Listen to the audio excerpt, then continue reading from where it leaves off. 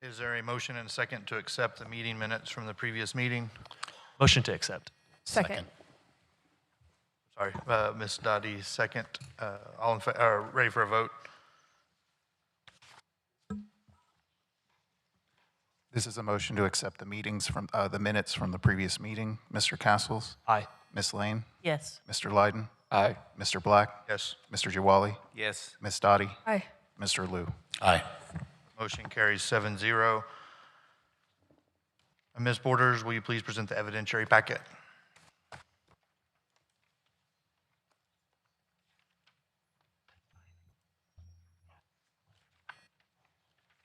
Is there a motion and a second to accept the evidentiary packet? I move to accept. Second. Second. Second by Mr. Liu. Ready for a vote? This is a motion to accept the evidentiary packet. Mr. Castles? Aye. Ms. Lane? Aye. Mr. Lyden? Aye. Mr. Black? Yes. Mr. Jawali? Yes. Ms. Dottie? Aye. Mr. Liu? Aye. Motion carries 7-0. Is there going to be a translator needed today? Yes, we do have a translator today. Were they? They're being walked in right now. Okay. I'll go back and do hers after. Will those who intend to give testimony before commission today please raise your right hand and take the oath of truth? Do you solemnly swear or affirm that the testimony you give today will be the truth, the whole truth, and nothing but the truth? Thank you. You may be seated.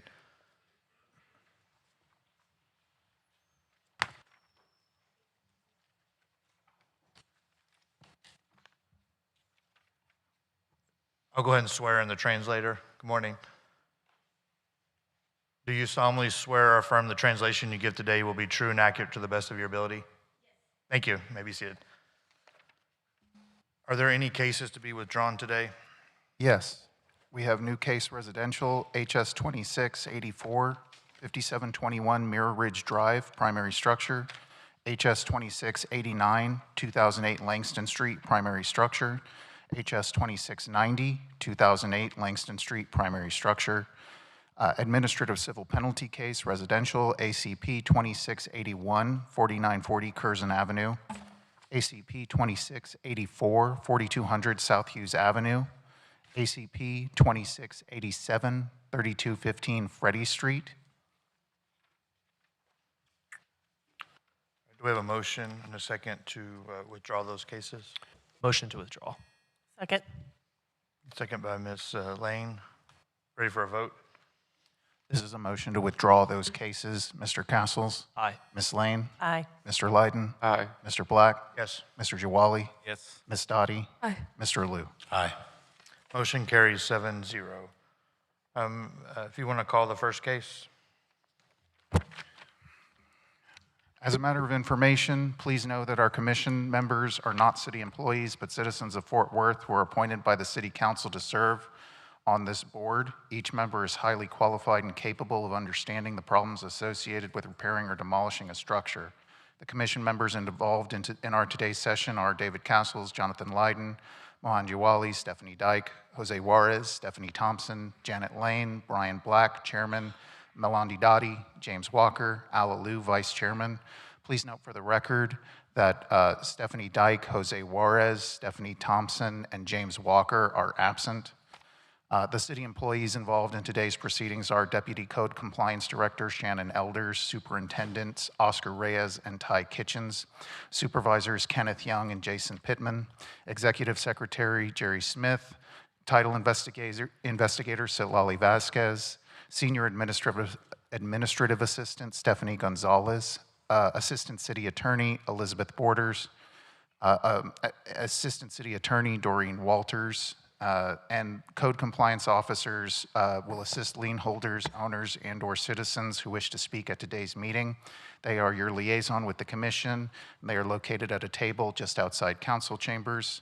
Marlise de la Garza is the interpreter for today's meeting.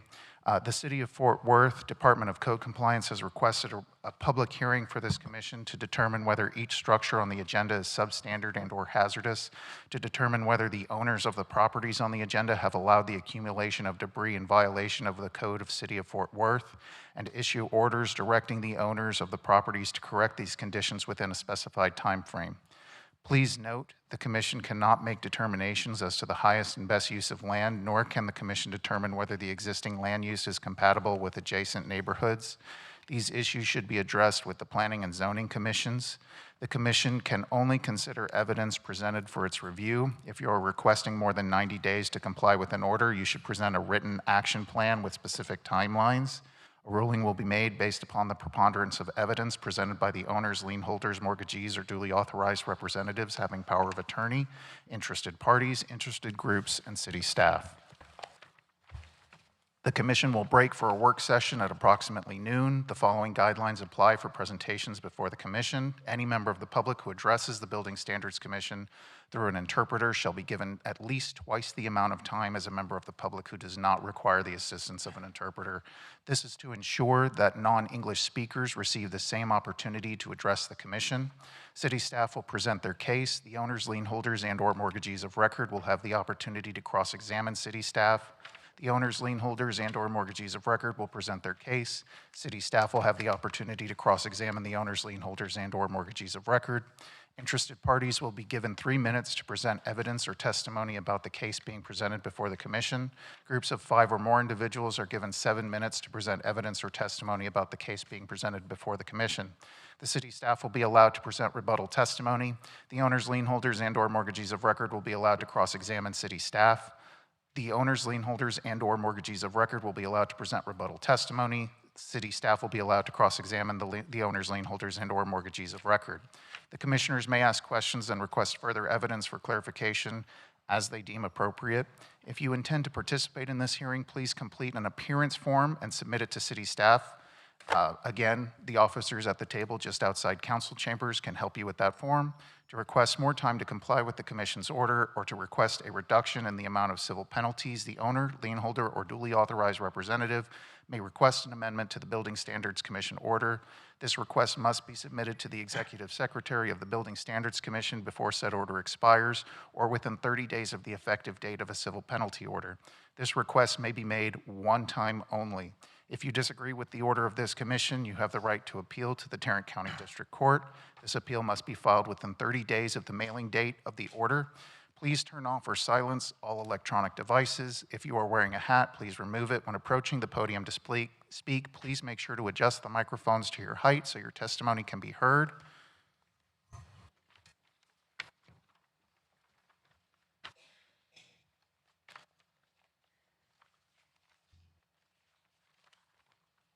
First case we're calling today, HS 2645, Amendment, New Case Commercial, 3201 East Lancaster Avenue.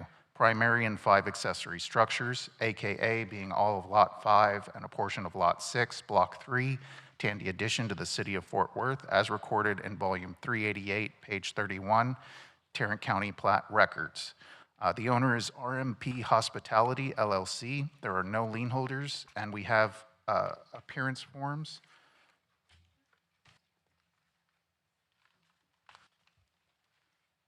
Appearance forms from Thomas Hamilton, Sheetal Patel, Mike Phipps, Tuan Phan, Daniel Haas, Carol Peters, and we have also approximately 7 statements from interested parties included in the evidence packet.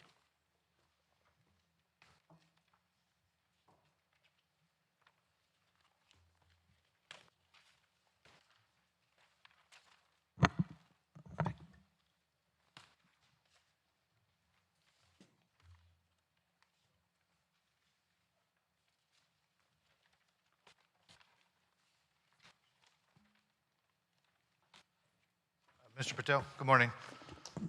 Good morning. If you'll go ahead and state your name and city of residence. My name is Sheetal Patel. City of residence is Irving, Texas. All right.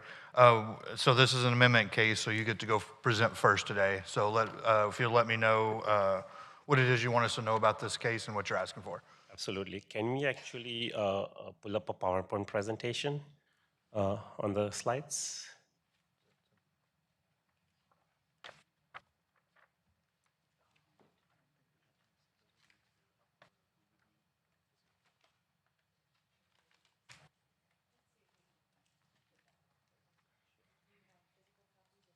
I do have physical copies at the back. Okay.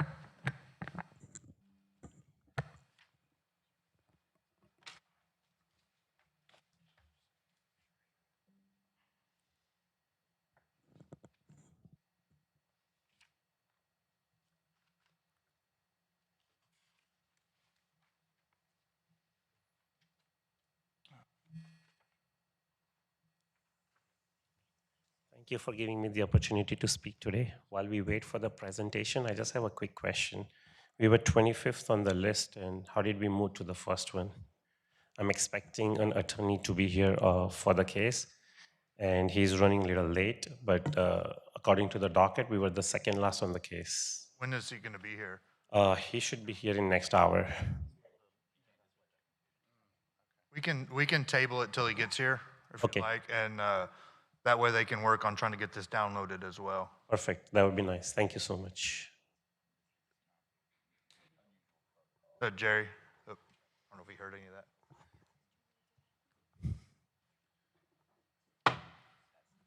Did you hear that, Jerry? Are we calling the next case? Here's what we'll do. Can y'all still work on downloading that while we're working? Okay. And then when his attorney gets here, we'll call that case, since it was pulled up. Okay. Thank you.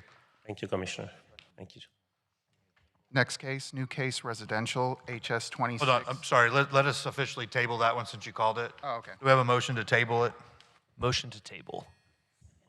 Oh, sorry, who did that? Sorry. Motion. All right, Mr. Castles and second by Ms. Dyke. All in favor? Aye. Oh, I'm sorry. Aye. Ready for a vote? Sorry, I can't do that. This is a motion to table HS 2645, 3201 East Lancaster. Mr. Castles. Aye. Ms. Lane. Aye. Mr. Lyden. Aye. Mr. Black. Yes. Mr. Jawali. Yes. Ms. Dottie. Aye. Ms. Dyke. Mr. Liu. Aye. That motion carries 8-0. All right, ready for the next case?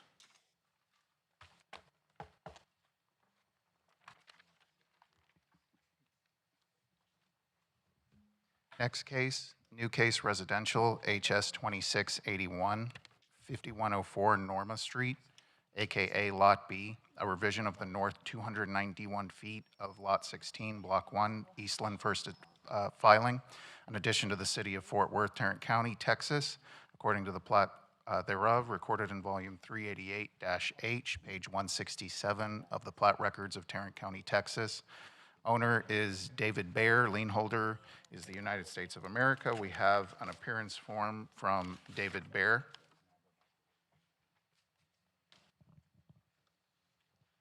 Mr. Bear, if you want to have a seat, the city will go first on these cases, and then we'll call you up. Is the city ready? Yes, thank you. The city would call Officer William Lowry to present the case.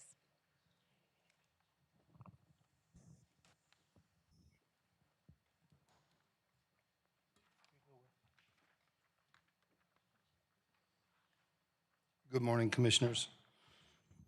This case originated March 10th, 2026. It was initiated by Officer William Lowry.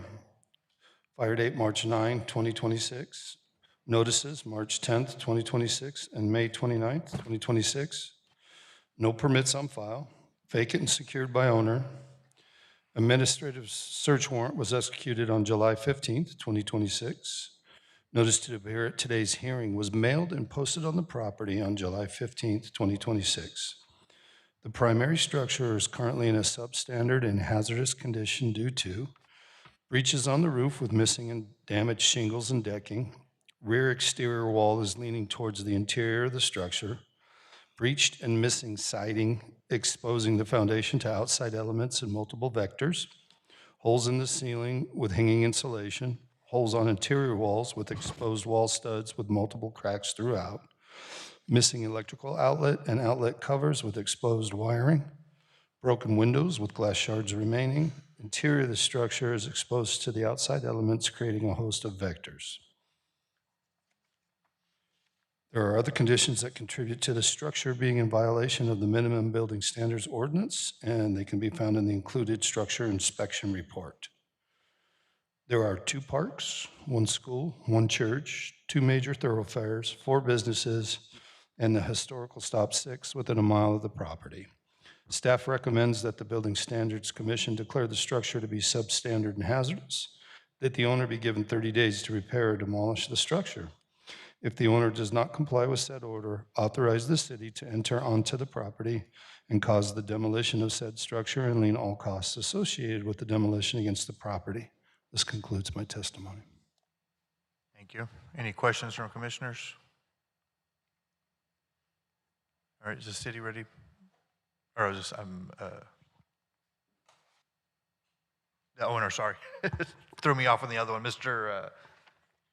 Bayer, if you'll just state your name and city of residence. David Bayer, Cleburne, Texas. All right, did you have any questions of the code officer? I do not. Okay. What would you like us to know about this property and your plans with it? It started 4 years ago. I guess we got separated, and so I moved away. I let my wife and kids live there, and since I started the divorce, that was final in April, and I found out about this on March 28th when I drove by the house, when the neighbor called me and said it looked the way it did, so it got cleaned up actually April the 1st. And so I've been paying the yard guy to go over there and take care of it, and I just need to get it cleaned up. This house has been in the family for over 50 years, and with her living there the past 4 years, this is what it's turned out to be. So I'd like time to get it fixed up so I can keep it. So your plans is to fix it up, or? Yeah, it needs a new roof, and obviously the siding, everything around it. I need to go through there and clean it up. How long are you asking? At least 90 days to get everything picked up and cleaned up. Have you had anyone look at it to see if it can be repaired with the structurally, or? Not yet. Okay. As far as like a licensed engineer, Or just to have an idea, because today we're looking to call it substandard and hazardous. And so I didn't know if you've looked on I think you've cleaned up the outside, but on the inside structurally, I didn't know if you'd had anybody look at it. No, that's what I do is build and remodel, and I was going to get it all cleaned up myself. Okay. You have the funds to get it done? I'm working on that, yes. Okay. Any questions from commissioners? Does the city have any questions? Just to clarify, so you haven't had any engineers look at it structurally? No. Have you pulled any permits? No, I haven't pulled any permits or done anything yet except clean it up and take pictures. Nothing further, thank you. Are you ready to close? Yes. The city would request that the structures be declared substandard and hazardous. The city would further request that the owner be ordered to repair or demolish the structure within 30 days. and if the owner fails to repair or demolish the structure within 30 days, that the city staff be authorized to enter onto the property and cause the demolition of said structure and lien all costs associated with the demolition against the property.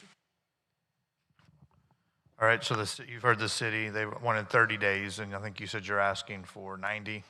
Correct? Can we split it at 60? That's what we're here today, so, Okay. all right. At this time, we will close the public portion of the hearing and open it up for a motion. Mr. Castles? I move that the structure be declared substandard and hazardous. I second. Second. I have a second by Ms. Lane. Ready for a vote? This is a motion to declare the primary structure substandard and hazardous. Mr. Castles? Aye. Ms. Lane? Aye. Mr. Lyden? Aye. Mr. Black? Yes. Mr. Jawali? Yes. Ms. Dottie? Aye. Ms. Dyke? Mr. Alou? Aye. Motion carries 8-0.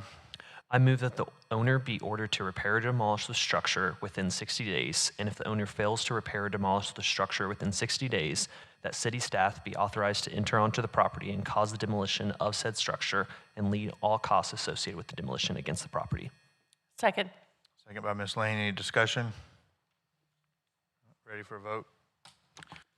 This is a motion to repair or demolish the primary structure within 60 days. Mr. Castles? Aye. Ms. Lane? Aye. Mr. Lyden? Aye. Mr. Black? Yes. Mr. Jawali? Yes. Ms. Dottie? Aye. Ms. Dyke? Mr. Alou? Aye. The motion carries 8-0.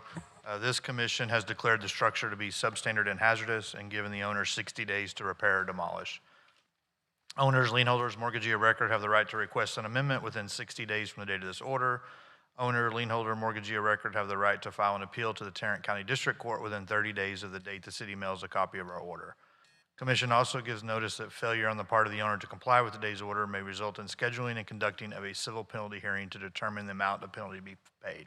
Please stay in touch with the code officer, and thanks for coming today. Okay, thank you. Thank you. Next case.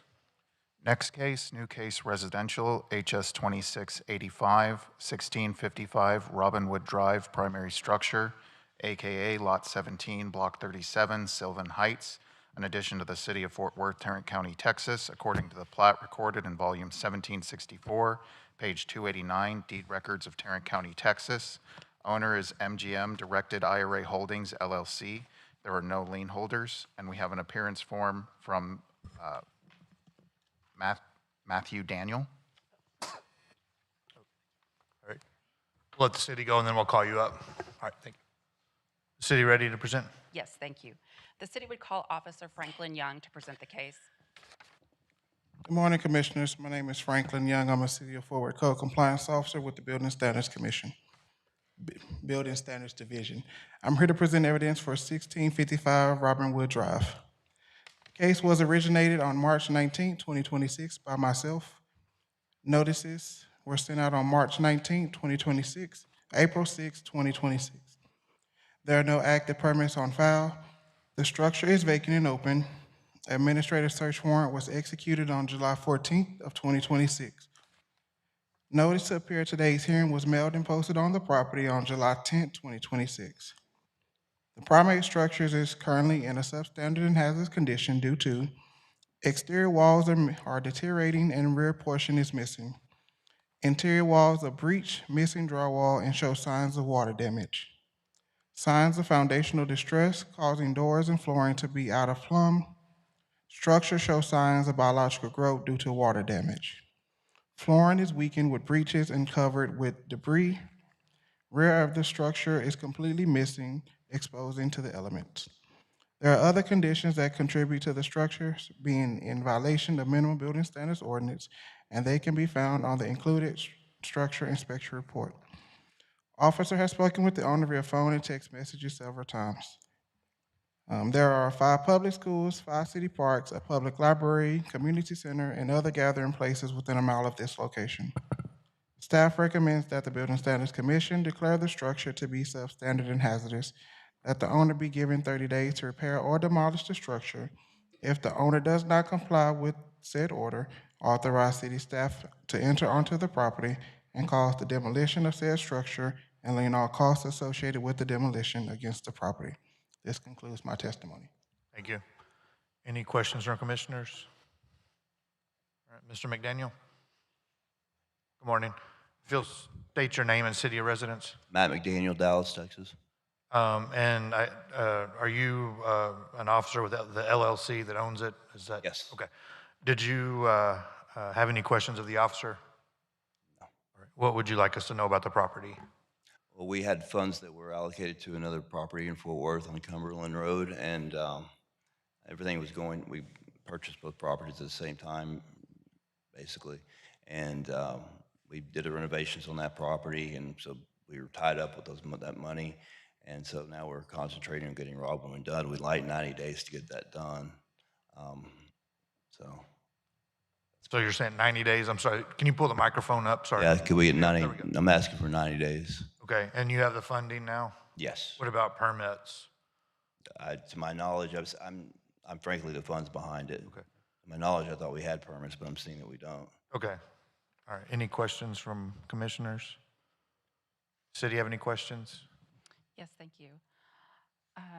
So do you have any, you haven't pulled any permits? No, ma'am, doesn't appear so. Do you have any timeline for doing so or timeline for renovation? Working on it right now, the renovation. Okay. And you know there's significant structural defects. Have you gotten any engineering reports or opinions? I'm told there's nothing significant enough to hold us from doing the rehab on the property. Okay. Thank you. Nothing further. All right. City ready to close? Yes. The city requests that the structure be declared substandard and hazardous. The city further requests that the owner be ordered to repair or demolish the structure within 30 days. And if the owner fails to repair or demolish the structure within 30 days, that the city staff be authorized to enter onto the property and cause the demolition of said structure and lien all costs associated with the demolition against the property. All right. So the city's asked for 30 days, and I think you've asked for 90. Yes, sir. Anything else you care to add today? No, I just really appreciate your consideration because it was just a matter of funds being allocated to another property. We had some financing through, and this one was paid in cash, so we went to that one here in Fort Worth. We're just looking to make the neighborhood better, obviously make a profit as part of that as well. But they're on top of it now. There's workers over there today. Okay. And keep in mind, whatever the commission gives today, there's an amendment process that you could come and ask for additional time showing work that's been done in the amount of time we've done. So just keep that in mind and talk with your officer, depending on what's, comes of the case. All right, at this time, we'll close the public portion of the hearing and open it up for a motion. I move the structure be declared substandard and hazardous. Second. So, was that you, Mr. Lyden? Or who seconded? I second. All right, Mr. Lyden. Ready for a vote? This is a motion to declare the primary structure substandard and hazardous. Mr. Castles? Aye. Ms. Lane? Aye. Mr. Lyden? Aye. Mr. Black? Yes. Mr. Hiwali? Yes. Ms. Dottie? Aye. Ms. Dyke? Aye. Mr. Liu? Aye. Motion carries 8-0.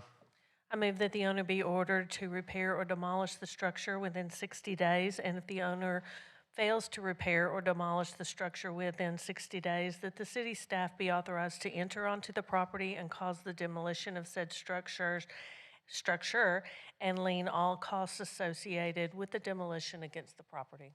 I second. Second by Mr. Lyden. Any discussion? I think 60 days is good to kind of see where they're at and come back for the amendment process to make sure everything's going well. So I would support that. Ready for a vote? This is a motion to repair or demolish the primary structure within 60 days. Mr. Castles? Aye. Ms. Lane? Aye. Mr. Lyden? Aye. Mr. Black? Yes. Mr. Hiwali? Yes. Ms. Dottie? Aye. Ms. Dyke?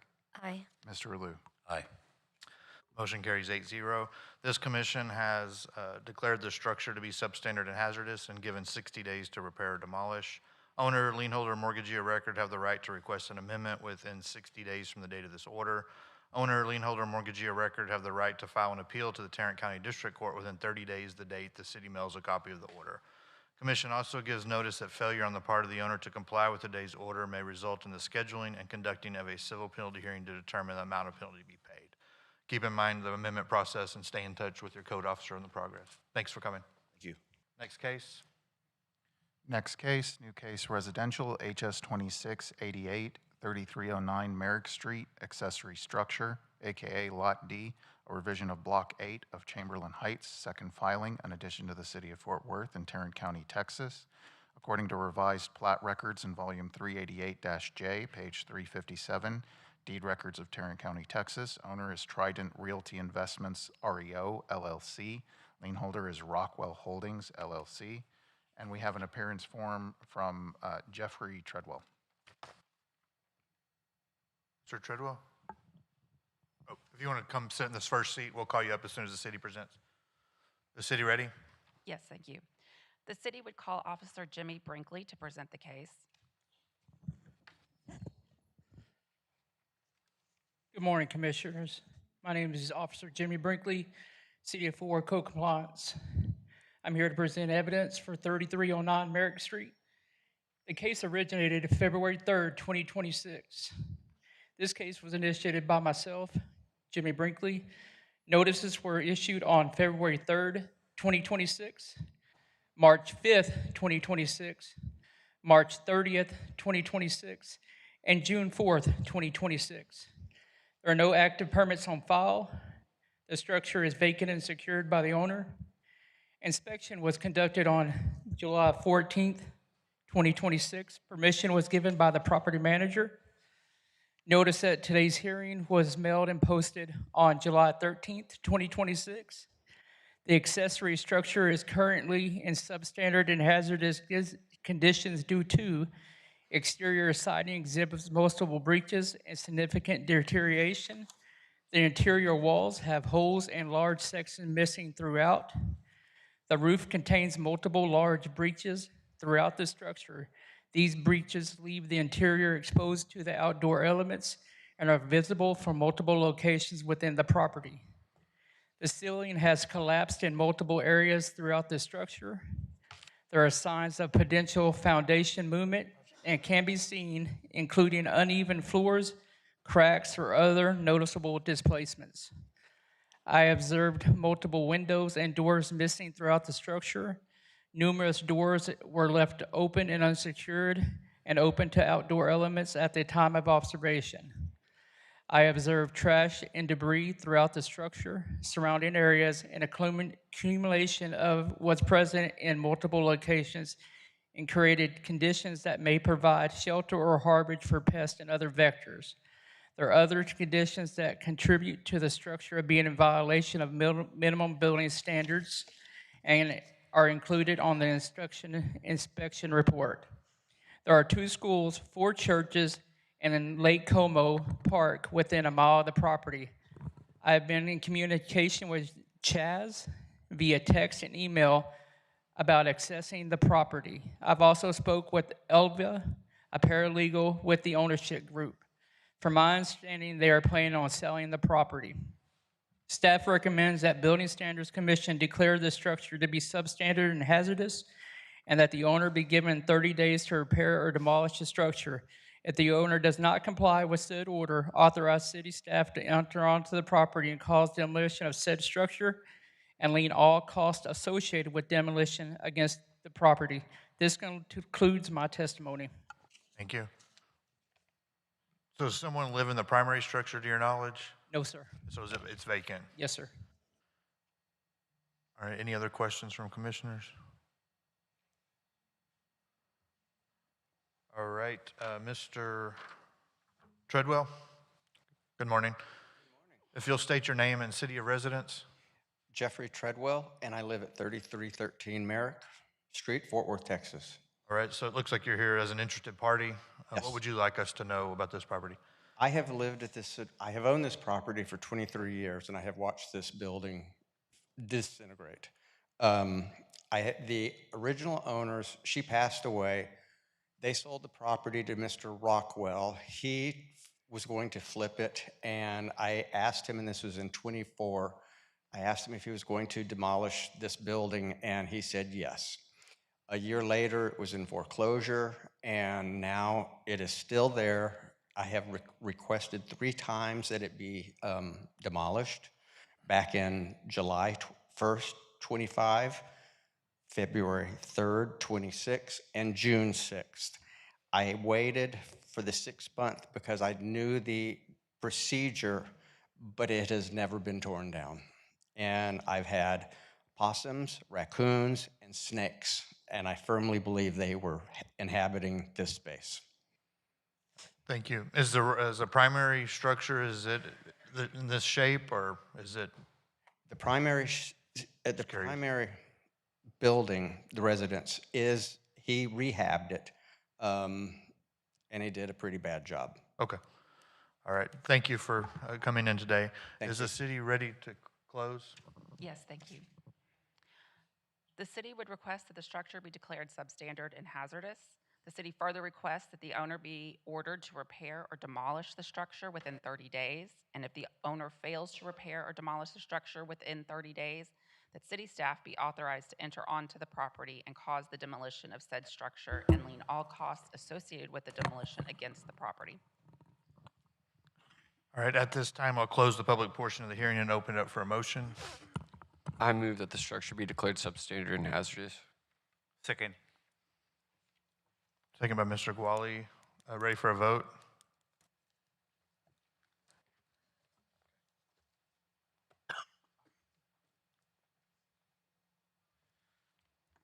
This is a motion to declare the accessory structure substandard and hazardous. Mr. Castles? Aye. Ms. Lane?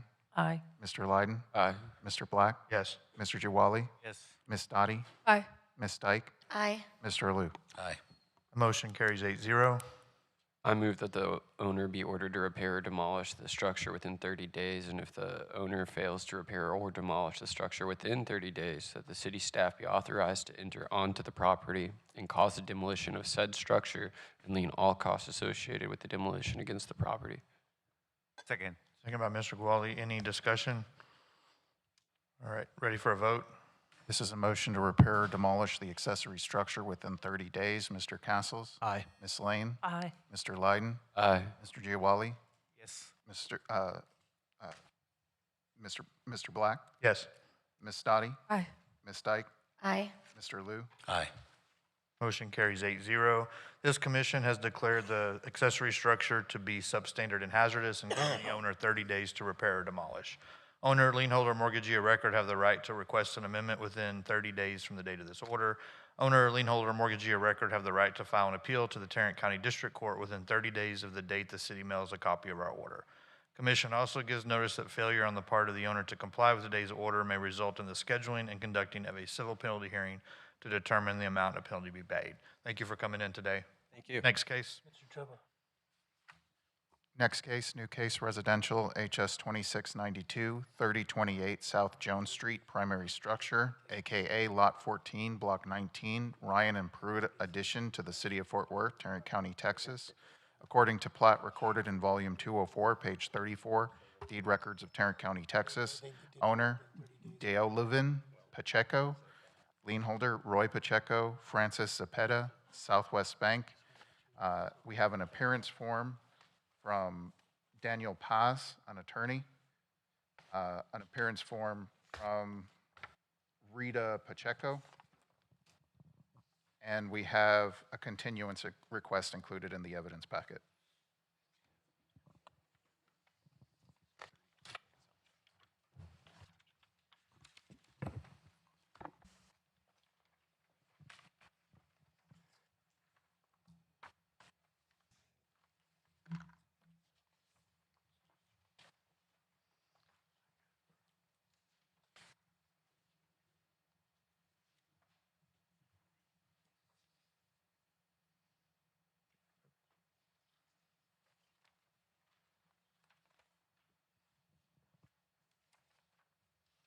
You're both here. So on the table first, we have a motion for a continuance.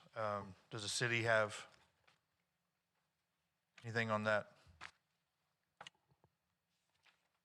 The city is opposed to this continuance. The respondent was properly served, and the city is prepared to go forward today. Okay. All right, so we have, if everybody's read the notice in there, or the email in there, we need a vote on whether or not to hear the case or grant a continuance.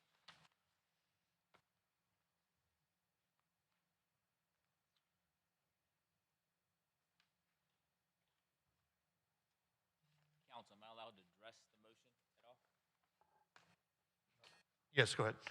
Yes, Daniel Paz, an attorney here on behalf of David Pacheco, the independent administrator of the estate of Devlin Pacheco. Mr. Pacheco is deceased, the named owner on the property. The reason for this request for continuance is going through the probate estate. This property is under contract for sale, and the new purchaser of the property intends to demolish this property. So we'd like the continuance to be granted to allow us time to complete that sale. And would request a continuance of at least 90 days. Any questions or? I have a question. When is the closing date on the contract for sale? The closing date is scheduled for next week, but knowing closing dates sometimes change, I'm just requesting additional time to allow that contingency to be in place. So you're asking for 90 days with the closing date July 27th? Just in case there's an issue with the closing.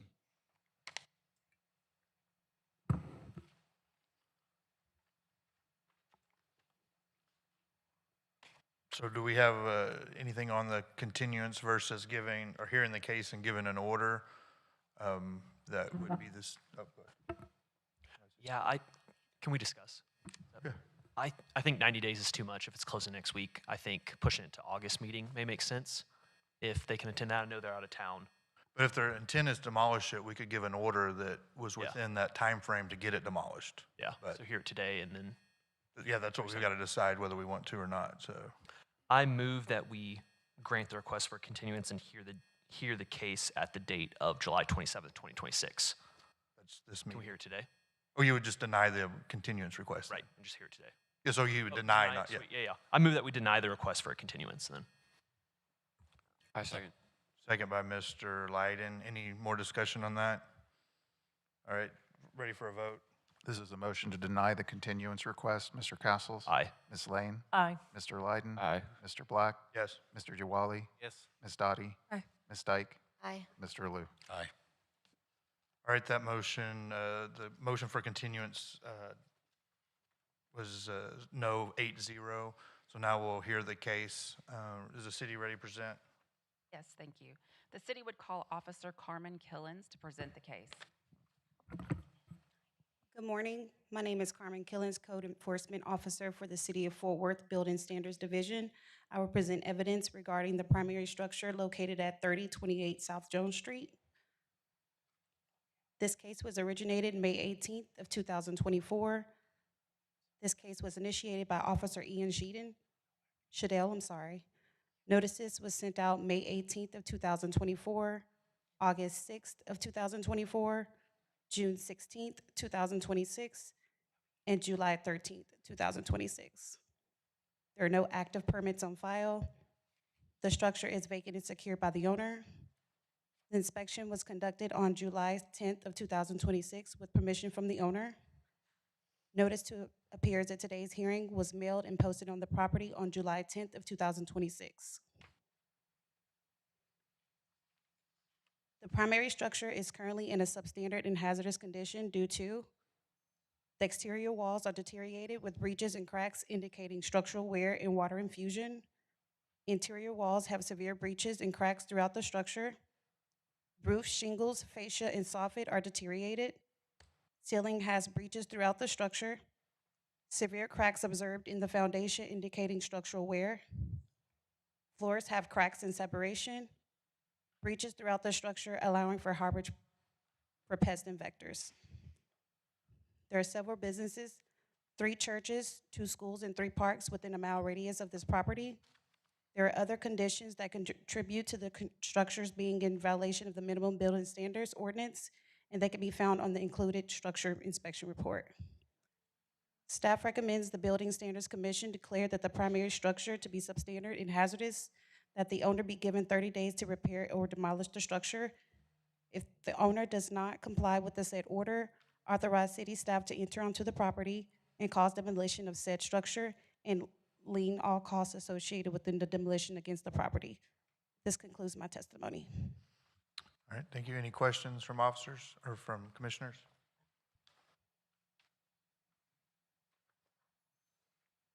All right, Ms. Paz, if you want to come up. So did you have any questions of the code officer? Yes, ma'am, you indicated in your presentation that you've had communications with the owner, is that correct? Yes. Who did you communicate with? I have spoken with David Pacheco and then recently spoken with another David Pacheco. Okay. Is David Pacheco the owner listed on this citation for this court, for this commission? I have not written these citations. Okay. This was issued to a Devlin Pacheco, is that correct? The The commission that were here before today, the notice was sent to Devlin Pacheco, is that correct? and David Pacheco. Do you have a copy of the citation notice issued to David Pacheco?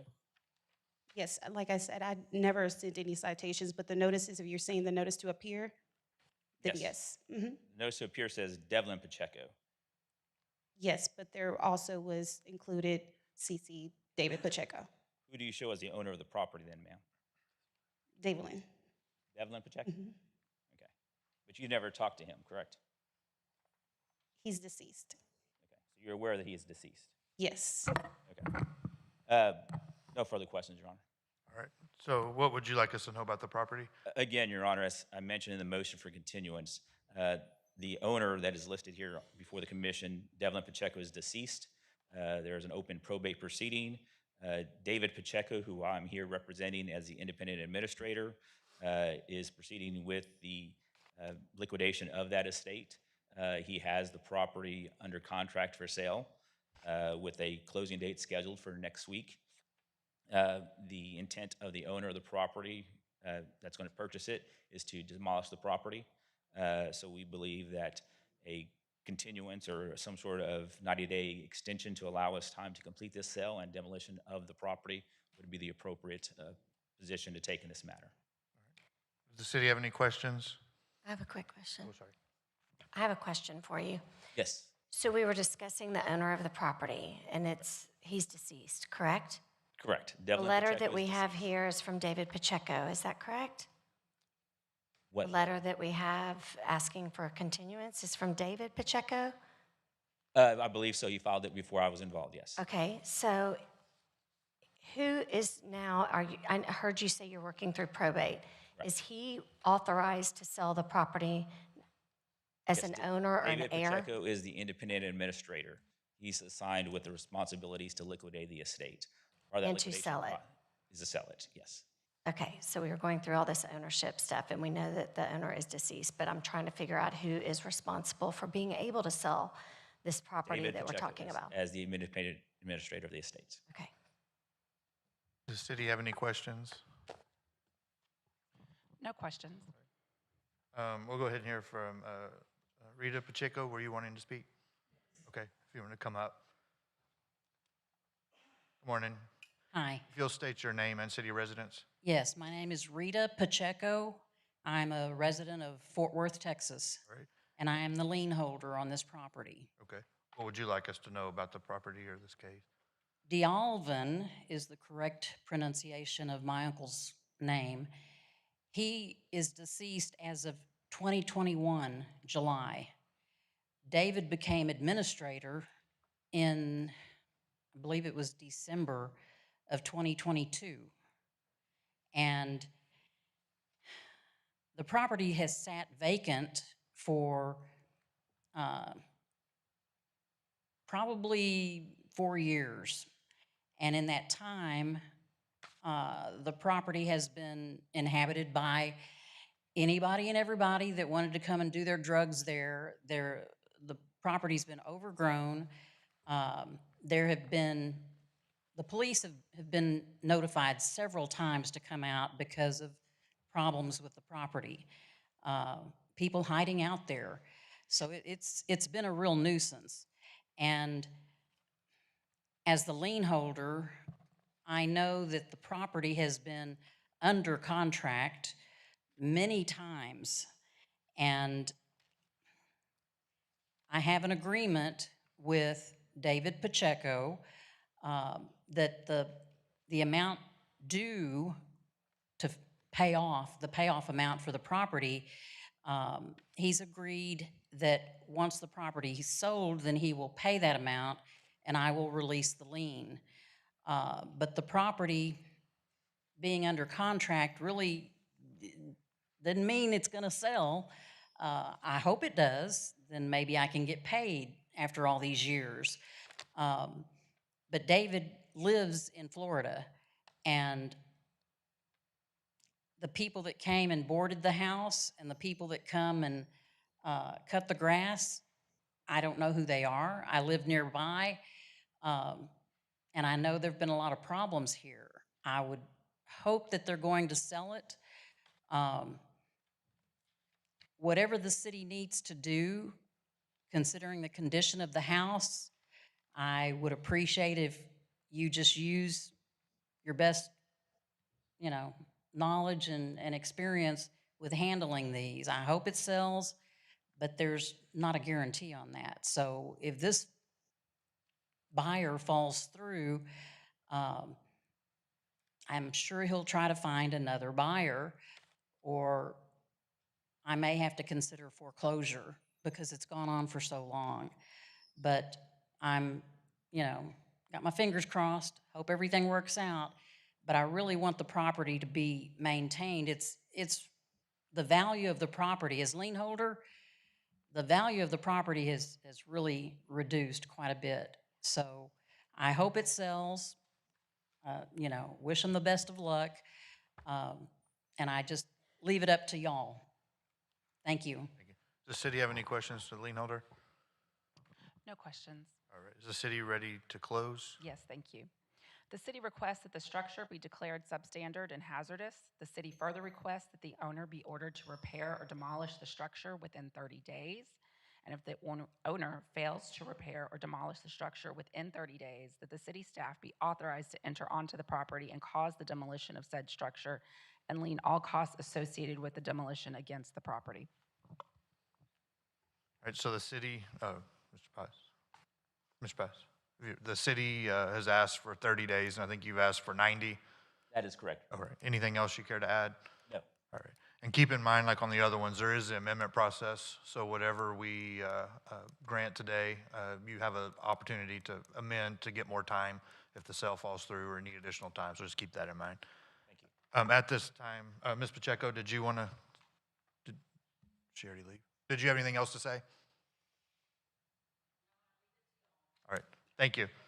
At this time, we'll close the public portion of the hearing and open it up for a motion. I move that the structure be declared substandard and hazardous. Second. Second by Mr. Alou. Ready for a vote?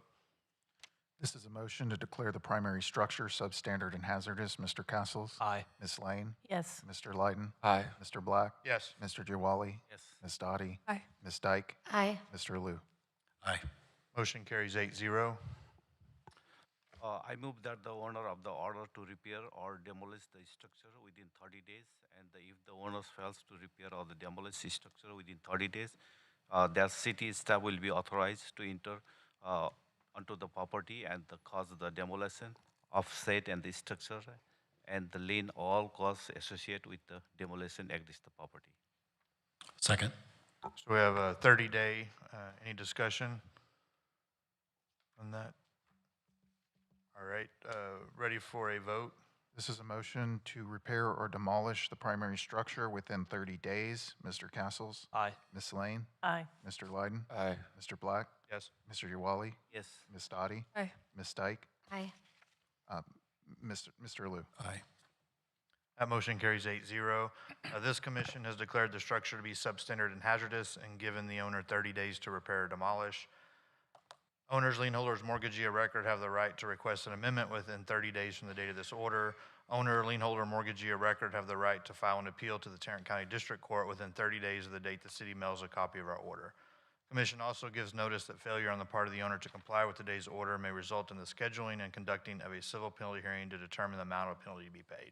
Thank you both for coming. Remember the amendment process if you need additional time. Just to clarify, the order we mailed where? To the city, can you clarify where that'll be mailed?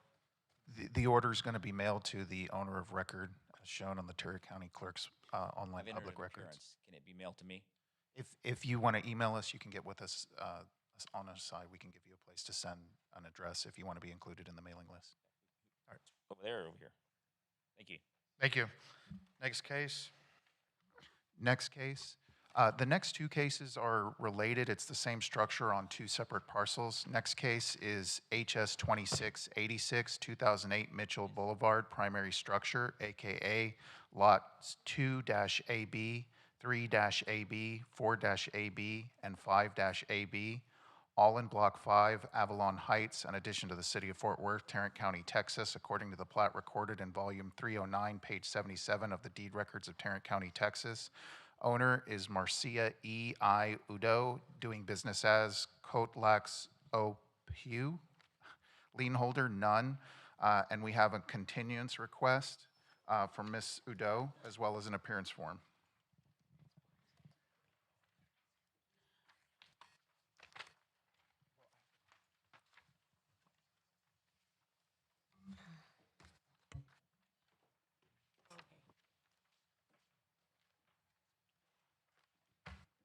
Ms. Udo?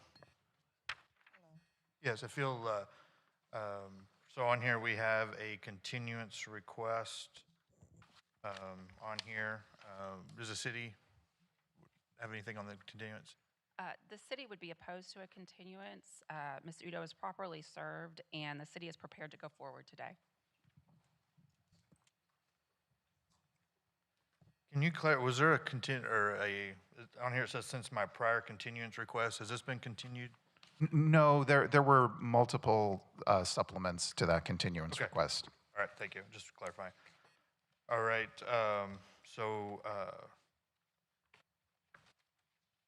you're still wanting a continuance request and you're here, or just want to clarify? Yes, for the continuance is 90 days, is that what you're referring to? No, well, since you're here, we typically don't do continuance cases when the owner's here, so you're here. So are you still needing a continuance, or are you just asking for the time? No, I'm here, so I'll just. Oh, go ahead, okay. If you can pull up the microphone, sorry. There you go. So at this time, we need to vote on the continuance request. I move that we deny the request for continuance. All right, Mr. Castles. Second. Yeah. Ms. Lane, good to you. Ready for a vote for denial of the continuance? This is a motion to deny the continuance request. Mr. Castles? Aye. Ms. Lane? Aye. Mr. Lydon? Aye. Mr. Black? Yes. Mr. Jawali? Yes. Ms. Dottie? Aye. Ms. Dyke? Aye. Mr. Alou? Aye. All right, the motion to deny the continuance was 8-0. Is the city ready to present? If you want to have a seat, man, the city will present, and then we'll call you up. Go ahead. Thank you. The city would call Officer Carmen Killens to present the case. Good morning again. My name is Carmen Killens, Code Officer for the City of Fort Worth Building Standards Division. I present evidence regarding the primary structure located at 2008 Mitchell Boulevard. This case was originated on March 13th of 2026. This case was initiated by Supervisor Jason Pittman. Notices was sent out March 17th of 2026, April 18th of 2026, April 21st of 2026, June 3rd of 2026, and July 6th of 2026. There are no active permits on file. The structure is vacant and secured by the owner. The administrative search warrant was executed on July 2nd of 2026. The notice to appear at today's hearing was mailed and posted on the property on July 10th of 2026. The primary structure is currently in a substandard and hazardous condition due to exterior walls have breaches, are deteriorated and separating, and lacks adequate weather protection. Interior walls lack interior finishes and insulation. Roof, fascia, and soffit has breaches with exposed rafters. Severe cracks and breaches observed in the compromised foundation. Floors are covered in soot and debris. Exposed electrical wiring. Water leak observed on the exterior siding. Breaches throughout the structure allowing harborage for pest and vectors. There are several businesses, 2 churches, 3 schools, and 4 parks within a mile radius of this property. There are other conditions that contribute to the structures being in a violation of the minimum building standards ordinance, and they can be found included in the structure inspection report. Staff recommends the Building Standards Commission declare that the primary structure to be substandard and hazardous, that the owner be given 30 days to repair or demolish the structure. If the owner does not comply with the said order, authorize the city staff to enter onto the property and cause demolition of said structure and lien all costs associated with the demolition against the property. This concludes my testimony. Thank you. What was the building before? It's hard to tell. Is it just or do you know? I don't know, honestly. It's just a long. Right. Okay. Any questions from commissioners? All right. You want to go ahead, Ms. Udo? I'm sorry. How do you pronounce that? Marsha Udo. Udo. Okay. If you'll state your name and city of residence. Marsha Udo, Fort Worth, Texas. All right. Did you have any questions of the code officer? Commissioner, may I briefly clarify 3 items from the case background? First, regarding the permits, the statement that there are no active permits is outdated. PO 26-01172 is active in Acela, and Development Services notified me on July 24th that the plans were approved. Second, regarding the missing interior finishes and installation, I understand that the condition exists. My clarification is that the building was never occupied and the interior was damaged after wiring and materials were stolen, removed. My 90-day plan specifically addresses clean out, stabilization, and repair. Third, regarding exposed electrical wire, my understanding is that the wiring was removed and stolen. I am not representing that electrical work is complete. I am saying that any electrical work will proceed through the approved permit path and city inspections. Those are the corrections I wanted to make for the record. All right. And what would you like us to know with your plans for this property?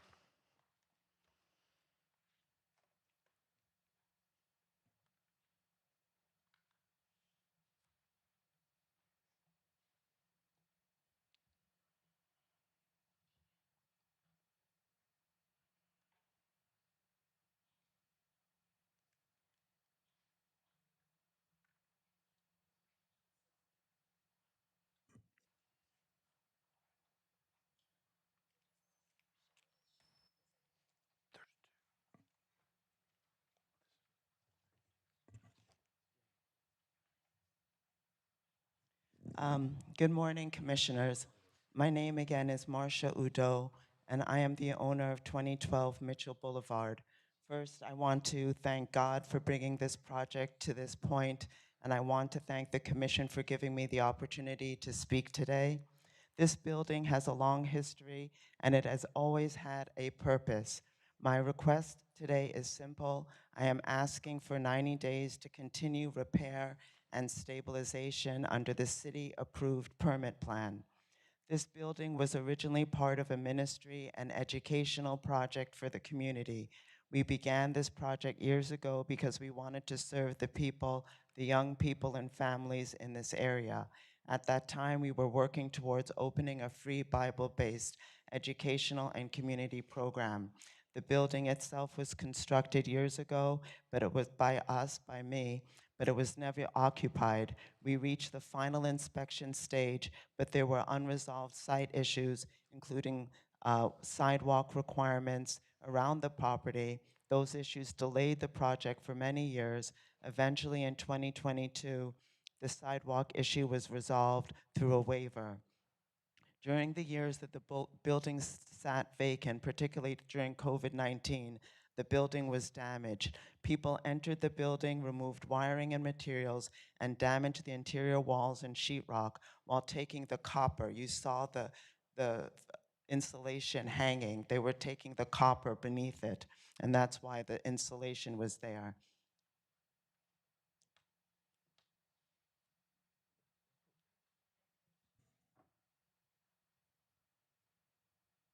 This is the original building that you see there. And then the next one, please. That was the wiring that was behind that they were stealing from. The building was, during that time, the building sat vacant. The building was damaged. People entered the building. That's why the building looks the way it does. The building was never abandoned because I did not care about it. It was damaged while I was still trying to resolve with the city the process and determine the lawful path to repair it. When I received notice from code compliance, I contacted the city to find out how to comply. I learned that I could not simply go in and repair the major work without the proper permit path, so I began working through development services. Could you advance it, please? Those were the breaches. So to do it through developmental services, I had to draw that floor plan, learn how to do the CAD to do it until it approved. I also had to learn how to do the mechanical, and the floor plan there, the site plan, had to be done through many specifications until it got approved, through God's grace. The permit was not simple. At first, the project was handled as a remodel change use. Then it was temporarily moved to a new building permit because they knew we pulled the permit in 2006. And then they said, well, it's a remodel. But then the city, after we were getting ready to work with the building, switched it to a new building, and a whole bunch of new permits and requirements were asked of us, a lot of them. And then just 2 weeks ago, they flipped it back and said, okay, we'll put it back as a remodel. And that's when things were facilitated and we were able to move through a little bit more quickly, because then they were able to use my plans. I continued working through the corrections. I submitted the revised plans, site information, energy code documents, mechanical and electrical information, and the other materials requested through the city process. I did not ignore the process. I stayed with it until the plans were approved on Friday. On July 24th, Development Services notified me that the plans for PO 26-01172 had been approved. Since that approval, I immediately began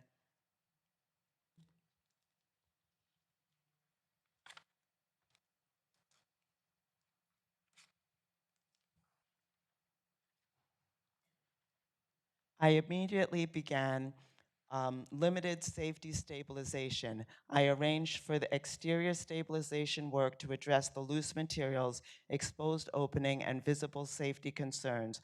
I have included photos and documentations in my packet. That was this weekend. I am currently in Arizona completing my medical program and my licensing as a medical doctor, the exam preparation, but Fort Worth is my home, and this property is my responsibility. I've been coming back to Fort Worth to meet with contractors. You see the estimate in the previous one for $23,000. And includes debris removal, roof and framing repair, and siding and disposal. I am not asking the commission to ignore the condition of the building. I understand the building needs work. I am asking for time to complete the work lawfully and safely under the approved permit plan. In August, I will return to Fort Worth for focused interior cleanout and safety access cleanup that will include removing loose debris, bagging falling insulation, clearing safe access, and preparing the building for repair work. In September, when I finish my medical license and my exam, I plan to be back in Texas to move, and the focus will be roof framing, exterior stabilization, and under the roof approved permit path. You see the estimate from Mr. Juan. That he is the foreman. He does the homes for Habitat for Humanity through I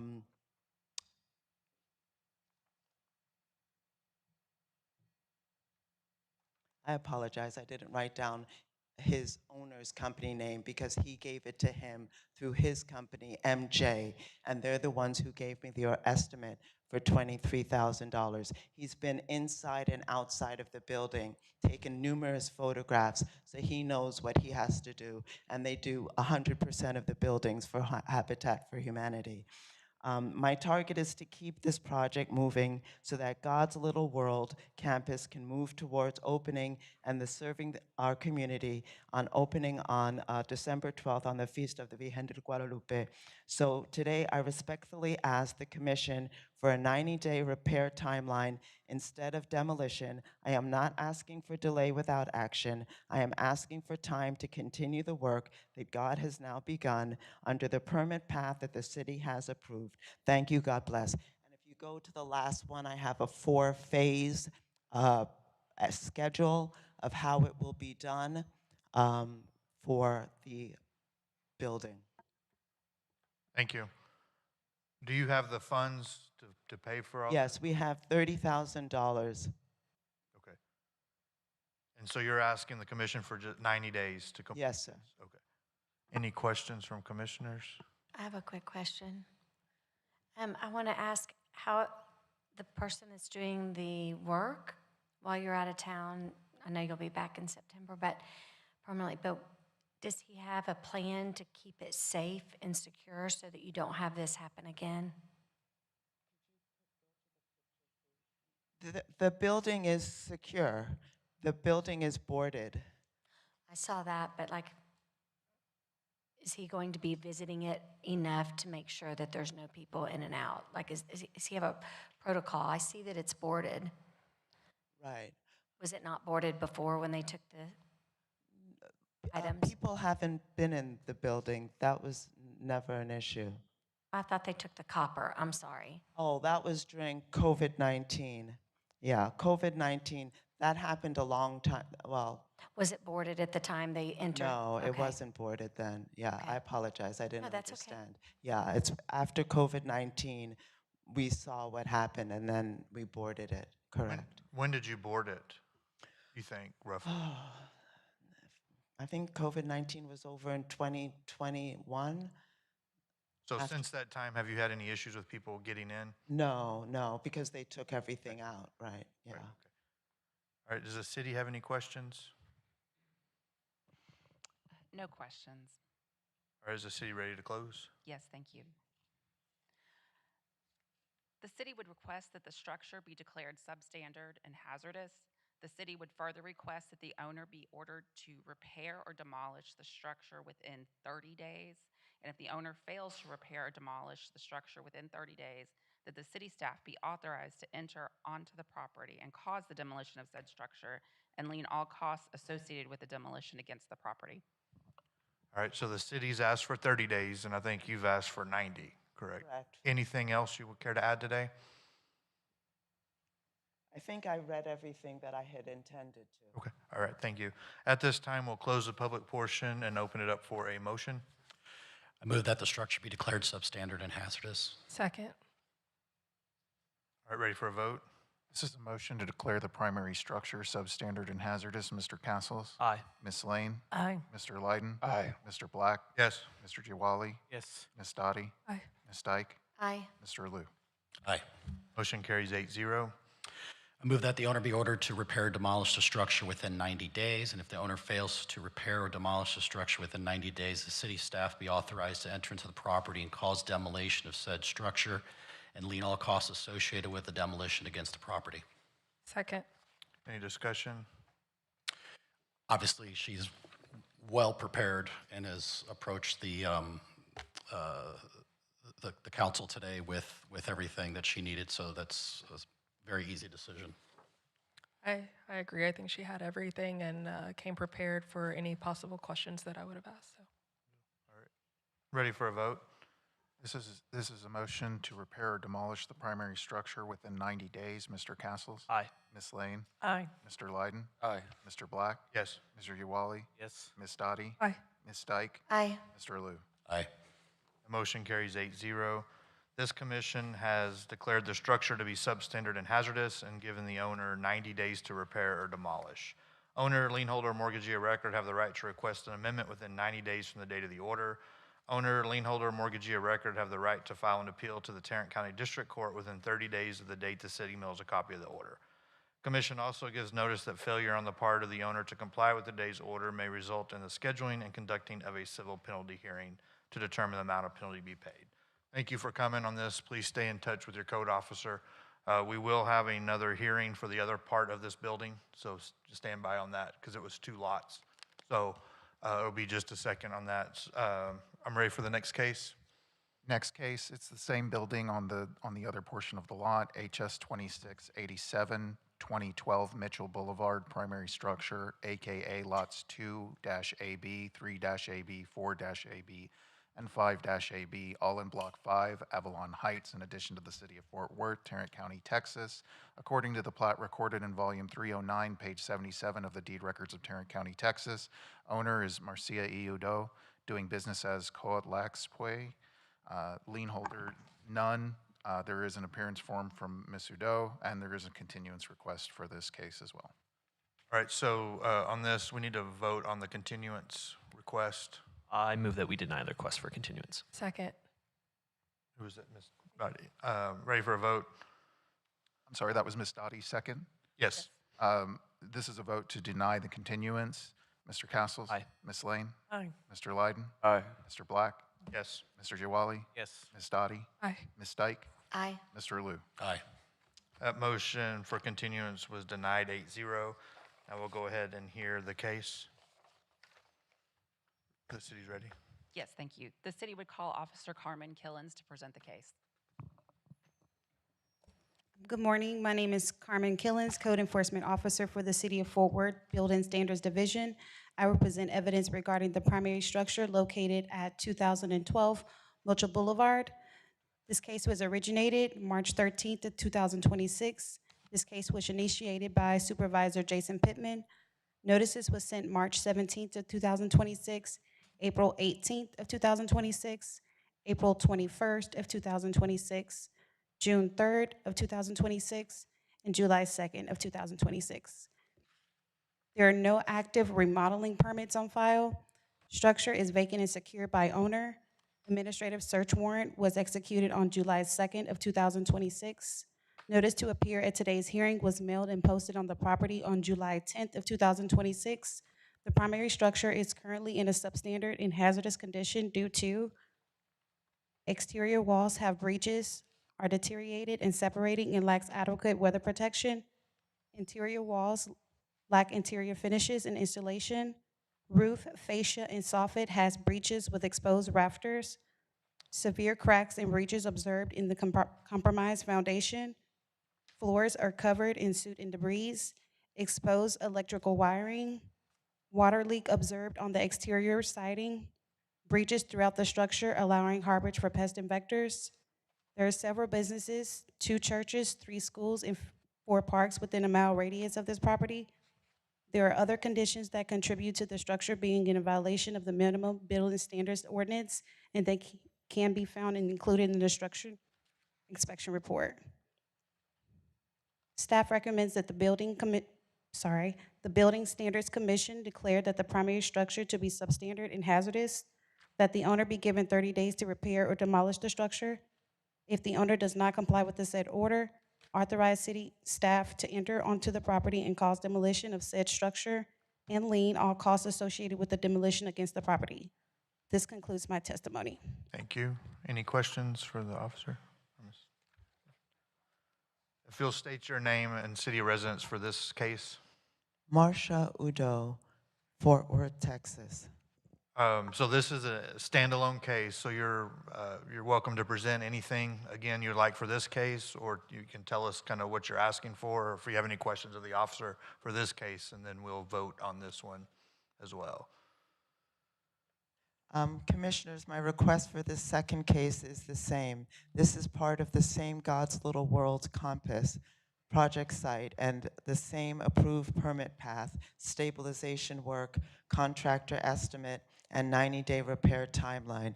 I respectfully ask that the same 90-day repair timeline for this case, this related case as well. All right, and we will put one of these in each of the cases as evidence on that. Thank you. So we'll have it. Did you have any questions of the code officer about on this case? You've got a permit, you told us in the last case, correct? Right. Yes, Should I repeat it? It's up to you, whatever you would like on the record for this case. Okay. Commissioners, may I briefly clarify 3 items for the case background? First, regarding permits. The statement states that there are no active permits is outdated. PO 26-01172 is active and in Excella, and Development Services notified me on July 24th that the permit were approved. Second, regarding the missing interior finishes and insulation, I understand that the condition exists. My clarification is that the building was never occupied and that interior was damaged after wiring and materials were removed. My 90-day plan specifically addresses clean out, stabilization, and repair. Third, regarding exposed electrical wiring, my understanding is that wiring was removed or stolen. I am not representing that the electrical work is complete. I am saying that electrical work will proceed through the approved permit path and city inspections.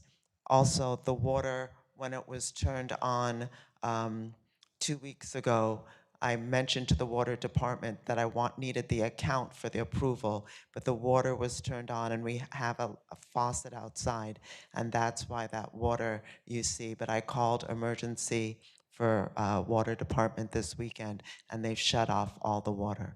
All right, thank you. Anything else you care to add? So you're asking us for 90 days. Correct? Yes, sir, thank you. Does the city have any questions? No questions, thank you. City ready to close? Yes, thank you. The city would request that the structure be declared substandard and hazardous. The city would request that the owner be ordered to repair or demolish the structure within 30 days. And if the owner fails to repair or demolish the structure within 30 days, that the city staff be authorized to enter onto the property and cause the demolition of said structure and lien all costs associated with the demolition against the property. All right, so the city's asked for 30 and you've asked for 90. Anything else you care to add today? It's the same for 2012 Mitchell Boulevard. Thank you. At this time, we'll close the public portion of the hearing and open it up. Mr. Liu, do you want to go ahead and do this one too? Sure. I move that the structure be declared substandard and hazardous. Second. Second, was that Ms. Dottie? Okay. Ready for a vote? This is a motion to declare the primary structure substandard and hazardous. Mr. Castles? Aye. Ms. Lane? Aye. Mr. Lyden? Aye. Mr. Black? Yes. Mr. Jawali? Yes. Ms. Dottie? Aye. Ms. Dyke? Aye. Mr. Liu? Aye. Motion carries 8-0. I move that the owner be ordered to repair or demolish the structure within 90 days. If the owner fails to repair or demolish the structure within 90 days, the city staff be authorized to enter onto the property and cause the demolition of said structure and lien all costs associated with the demolition against the property. Second. Second by Ms. Dottie. Any discussion? All right, ready for a vote? This is a motion to repair or demolish the primary structure within 90 days. Mr. Castles? Aye. Ms. Lane? Aye. Mr. Lyden? Aye. Mr. Black? Yes. Mr. Jawali? Yes. Ms. Dottie? Aye. Ms. Dyke? Aye. Mr. Liu? Aye. Motion carries 8-0. This commission has declared the structure to be substandard and hazardous and given the owner 90 days to repair or demolish. Owner, lien holder, mortgagee of record have the right to request an amendment within 90 days from the date of the order. Owner, lien holder, or mortgagee of record have the right to file an appeal to the Tarrant County District Court within 30 days of the date the city mails a copy of the order. Commission also gives notice that failure on the part of the owner to comply with today's order may result in the scheduling and conducting of a civil penalty hearing to determine the amount of penalty to be paid. Thank you for coming in today. Please stay in touch with your code officer with any questions. Okay, praise be to God. Thank you very much. At this time, we'll pull HS 2645. Yep. If you recall that one. Amendment, new case commercial, HS 2645, 3201 East Lancaster Avenue, primary and 5 accessory structures, AKA being all of Lot 5 and a portion of Lot 6, Block 3, Tandy addition to the city of Fort Worth, as recorded in Volume 388, page 31, Tarrant County Plat Records. Owner is RMP Hospitality, LLC. There are no lien holders. In addition to the previous appearance forms, there's an additional form submitted by Lance Bashara, and we have approximately 7 statements from interested parties. Thank you. For the record, we did switch attorneys on this one up here, and Ms. Dottie left before this case. Do we have another appearance?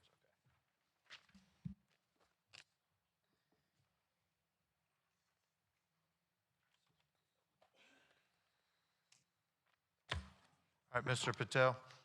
Good morning. Are you going to speak, or is your attorney, or both, or? Both. Both, okay.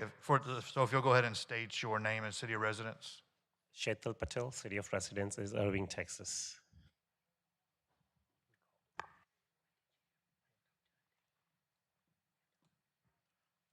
To be clear, let's vote to untable that one real quick that we already just heard. I would like to untable. I have a motion to untable this. All right. Second. All right, a quick vote, please.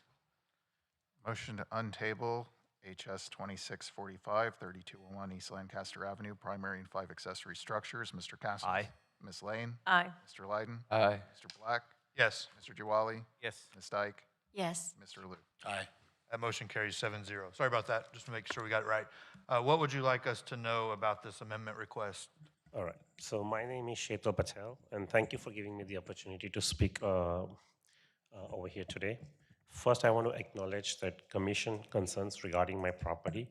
I understand the importance of maintaining a safe building and protecting the surrounding community, and I take those responsibility very seriously.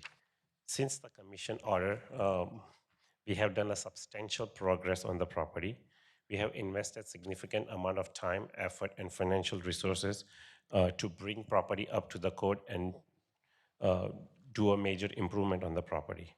While there is still some work remaining on the property, today we will be able to show the significant improvement done and what kind of process it took to finish everything that we accomplished. I'm here today in a good foot, respectfully requesting a final 60 days extension to finish the remaining work. This request is not to delay the process, but to allow enough time to finish the few things that we have left to complete the final phase on the property. I respectfully consider and ask Commission to consider the substantial progress made and my continued commitment to the compliance and willingness to complete every remaining requirement within the requested extension. Over here on the first slide, you see that there is a structure of the property, a floor layout, if you would, a property layout, and then you would also see the permits that were taken to finish the building. Building 4, 5, 6, we had to do some extensive renovation. So we had to get the remodeling permit, and all those permit has been completed as of today. Building 2 and 3 were completed as well. There were a lot of cosmetic work that needed to be done on those buildings, so that's why the permit was not required. So 5 out of 6 buildings have been completed, securely completed and finished. The only building remaining is the office building on the property, building number 1. The second page on the slide would show the project flowchart and what we have accomplished and what we have finished in last few months since we took over the renovation project.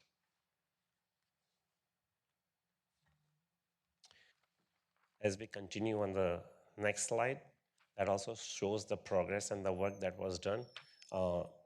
And then we have done through the permit and contractors and all the trades that was required to finish the project. The final slides after that shows the pending work that's left to be done and why it would require at least 60 more days to finish the project. We have a major substantial work left in a building number 1, and that actually has more than 5 rooms. We have 3 bedrooms, 1 kitchen, 1 living room, 1 dining room, 1 washette area, bathrooms. So it's a big building. The next slide shows the exterior of the property. This is a building number 2. The amount of work that was done on the building number 2, we replaced and repaired all the cement sidings. We repaired all the exterior walls and trims, every single door frames, garage doors, trims, fascia board has been repaired. Every building had a new concrete footer on the building perimeter, so we secured every hole. Interior, we replaced all the floorings. We actually gutted down the room down to the subfloor. We gutted down the room and we replaced all the interior doors and the trims inside. We changed all the floorings. We also upgraded all the sheetrocks where there was a holes and patches that needed to be fixed. We replaced all the electrical outlets and all the plumbing fixtures were also upgraded. Units are currently move-in ready. So when I say we have finished 5 buildings, so we have finished all 19 units, plus we had 8 storage unit and 2 utility closets, so about 10 storage units as well as 19 move-in ready units. All those works was done inside and outside. The next slides will show all the perimeters where we actually fixed all the sophias, the cement siding which was updated, upgraded, and the pictures were taken. The paint was done. Every single gap was sealed and waterproofed. Soffit was fixed. Trim was updated. Windows, doors, everything was upgraded on the property. Moving along through the pictures, we have secured all the gaps on the top of the, as you can see, on the top of the 18, all the, where the cement siding touches the soffit or a rafter, we actually secured throughout the property as well. The next picture would show the kind of work that was done. So this is unit 19, where we actually went down to the subfloor. We did the self-leveling concrete as well as we put the new tiles in the property. Textures, paint, fixing of sheetrock, all the vanities were upgraded, the bathroom was done. Like I said, it's a move-in ready. We did about 70% of the property this way. Moving on to the next picture. There will be a unit 20. Again, as you see from the picture itself, all the units were done, passed and approved by the development department. The next picture shows the exterior or the back side of the building where there were gaps and there were holes in the back where we actually replaced and put a new cement siding, as well as we did all the trim work, fascia work, and the soffit updated on the property. Every single siding that was on the property had been securely sealed and caulked all around and repainted it again. Moving on to building 3. The initial picture we saw the building 2. Now this one is a building 3 which has 2 units, 16 and 17. Again, from the exterior of the property, as you can see, everything was fixed and repaired. We had done the cement siding upgrade. Again, the painted exterior walls, trims, doors, windows, trims, repaired all the concrete footer in every single building. That was all exterior work. Interior work, flooring, doors, baseboard trim were upgraded. All the electrical outlets and plumbing fixtures were upgraded in every single unit. Sheetrock repair work was done. Painting was completed inside and outside. And once again, the units are move-in ready. Moving on to the next picture. The next one. This is an example of the work that was done in Unit 16, where you can see how the units were upgraded from what it was in the past. And then on the right-hand side, you will see the bathroom where everything was changed. Moving on to the next one. This is Unit 17. Again, the similar type of work which was conducted in that unit as well. The next picture. So in building 3, there is a garage right next to those 2 units. Now, what city or code compliance has asked us to do is we had an attic access in every garage, and they wanted us to close those attic access. So this would show a new picture where every single garage, the gaps or the holes were sealed, secured, and the attic access was closed completely. Building number, next picture. This is building number 4. We have about 4 units on that one, and that one was approved and updated as well. Keep moving. This is the back side, the alley side of the property, the back side of building number 4, where again we can show through the picture that how everything was done, and the footer was, concrete footer was put on every single gap of the building, as well as the cement siding and new exterior was upgraded on the back side of the building. Moving on to the next picture. Now, the 2 utility closet that we have, storage utility, we had not only done the inside and outside work, but based on the permit that was taken from the development, we have also upgraded the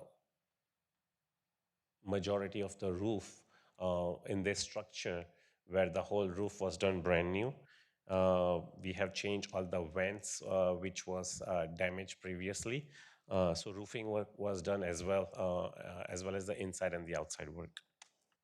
Moving on to the next one. So we also, besides that, we also have 4 breezeway that goes from one building to the other.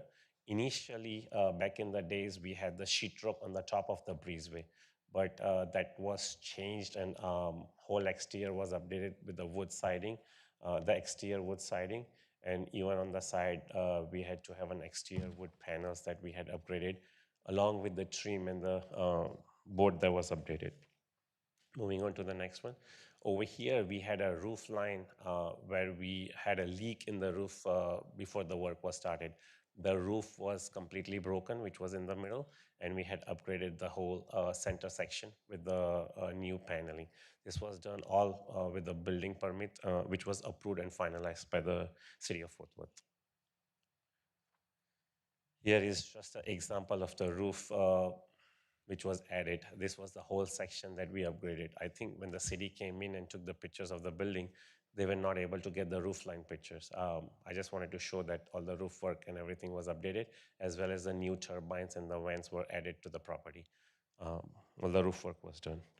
Moving on to this is a building number 6, where the whole exterior was updated, fascia, trim, roof, again, the vent that we talked about. So wherever we did not put the turbine, we put the alternative of roof vent on the top of the building. Moving on to another picture. Again, this is the fascia board, which was upgraded, and on the right-hand side pictures, it shows the footing that was done not only in the front of the property, but surrounding the property, throughout the property. So all the gaps and the holes, which were pretty much sealed. Moving on to the next one.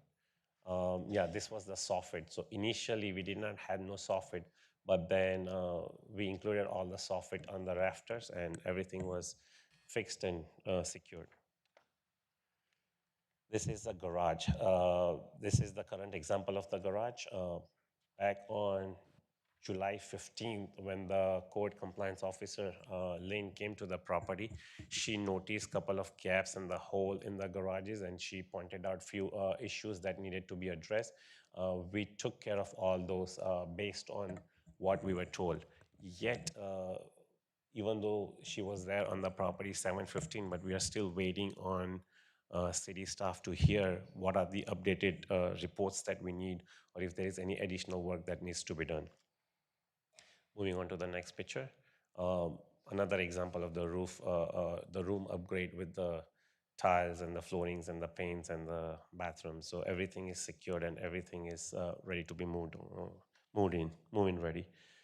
Moving on to the next one. This is another unit, Unit 2. The next one, Unit 3, where we have the living room. We have the kitchen where we upgraded all the tiles, and then the bathroom. Moving on to another unit, Unit 4. Moving on to another unit, Unit 5. Also to point out, as of today, Health Department has done the inspection on the property, and every single unit has been open and ready to be rented except one. Room 7 wasn't open because there was a little bit of glass shared. The glass was broken, and she did not open up that room. The window glass was broken, and that room was not open due to that.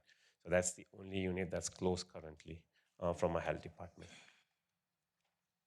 The final picture that shows that building 1 is the one that we are requesting the extension for, even though that we haven't done significant improvement in this building, but based on the recommendation from the code compliance officer Lynn, we have painted all the fascia board and all the underneath roofing rafters that was asked us to be painted. We have done all that, as well as we have secured and filled all the gaps and all the holes that needed to be updated on the building 1 outside.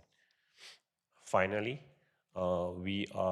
this is the time frame that we are required, and why we need additional 60 days is because the building 1 has a substantial amount of work that needs to be done. We needed to do the framing work as well as the plumbing and electrical that needs to be updated. We need to have many contractor juggles. We also need to juggle with many different inspection. We do have an inspection and a permit on the file, but we still have to work with the city officers, as well as we had to work with the health department and code compliance officer. So there are many contractors and the inspection that needs to be juggled, and hence I'm requesting an additional 60 days to finish the project and have everything ready. The last slide should show us what's left. Again, building 1 repair that needs to be done. It requires the painting, flooring, plumbing, and electrical work. We have a lot of inspection that needs to be finished in that building. We also have some outstanding work that code compliance would ask us to finish in the other buildings, which were already approved by the city, but they have some additional requests that needs to be done. So, and to finish out the punch out list, we need an additional 60 days to have the property completely ready with any of the problems. Besides the report, I also wanted to mention that I have given all the commission members engineering report, which shows that the framing inspection was done on the property, and the framing is not a substandard, as well as I have submitted the foundation report to the commission from the engineer, a professional engineer, that was done on the property. Thank you for your time. Any questions? Questions from commissioners? What's the intent? Are you to do like short-term rentals, or is this a long-term rental? It's a hotel. It's a motel. So the plan, initially the way this property was, we rent to a long-term tenant who are financially not stable but living on a check, low-income people who are living on the check from month to month. So it's a mix of both short-term as well as normally it's a mid-term to the long-term rental. But it'll be subsidized housing? Yes, sir. I have a quick question. So as of right now, there's no one staying at any of these rooms? Yeah, that was the first thing we did before we started the complete renovation of the property. We made sure that all the tenants were out of the property just to be secure and safe for their well-being. And then we started all the renovations and everything on the property. And then the last question is, with the permits that you have already received, have you had any final inspections? Yes, ma'am. By the city on these specific rooms that are finished? Yes, ma'am. So building. I heard you say the health department, but this is separate. Yes, with the permit itself, I had submitted the copy to you guys, and those permit, actually the status will show final. So 3 of the permit on building 3, 4, and 5, which were all final.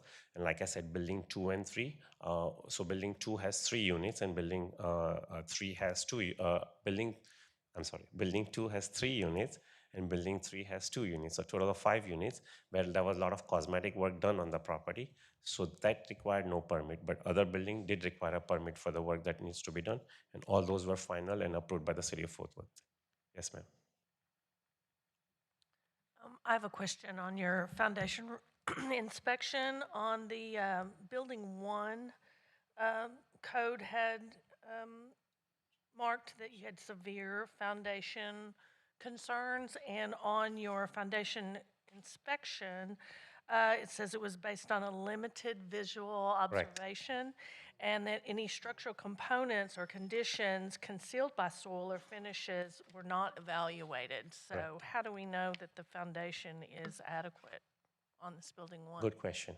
So the way we know is anytime we apply for the permit and we are changing the flooring from the city of Fort Worth, the first thing they require is a foundation report from the engineer. Since we have done all the units in 4, 5, and 6 and other buildings, that's the report that was submitted to them and they were okayed by it and they approved it. Now, since we have started beginning the work in building 1, that's what we have to submit. So once we actually open up the flooring and everything, that's when we have to call the foundation engineer again for the building 1 and then have them look at it, assess it, and then based on that report and evaluation, we would have to progress further for that particular building. When were the photos taken of the different buildings?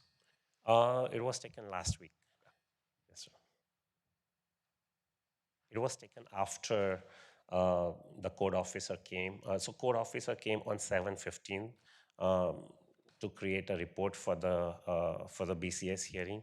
And then there were a lot of things that she pointed us out that needed to be done, which we actually finished it, updated it, and all the photos were taken after that.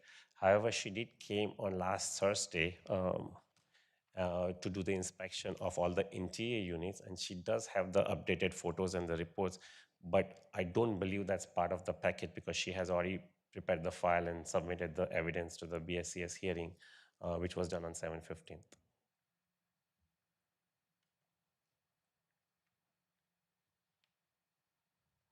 Any other questions? Does the city have any questions? Yes, thank you. Mr. Patel, the report is dated 7/14, so, and the inspection was done on 7/14. Was any of this provided to the code officer on 7/15 when she? No, it re-inspected? wasn't because I didn't have the report. The inspection was done by the engineer, Okay. but they actually don't submit the report after a couple of days. So I didn't Okay. have the report back then. Just to clarify on the report, in the framing inspection, it states that it was a visual observation that was non-destructive, so they weren't able to look behind any of the remodeling that you did. Is that correct? Their job is not to look at the remodeling. What I their job? didn't ask what their job was, sir. I just asked that they didn't look behind any of the additional cement, any of the siding that you put up. The engineers that came on the 14th were not able to see anything beneath that, correct? The siding, they cannot, but for the framing inspection, what they do is they actually look at all the attic access. They personally go in the attic and check all the framings. They are not going to open up the wall and see what's behind the wall, but they are only able to see what's available to them. And we have every single building, we have an attic access in that. So they did actually went into the building to look at the framing structures on the property. Well, is that why you waited until the 14th to get that engineering inspection done until after you'd done all of these cosmetic repairs on the outside? It was a process. It's not about why we waited, why we did not wait. The process is that we have to do the stuff that's required by the city, and we have to do everything in the order. So we started doing all the cosmetic repair first, and that makes sense because doing all the cosmetic work does not require the permit. Now, the second thing on the phase, I mean, we had created the timeline and we had created the chart, so we just had to follow that and finish everything that's needed. But So yeah, we just you're- followed the process and so we you're- finished everything that was needed. So your process was to do all of the final cosmetic Correct. repairs before you had any engineering reports structurally that needed to be done? Correct. Okay. Moving on to the assessment, the engineering assessment of the foundation repairs. Did you, you stated that you repaired concrete footings, so you poured concrete around the buildings? Correct. Did you get any permits done, pulled for that? That's a standalone concrete. When we went to the building and I asked the inspector who came on the property, he said that no permit is required. The footing is not for the structure. It's just to protect or have any gap between the siding, and it's a non-structural concrete. That does not require no permit. So you poured concrete around the foundation and put up siding before an engineering report on the foundation could be completed, correct? Right, and engineer actually saw that, and it's a non-load bearing structural. We have a pier beam floor, so pier beam floor does not have a concrete foundation on it. But there was fresh concrete poured around the foundation. Correct, and they saw that, and they didn't have any objection to that, correct?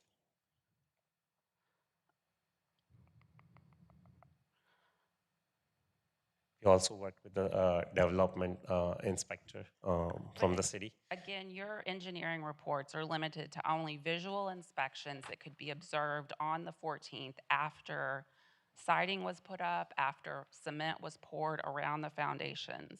And there was nothing observed prior to those repairs. Not true. So they had an initial inspection where they saw the building and they saw the structure. The way engineering report works is that they go in different units for the structural, and then they check the units and they see if there is a level on the floor.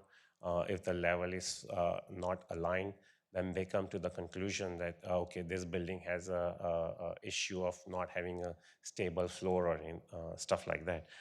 They also do a visual inspections. Garages were not done on the 14th. As you will see in a lot of pictures that Ms. Lynn would submit right now, she came on 15th, and a lot of garages that you see over here right now, which were closed, and the siding, it was open at that time. So it was available for the visual inspection for the engineer as well. So in the foundation inspection, it says this opinion is based on a single site visit. So they didn't observe anything before the 14th. And it also states that the structural components or conditions concealed by soil, finishes, and other materials were not evaluated. So again, the siding, you put up the cement that was poured around the foundation. That was done. Was done before an inspection could be done. And this engineering report is not based on anything prior to that, correct? Not true. So when you say cement, so the concrete perimeter that put throughout the property, that was done after 15th. You would see that with the pictures that Ms. Lynn submits today. Those concrete pour wasn't done. We always had the concrete pour. Even in the first inspection, we had the concrete pour, and that's when Ms. Lynn determined that we have a concrete foundation issue. But it's a pier beam flooring, and we don't have anything concrete or a load bearing on the concrete. The concrete, if you can go to the picture, I'll tell you the slides.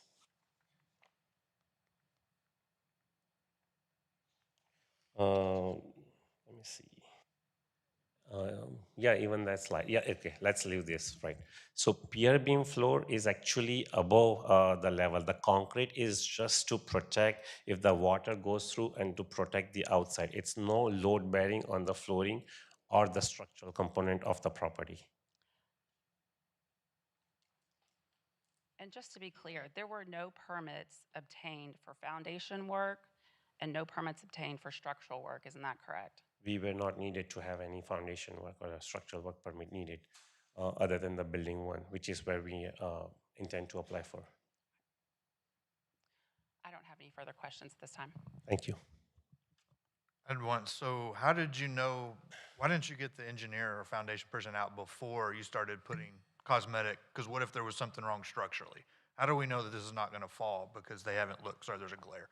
How do we know that that it's sturdy if the engineer did not get to look at it before you covered it up? Good question. So we had an initial inspection done with the engineering team where they looked at it. So it wasn't like the whole siding was broken and we didn't have any framing. Even when the case was presented back in May, we had all the siding and stuff done. So everything property was intact and it was there. The only thing was that the siding was cracked or broken. That had to be repaired. So what engineer did when they assessed the property for the structural foundation, they went in several buildings and they used their machine. I'm not sure what the machine is called, but they check the level of the flooring.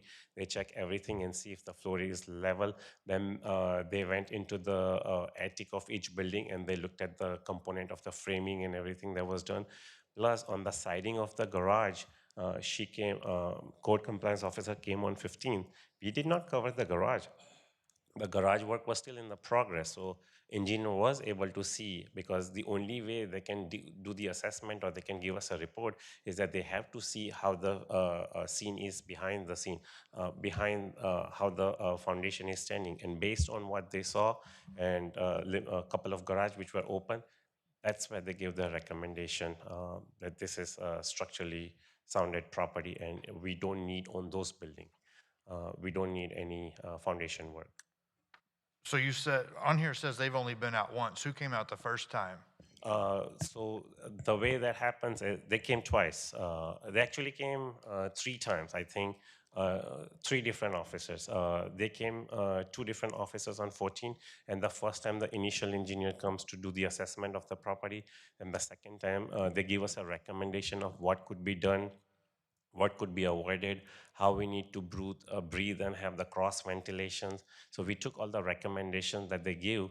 Cross ventilation would be to open up a gap in, let's say if there's a structure, for example, like this, we certainly cannot open up a siding in the front, but if there is a back side of the property where we can actually open up some area. So we have done that in several garages where we open up few areas to do the cross ventilation. To avoid any damages and stuff like that. So we had 3 engineers, 3 different visit comes on the property, 1 for the framing and 2 for the foundation. And this is their final assessment after the. But you said this R, who is the engineer, R Rokit Solutions. How many times did they come out and look? 3 times. 3 times. Yes, sir. Do we have reports from their other times? So the first time was an initial, we have 2 reports right over here, limited framing report, so that's the second, and then we have a foundation inspection report, so that's third. Initial was an initial evaluation, so we did not get a report for that. But on here it says this opinion is based on a single site visit.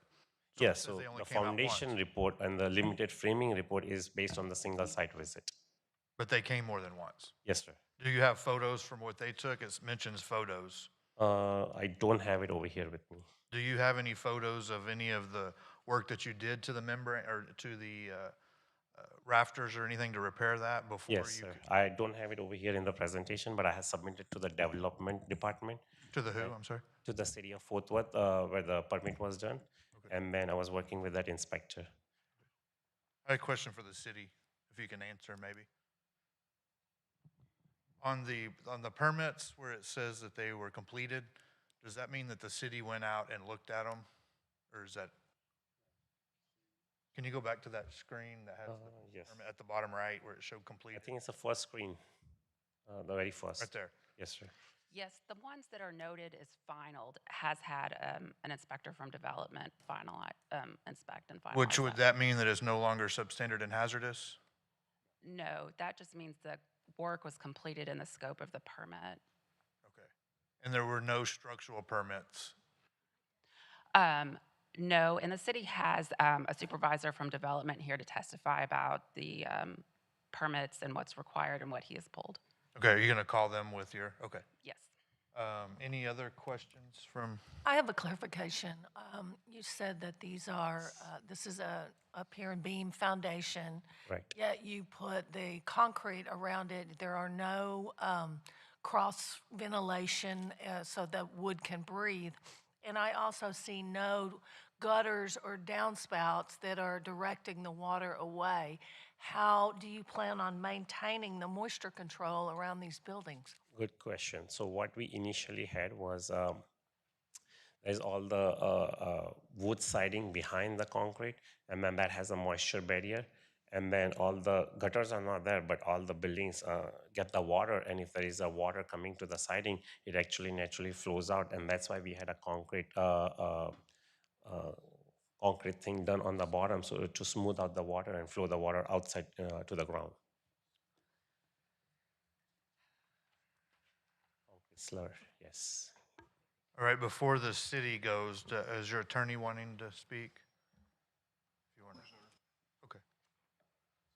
All right, is the city ready to present? Yes, thank you. First, the city would call Officer Lynn Wisnant to present her update on the case. Good morning, Commission. I'm Officer Catherine Lynn Wisnant. Permits PB 26-03356, PP 26-04160, PB 26-08519, and PB 26-08512 were obtained. Structures vacant and secured by owner are 6 of them.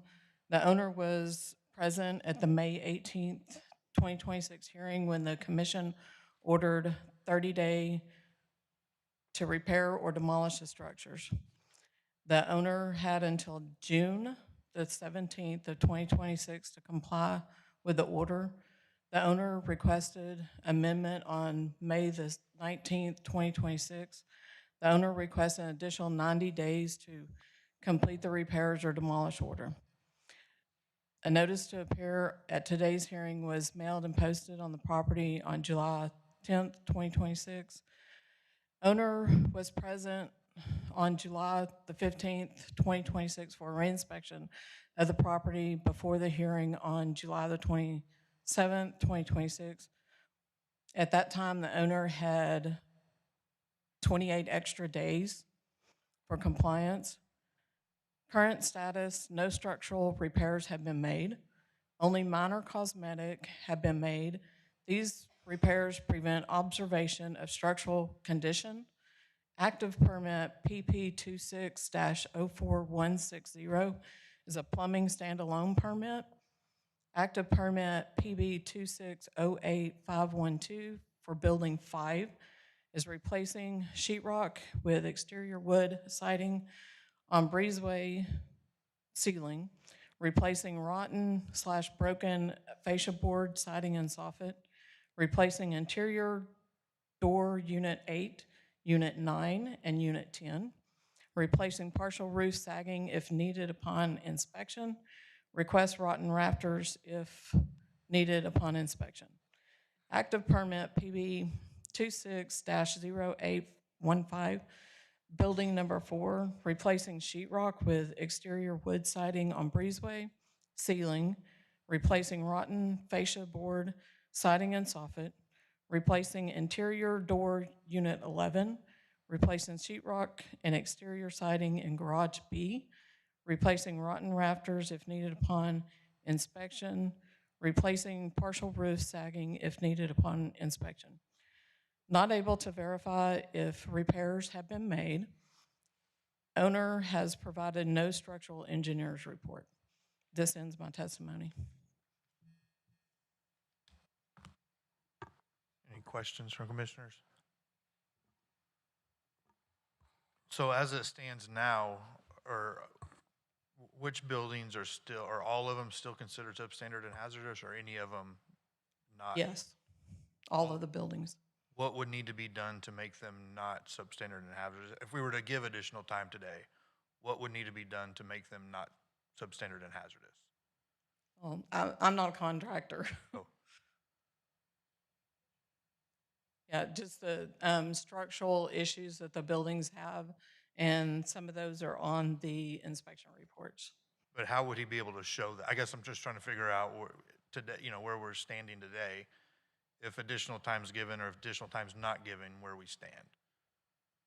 He would need to prove to us that the structural components have been repaired.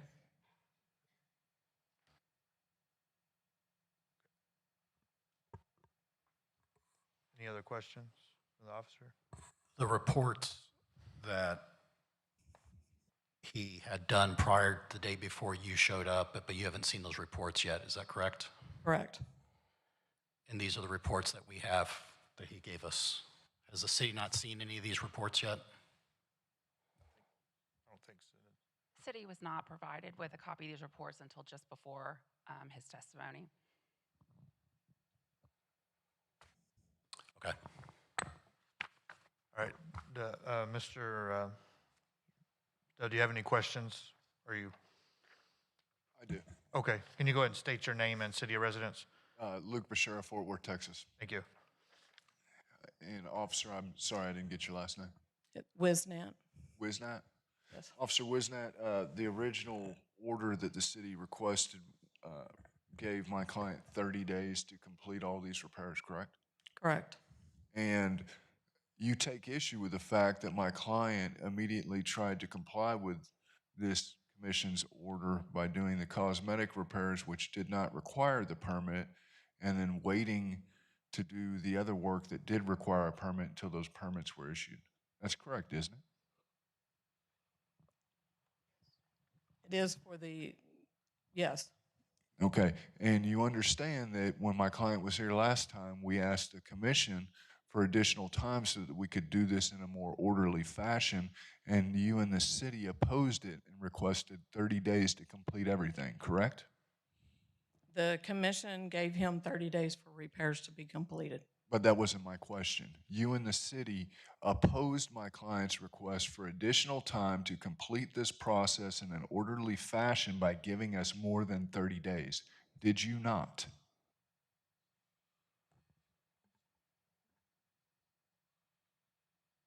The commission gave the owner of the property 30 days for repairs. Okay, that's still not my question. I think that you understand at the conclusion of these things, you've been in these a lot, there's a summary that the city's attorney gives to the board, and we've heard it a few times here today where the city says, we want you to find it substandard and we want you to order it to be repaired or demolished in 30 days. Have you heard that when you've been sitting in here today? Yes, sir. Okay, do you understand that is exactly the same request that the city made the first time we came here? Yes. Okay, so how can you take issue with my client trying to comply with this commission's order by doing everything that he possibly could as quickly as he could, and then show up here and tell the commission that it's his fault for not getting an engineer report before he put concrete skirting around the building? The commission. I withdraw the question. Any other questions for the city? No, thank you. All right, thank you. Anybody else have any questions of the city or the owner before we call interested parties? I have a question. Okay. For the attorney.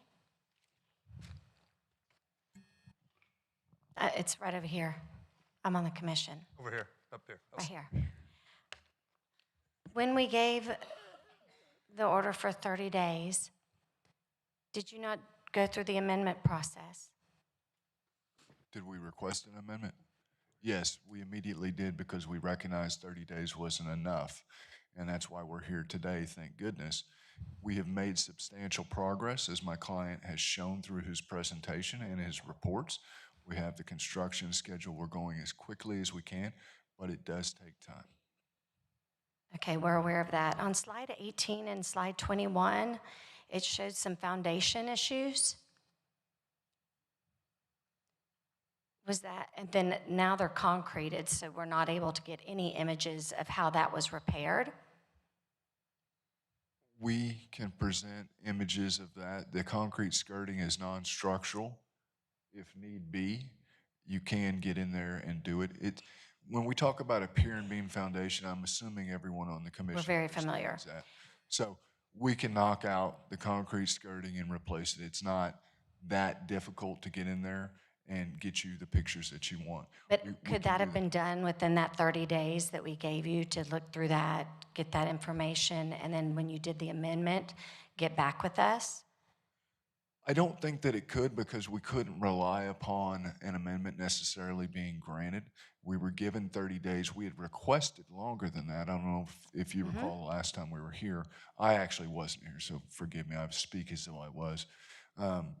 We take the order very seriously from the commission. So when you tell us 30 days, we are going to do everything we can to comply with that 30 days. Yes, we did request the extension, but that's only because it was absolutely necessary, not born of luxury. No, and extensions are very common, but because you get into the process, that's why we have that as an option. But I was just trying to clarify that why were there not photos taken so that we can make a good assessment of if it's substandard or hazardous? Well, I would refer you back over to the engineering report. It's beyond my ken to speak to structural stability. In terms of why the pictures weren't taken, well, we were trying to meet the commission's orders and getting everything done, and that did not allow us ample time to do everything. We wish we could have gone in what I would call a critical path way, which is you don't start your cosmetic stuff until you finish your structural stuff. But with the 30 days, we have to hit the ground running doing everything that we can. I understand that extensions, amendments may be common, but we don't take those for granted. The board was pretty serious from what No, they're not to be taken for granted, but the communication and A, B, and C are important. I agree. And so once you guys voted down the request for the extended period of time, we were doing everything we could to meet that. And And so 30 days was not long enough to get those images of the foundation repair. Is that, I'm just trying to clarify. images, I mean, those could be pictures taken. So I'm loath to say that 30 days isn't long enough to take a picture. What I'm saying is 30 days to complete everything that the city was requesting us to complete and to do it in that time frame. Yes, it was frankly impossible, and that's what we tried to express at the last hearing, and that's what we're here to express now. These buildings, while maybe not perfect, they're dramatically improved, and if the commission is gracious enough to grant our request for this additional extension, then I will make sure that we go in and we get the testing done and the imagery that you want, even if it requires knocking out concrete skirting and later replacing it. Okay, I just want to clarify. We gave you 30 days. You were granted the amendment time. And so as of today, this is where we are. And if needed structural information, we are able to get that. Well, I would disagree. We filed a request for an amendment that, to my understanding, reading it, that's not an automatic process. No. So, yes, you gave us 30 days. Yes, we filed for the amendment request, but that's not a guarantee. So we've still been hitting the ground running, hoping we could get everything completed for you today. But alas, we have not, and for the reasons that we've stated. So I apologize that not everything is completed. We have worked diligently. We explained at the first hearing why we needed additional time. I think we've shown why we need additional time here. You've raised some good points, and I will need additional time in order to address your concerns there, but they can be done. So back to picture 18. Sorry, I've got. So what was done on this piece right here on picture 18 on the right, where you can see some rot? It looks like some rot on the pier and beam. What was done to fix that? Chairman, I'm going to defer to my client on these issues. Fact questions. Thank you. So on that, we had to replace the 2x6, which was on the side, and then the foundation was correct. The rotted part had to be taken out, but that's not a structural. That was on the side of it that shows right above the picture. The beam and the support was strong enough to withhold the property, and then the floor was completely level. And when you say it's strong enough to support and it's completely level, whose opinion is that? Is that yours or? No, that's engineer's inspection. And then he did give us some recommendation that needs to be done. So if we have to replace everything and if we have to change it, then it would be completely a different way of doing that, because 2024 structural engineer or 2024 code requires us to do it completely different. But they didn't see this. They did saw that, because this picture was taken by Officer Lane on July 15th when they came, and the side was open. I'm sorry, you said the side was open on July 15th when she took photos? July 15th. Because July 14th. it's closed currently, right? Yes, that's correct. That was not, so they did not see that, but that was a recommendation that was given. And we have, because they came on the initial inspection. Remember I told you that the first time when they came and they assessed the property and they gave us a recommendation that needs to be fixed and what the foundation requires, that's when they gave us an initial inspection. So they gave a recommendation on the foundation without Correct. seeing said foundation. Correct. So how do they make a suggestion on something they've never seen or they had not seen? Before, when they came on the property, this was all open. There was nothing concealed or nothing closed. I think there's some ongoing confusion in what transpired here. I know the report says there's been one site visit. That's for the final report. There's actually been 3 site visits. The first one is your prelim, right? So the report is incorrect. Insofar as you are interpreting it to mean that they only came out once, yes, that's incorrect. I think that the final report is based on that final site visit. But there's a prelim, which, when did that occur? I think that occurred about 30 days before. So there's a preliminary inspection that the engineer comes in and does, which my client says was about 30 days before this. So before any of this stuff is happening, I think in picture 18 there on the left, the engineer came out and did view, for example, this open pier right here. And then when's the second time? And then the second time they came on July 14th. And I would also like to mention that when this was actually going through with the engineer and contractor, we also called and I have emailed Ms. Lin to come to the property to do the site inspection. But I do have an email proof. She told me in the email that they are not allowed to do that. They cannot come in between. The only time she will come would be after the date is over, and she'll only come once. So I'm not going to keep everything open for her to come and then again take a picture and give us incomplete work on it. So I was doing everything I could before, as fast as I could, to finish everything on the property. I did request her to come during this process when it was going through. I request her to come give us a list. I have the email of that, sending it to her. So do we have a report from their first inspection to tell you what needs to be done? Yes, we have a recommendation, initial recommendation report, correct. And do we have that? We don't have that over here because I submitted the final copy of it when everything was good. So how do we know that you did what they said needed to be done? Based on the final report, they This say says that they everything didn't was. look at anything that was concealed at this time, and when they came out, it was concealed. It wasn't concealed on 14. They came on 14th morning when everything was open at that time. All right, so did you take pictures of any of these repairs that you made? I mean, your attorney talked about how you were trying to hurry to get the cosmetic, so Correct. I would have assumed you would have taken pictures showing, hey, I did this, this, this. Did you do that Correct. to show? Some of them I do have pictures of, yes. Where are those? I do have pictures of it, but I don't have it on the. Why wasn't that presented for us to see? I mean, this seems to be, the concern is we can't see what's behind the cosmetic. So you could have easily cleared that up by bringing those photos, I guess, is where I'm concerned. I wasn't aware of it that was needed, but I'm not sure if I have it over here. Let me see if I can clear it up. And to summarize somewhat, July 14th, this was open. Correct. The engineer came out and said, all good.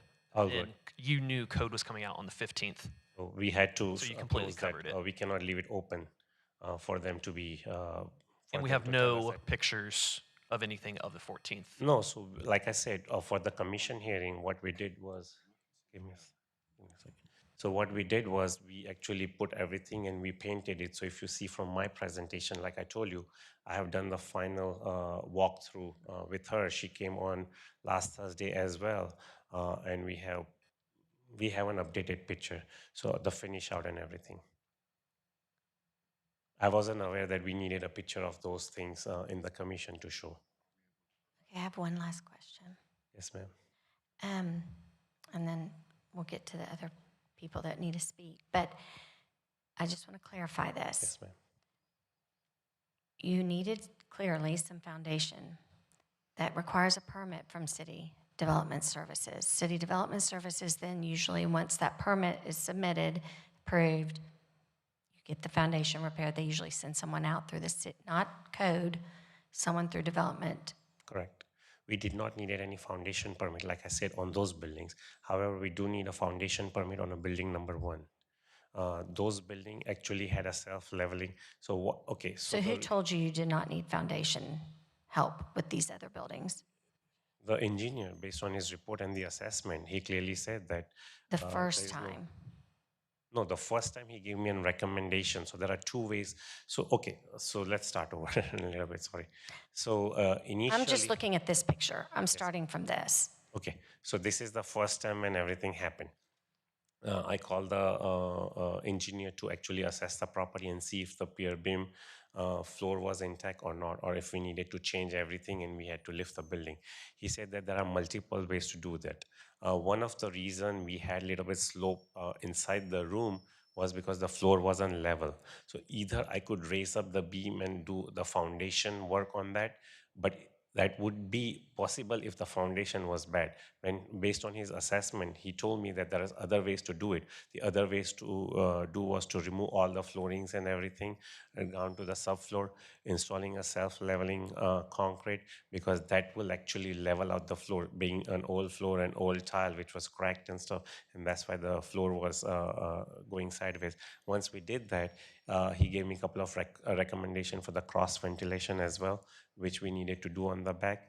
And he said that structurally the property does not look old based on the age and everything, but he did told me to replace those 2x6 on the side. When I talked to the inspector, development officer, he said that since I have not done any foundation lifting and any foundation work, I did not need any foundation permit for those buildings. Any other questions? Yes, I have a question for Officer Winstead. When the case originated in January of 2026, you brought to the attention that there was foundation issues in building 1, 4, 5, and 6? Yes. And those were not addressed as of those were not shown to you that they were repaired and structurally significant on the 14th of July, or the 15th when you went? That is correct. Okay, thank you. Mr. Patel, one more question, and then we'll get to, sorry, I'm gonna ask one more. So you knew, so they were out on July 14th, correct, the engineer, and you knew we were coming on the 15th? Right. Why didn't you let us see what was done when she came out? You knew she was coming to document it. Yeah, but she was, so then the work would not be done. And then if she's coming, then my job was to finish all the work that was needed. So I thought the report would be good enough to show that everything was done based on the third party. But you knew you were coming here today to ask for an amendment, so it wouldn't have mattered if you covered it or not. She would have been able to testify today that it was done. So maybe it was a hindsight on my part because I don't do this for a living. I mean, my understanding from I'm not even a general contractor. So from my understanding is that finish everything that's given in the on a timely manner. And that's why we were rushing to complete all that. If you see the pictures on July 15th and the pictures that I showed you, you would see clearly that the siding was not even caulked. I mean, the gap wasn't even caulked. Neither the siding was painted. And the pictures that you see today, and she could testify for this too, that when she came last Thursday, everything was caulked, painted, all the gaps and the holes were sealed. Everything had a waterproof. So we were just continuously doing the work as needed, yes. Right. I just don't think one day would have mattered if you could have let her see what you've In done. my mind, it would have mattered because then she would have cited me for that because then there was an incomplete work. So in my mind, I need to finish it. I need to do it in timely manner. And again, like I said, I have called her, I have requested, I have emailed her. Their assessment or their what they told us through the email was they are not able to come for the site inspection. They cannot come on the property at all until everything is done, and then they'll come once. All right, any other questions? All right, now we'll get some interested parties up. We'll start Thomas Hamilton.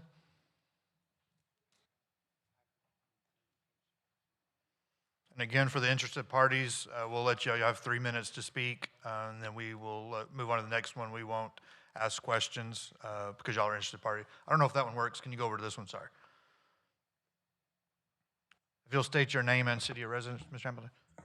My name is Thomas Hamilton, and I live in the city of Fort Worth. All right. What would you like us to know about this property?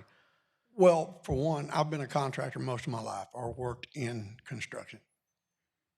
The fact that if you've got a raised pier and beam foundation like that, you must have some type of access panel for plumbing repairs, some way to get up under there and look in case something goes wrong. Either an access panel inside the building, which being a motel, I would understand why, but you should have at least a break in the foundation around the building to where you can get up under there. If you don't, especially with no gutter system to redirect that groundwater, you're creating a mold problem that you're not going to be able to see or even know that it exists.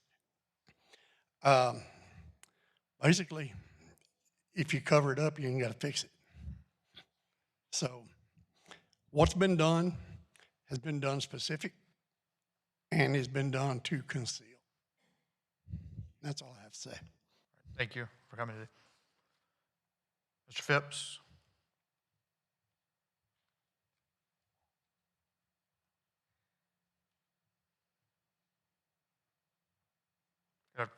Good morning. Let's get still. Good morning, Commissioners. My name is Mike Phipps. I live in Fort Worth, 76103. I know this case keeps being referred to as the first time we were here. Let me be clear. The first time we were here was back in 2009. This is not new to Mr. Patel. They have owned the property since 10/21 of 1998 through 1/21 of 2010. That was Mr. Manjula Patel, the Manjula Corporation.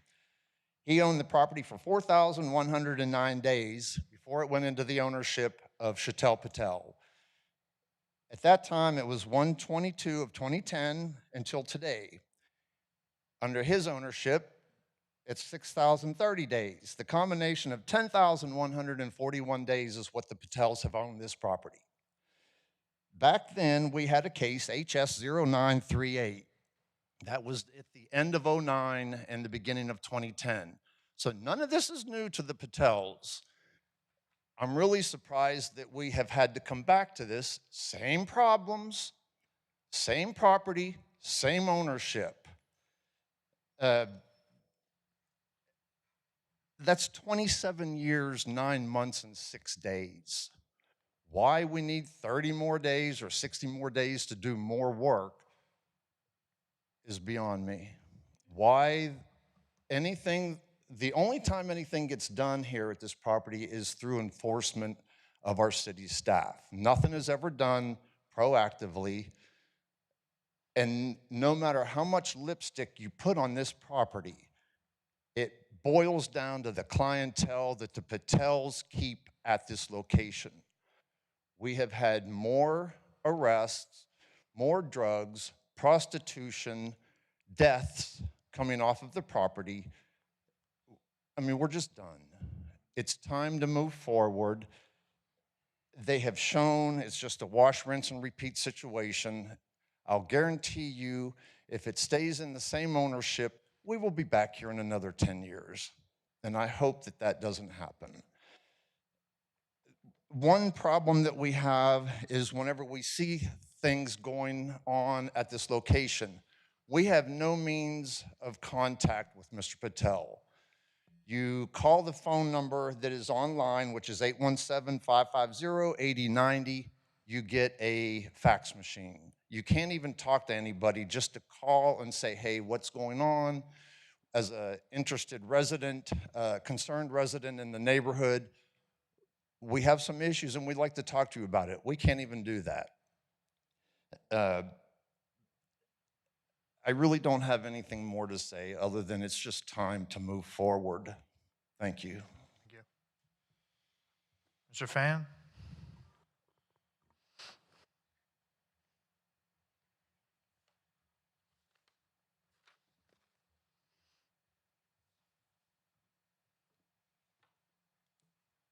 Hello. Hello, Mr. Chairman, ladies and gentlemen of the Building Commission. My name is Tuan Fan.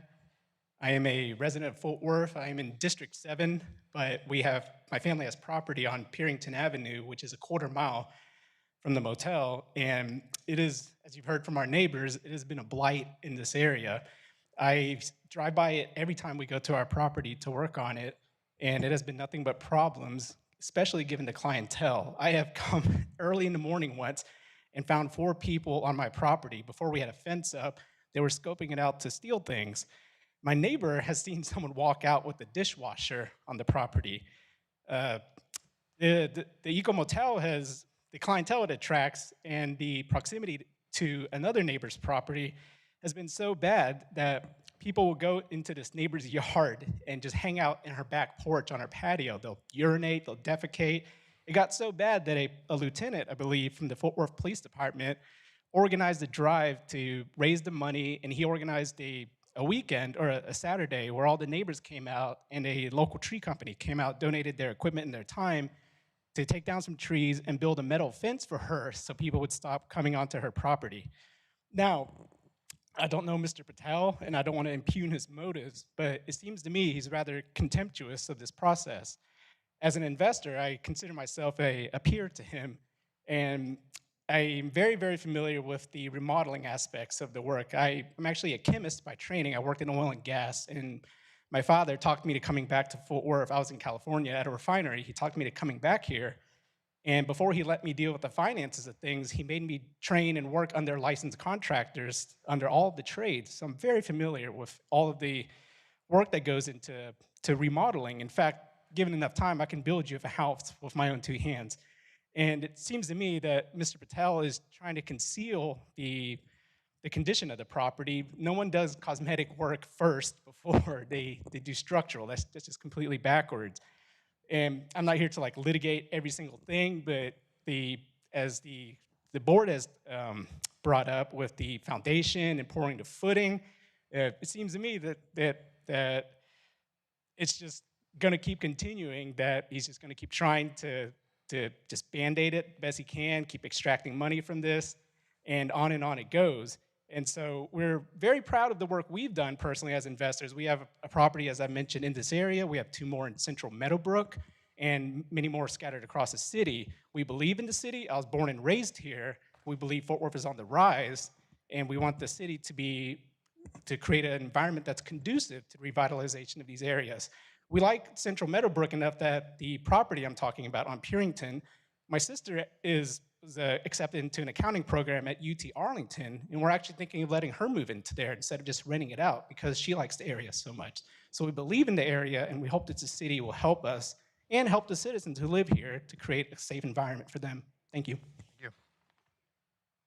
Mr. Haas or House?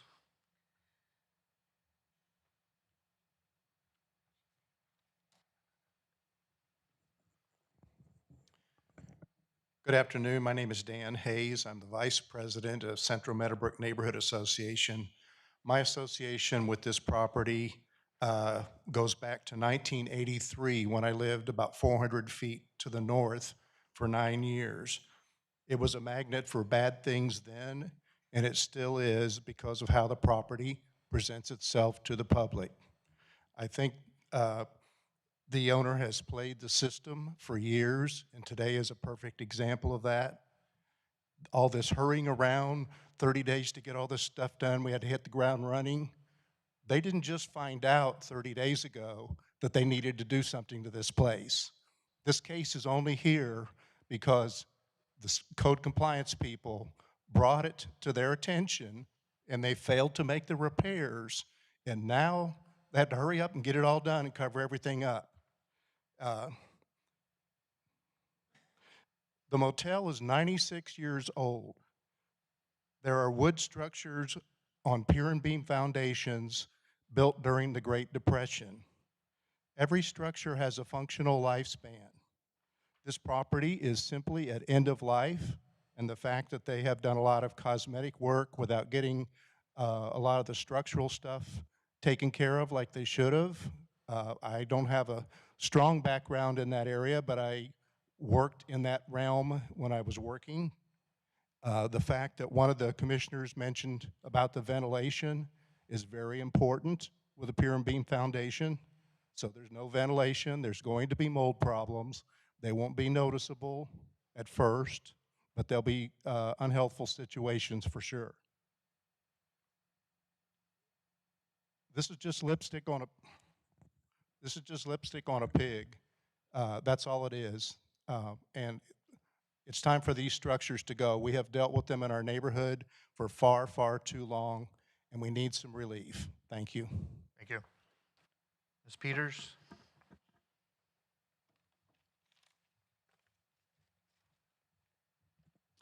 Good morning, Commissioners. I'm Carol Peters, President of West Meadowbrook Neighborhood Association. I'd like to take a moment to ask my neighbors who are here to support denial of this extension to stand.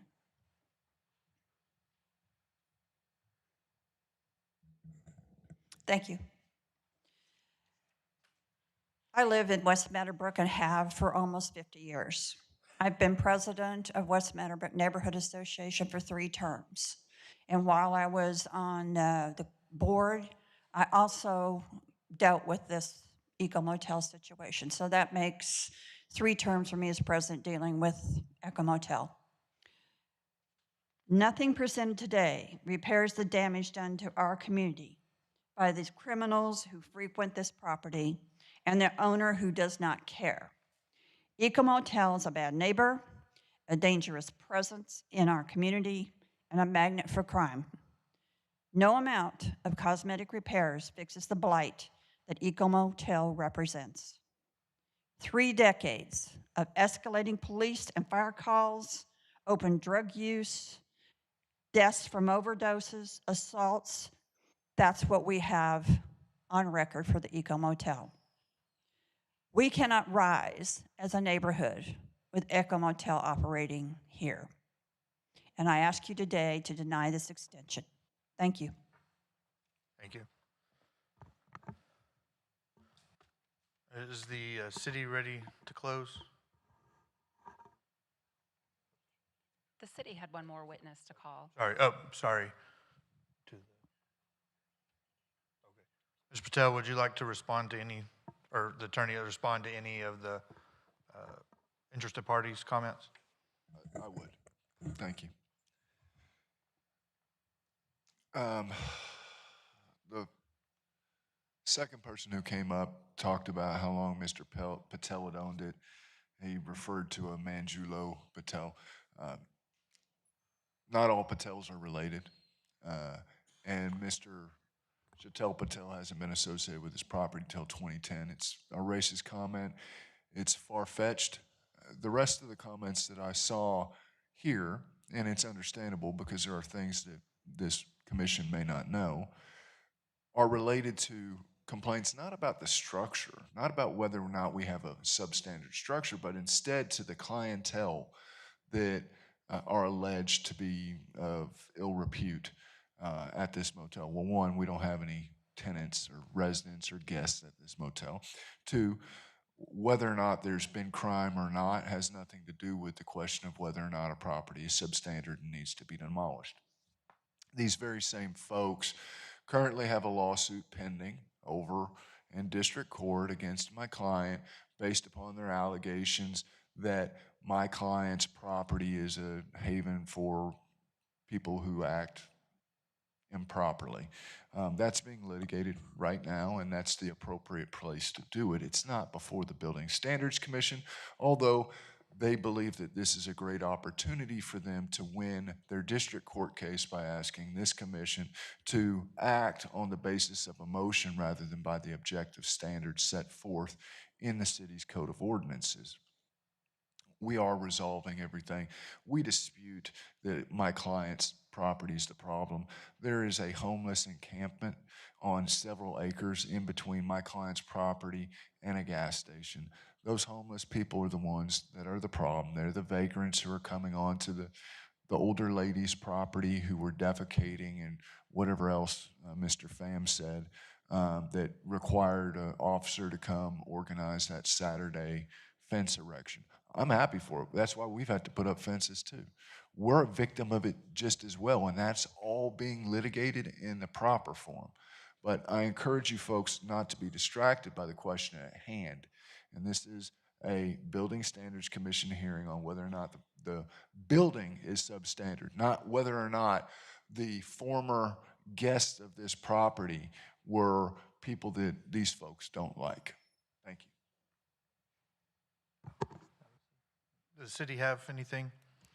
Yes, the city would like to recall Officer Wisnant to clarify 2 points that were brought up after her testimony. First of all, Officer Wisnant, I believe you heard Mr. Patel say that there were no units that were occupied. Is that true to your knowledge? No, it's not. And why is that? He has Unit 6 and Unit 18 that have tenants in them. Unit 6 has been occupied, I know of, since the last hearing and in January. Thank you. And also, Mr. Patel stated that he had requested you and code to come out and inspect the foundation, and he was told that that was not possible. Is that correct? He did not request for foundation inspection being done by code. What were his requests? He requested that we come out and see what type of progress he's made. So he wanted you to inspect individual units. Has he updated them? Is that correct? He wanted the outside of the buildings and the units inspected.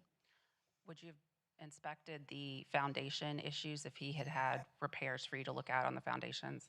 Yes. So the statement that you refused to inspect foundation issues is incorrect. Correct. I don't have anything further for the officer right now. Do you have any questions? I do. There seems to be some confusion regarding cross ventilation for this pier and beam. My client testified that there is in fact cross ventilation. Do you disagree with that? Are you asking me? I am. I'm not a construction You know what? engineer. Well, this isn't about engineering. This is about cross ventilation on a pier and beam. Did you inspect the skirting around these buildings? We inspected the outsides of the buildings, yes. Okay. Are you able to tell the board that when my client says there is cross ventilation on these buildings, are you able to tell the board that that's incorrect? Yes, it's incorrect. So you've walked the perimeter of all the buildings and you've seen no cross ventilation? Correct. You just told me you're not an engineer and you don't know what cross ventilation is. So tell me what you think it is now. It's okay. Is that what she said? That- Are we allowed to ask a question during this? We can't have, No. let him finish. Okay. I inspected the outsides of the buildings for the siding areas, and no, I'm not an engineer. But yes, I do know what cross ventilation is due to I'm a substandard officer. Okay, because I could have sworn that you had said that when I asked you originally. So to your knowledge, there is no cross ventilation then? No. All right, no further questions. Where is the cross ventilation on this picture right here, just so we'll know? I'm just curious. So every building has a concrete skirting, and we have a gap on the concrete skirting where the cross ventilation happens between one side to the other side. So we haven't sealed the whole concrete skirting. We do left the gap in certain areas. You have a picture of that directly? We just took the basic pictures of the whole property, so we don't have a direct picture of that, but we will be happy to present it or email it to the board if we could. All right. Any other questions? Nope. Is the city ready to close? The city had one more witness to Okay, call. okay. The city would call a development supervisor, Raul Pacina, please.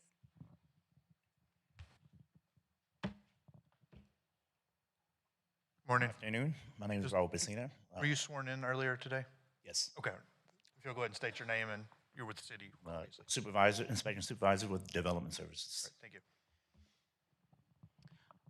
Mr. Pacina, so would any kind of foundation repair require permits? So on one of the site visits that we made, we did see deteriorating piers. What we assume was termite damage. At that time, I did recommend that he get an engineer to take a look at it because that's not my specialty, but he needed to look at all the frames and the beams and make sure they were structurally sound. And after that, I told him, once you get that, the engineer or the foundation company is going to pull the permit, do the work, then call in a final, and they submit a report, a full detailed report. So you advise that he have an engineer inspect, and then he would need a report sent to the city to pull a permit to have any repair work done on the foundation. That is correct. And just to be clear, there were no permits applied for any foundation work. As of this morning, I checked, there was not. Thank you. Nothing further. Go ahead. Is it Mr. Garza? Garcina. Garcina? The questions that the city's attorney asked you presuppose that the engineer found that structural work needed to be completed on these structures, correct? In other words, if you don't understand my question, engineer comes out and says, the structure's fine. Yeah, you need to do some non-structural stuff such as replace that wood on the side. Then there'd be no need to request a permit, would there? Right. And so that explains why no permit was requested from the city if the engineer came in and found there was no structural problems, right? That is correct. No further questions. Did the engineer say that? Y'all have not given us that initial report, so we don't know what the engineer found.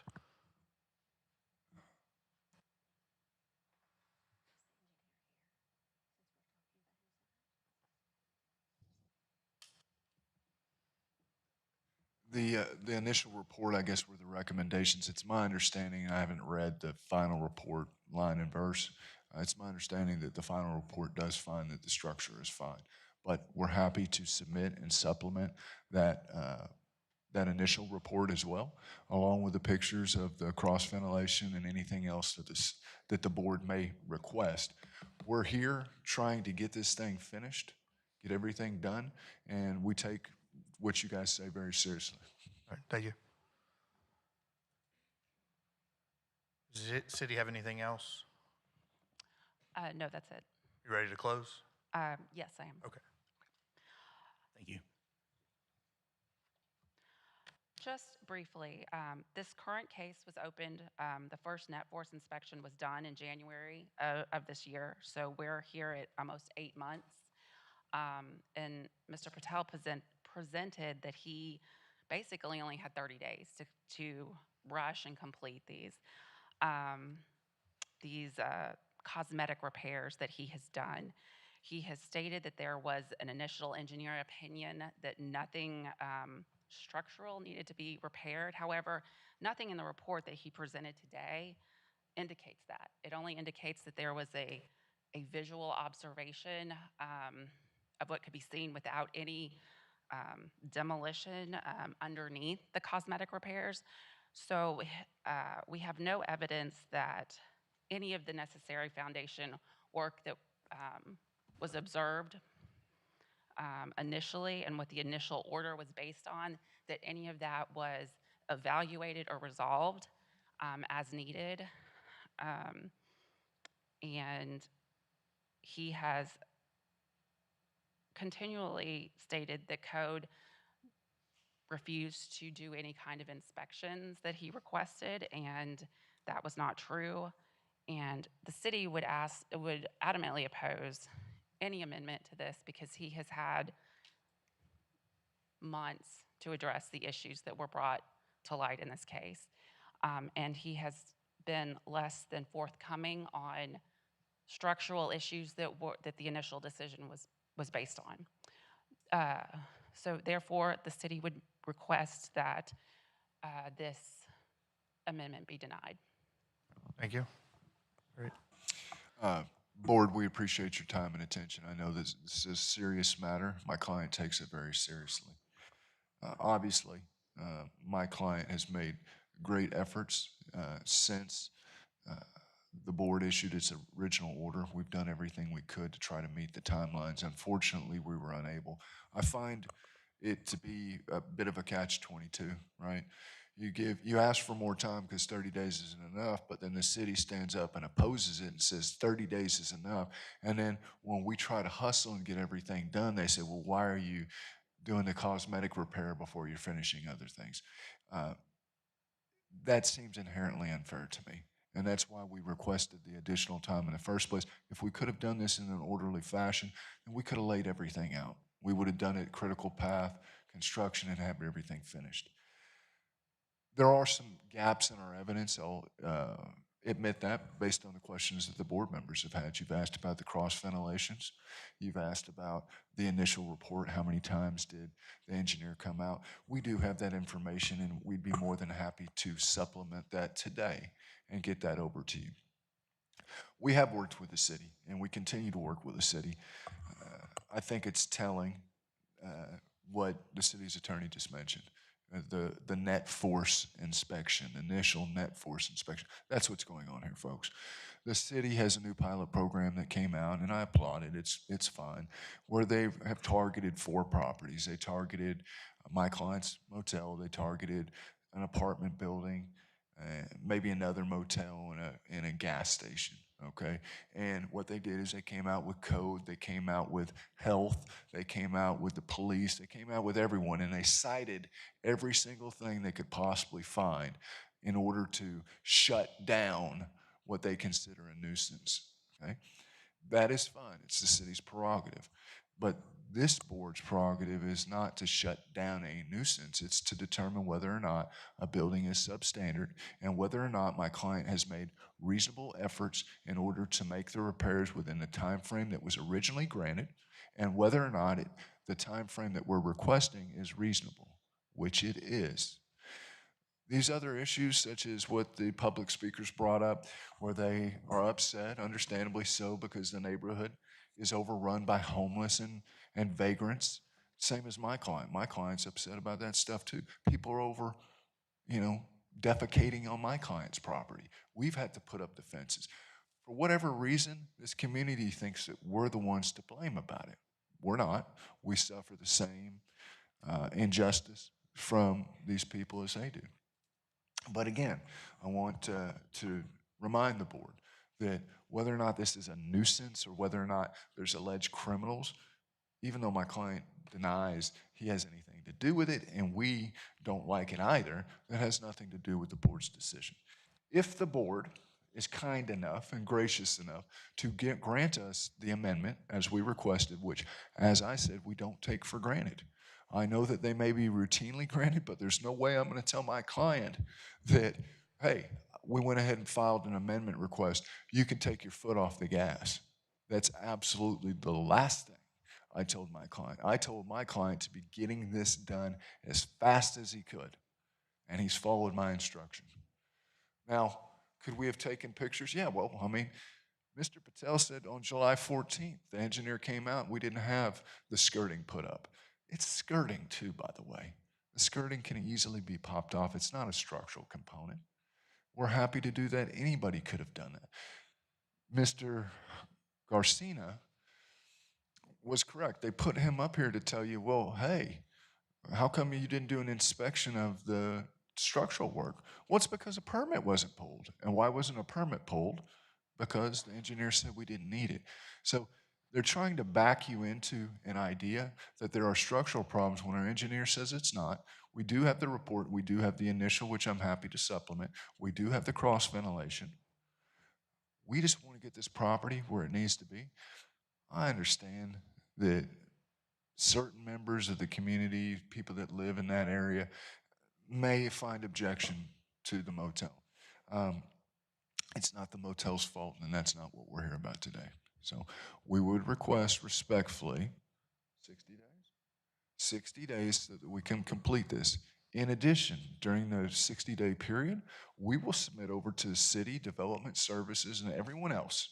We will get reports, we will get pictures, we will do whatever needs be. We're happy to provide the same to this commission as well, because we are working diligently and as quickly as we can to get this done.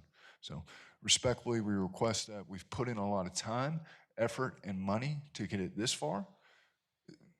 We're taking this very, very seriously, and we will continue to do so, and we request your grace in giving us an additional 60 days. Thank you.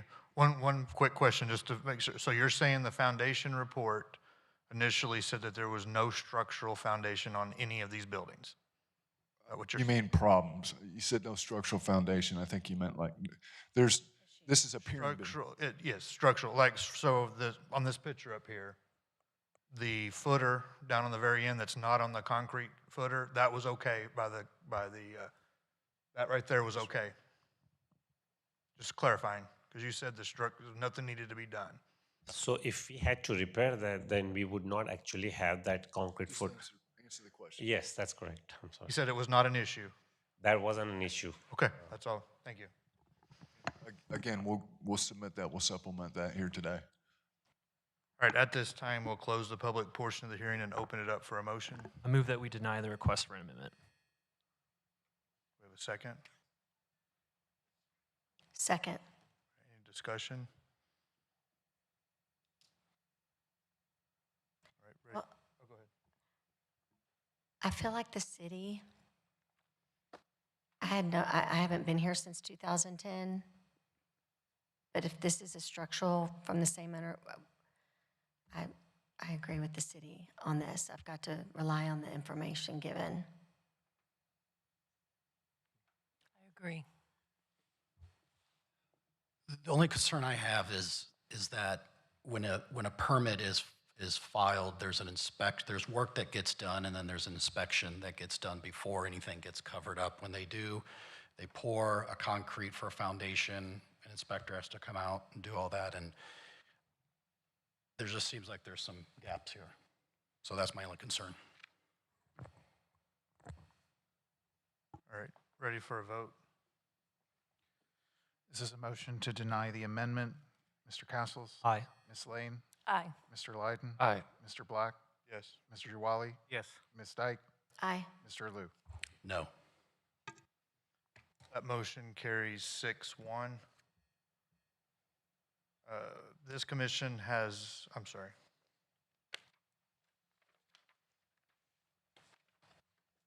This commission has denied the request for an amendment.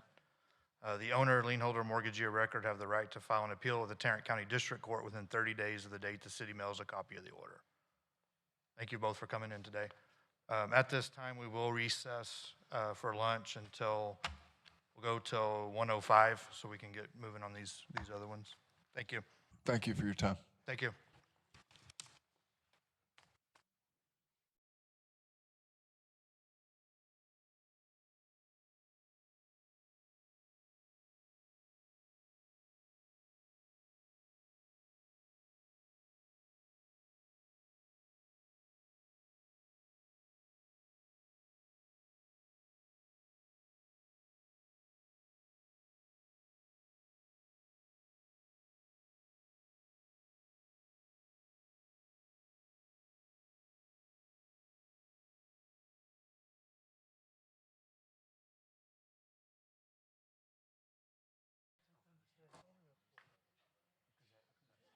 That's just bringing the upper body into it. Are you ready, Ms. Dyke? Is the city ready? Yep. All right, go ahead and, it's 1:09. We'll go back into session. We'll call the next case. Next case, amendment, new case multifamily, HS 2664, 6301 Woodway Drive, AKA 6327 Woodway Drive, 14 primary and 3 accessory structures, AKA being Lot 3-C, Block 200, Wedgewood Addition, in addition to the city of Fort Worth, Tarrant County, Texas, according to the plat thereof, recorded in volume 388-52, page 96, plat records of Tarrant County, Texas. Owner is Lauren Real Estate Holdings, LLC. Lien holder is Serve First Bank, Texminian Contractors, LLC, doing business as Red Carpet Cleaning, and Lindenbarger, Goggin, Blair, and Sampson, LLP. We have appearance forms from James Davis and Matthew Sykes. And we also have a statement from interested parties in support of denying the request. And that's in the packet? Yes, sir.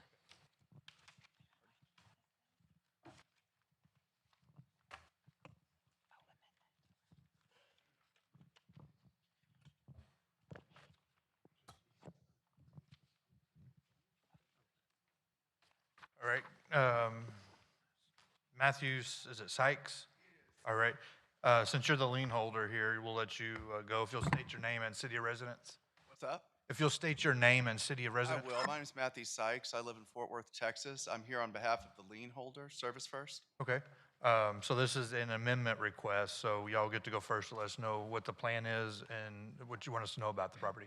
Sure. Well, I'll be honest with you, and I think it might help if I explain some of the legal background on this.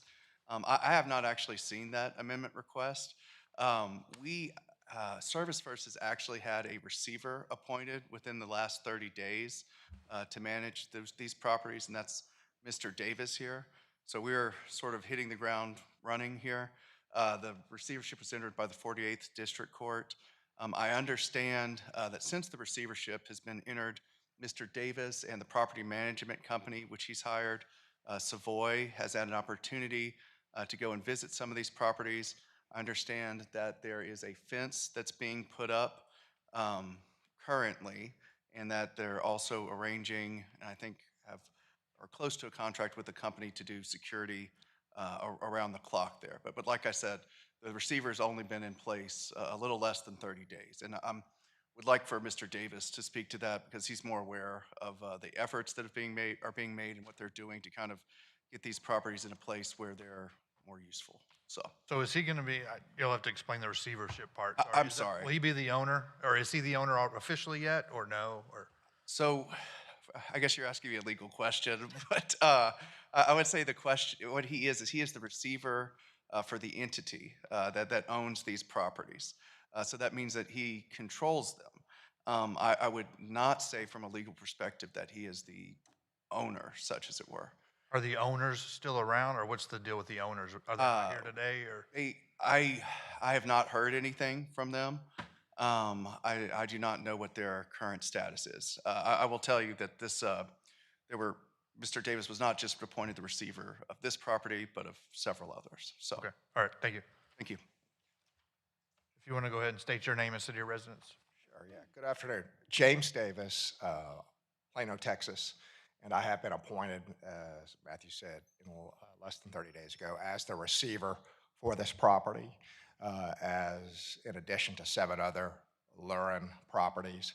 4 of those are in the Dallas Metroplex, 2 in Alabama, 2 in Louisiana.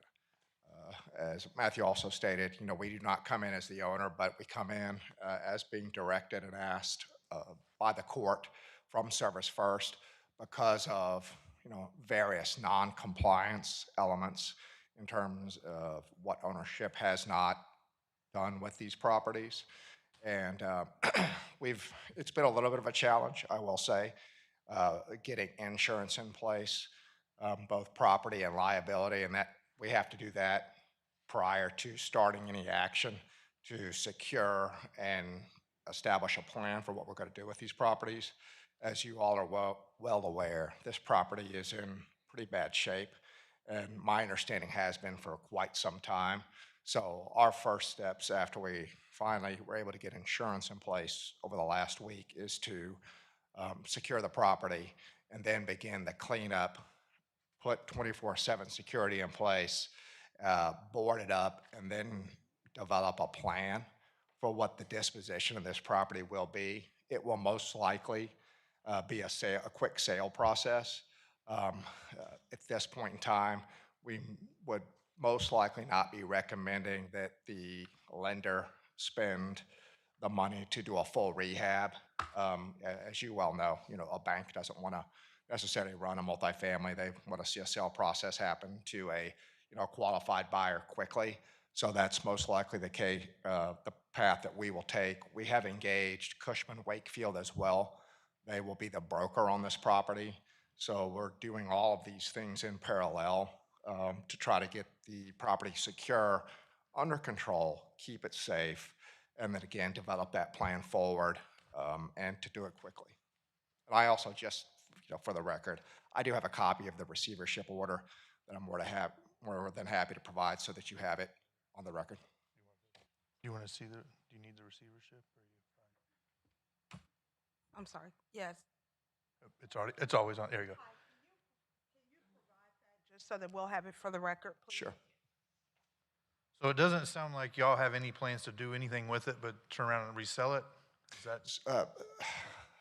Obviously, we will need to secure it, clean it up, get it, there, I've been over there, and it's completely, all the windows a lot of the windows are broken out, a lot of access, vagrancy in place that we would have to remove. And again, secure all of those buildings, and we would board it up, and then obviously make sure that there's, no other security and or safety risk on the property, and then add that 24/7 security. That, I can't tell you that we would then not come back with a plan of rehab if the bank so wanted us to do that, but it would most likely be to proceed with a sale process to get an owner who's going to do something productive with it versus, let it languish and sit for any other significant length of time. Because that's what, we're here today because it was substandard and hazardous. Putting a fence around it, getting security, boarding it up doesn't resolve the substandard and hazardous aspect of it. Correct. So it doesn't sound like anything y'all plan on doing. How much time are y'all asking for? We request 90 days. Again, we've been involved with this just very briefly. Right. So within the 90 days, it doesn't sound like there's any plans to try to make it no longer substandard and hazardous, only to kind of put security around it and board it up, correct? I want to be completely honest and say we want to fully assess. We have not been able to get into every building over there because, again, it's not been safe. It hasn't been secure. We need to remove the folks that are there that shouldn't be there first. I think once we're able to secure it and do a full assessment, which we've got construction folks, we've got everybody ready to go to get on site and then determine, hey, here's the cost. Here's what has to be done to either make it, a leasable, livable property again, and or the opposite of that would be, hey, that can't be done. We would need to do something else in terms of a tear down or some other version of. But we can't determine that until we get it fully secure, which is in process. And so that's why we're asking for that this amount of time so that we can put together a good assessment and plan. Because again, we get handed these things. Ownership typically doesn't provide a lot of assistance, as you would imagine, in terms of the background. So we have to do a lot of that assessment on our own. Is there anyone legally living there, or are they all? No, there is not. It is not legally occupied. There are no leases in place.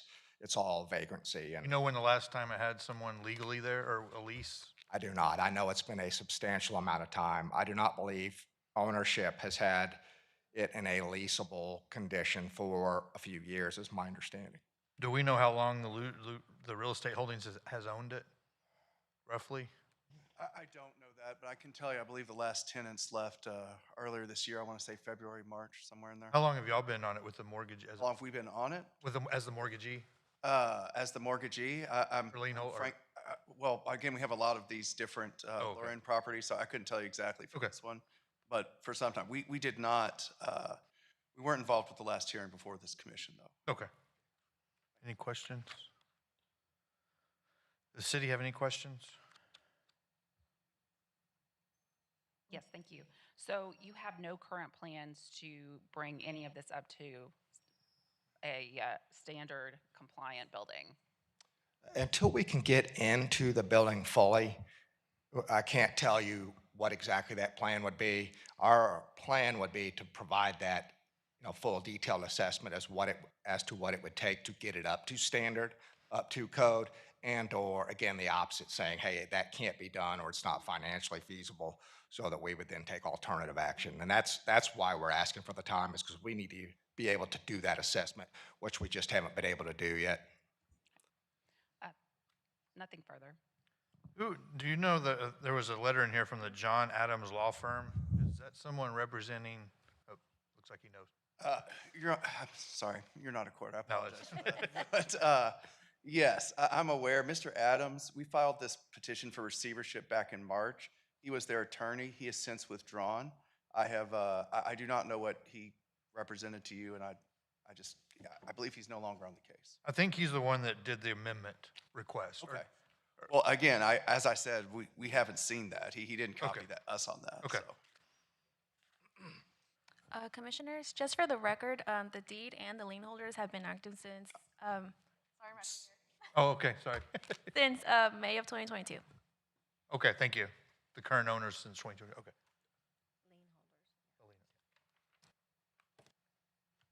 Any other questions? Are the city going to present? Yes, the city would like to call Officer Chris Weber to give an update on the case. Good morning, Commissioners. My name is Christopher Weber. I am Co-Compliance Officer for the City of Fort Worth Building Centers Multifamily Division. I just would like to go over the updated status of the property since the last case. The case originated on September 16, 2022. This case was initiated by Officer Keisha Thomas. Notices were sent on March 27, 2023, February 7, 2024, May 2nd, 2024, and October 2nd, 2024.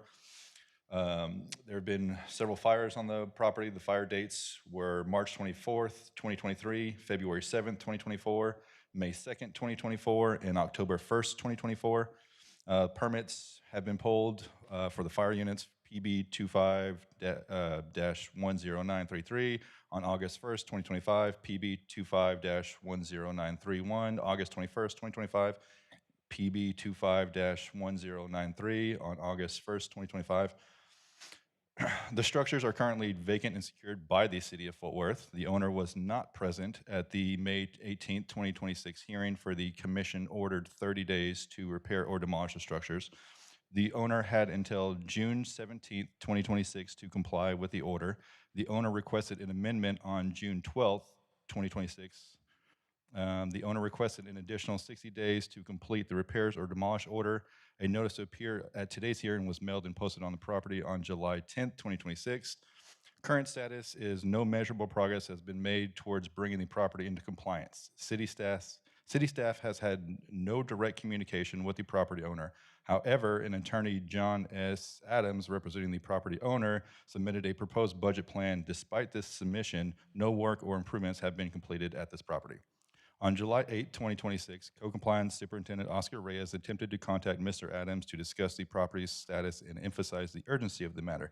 Specifically, Superintendent Reyes noted that the Fort Worth ISD will begin the 2026 and 2027 academic year on August 10, 2026, and that the date of this hearing, that the property has become an attractive nuisance for the children in the surrounding neighborhood.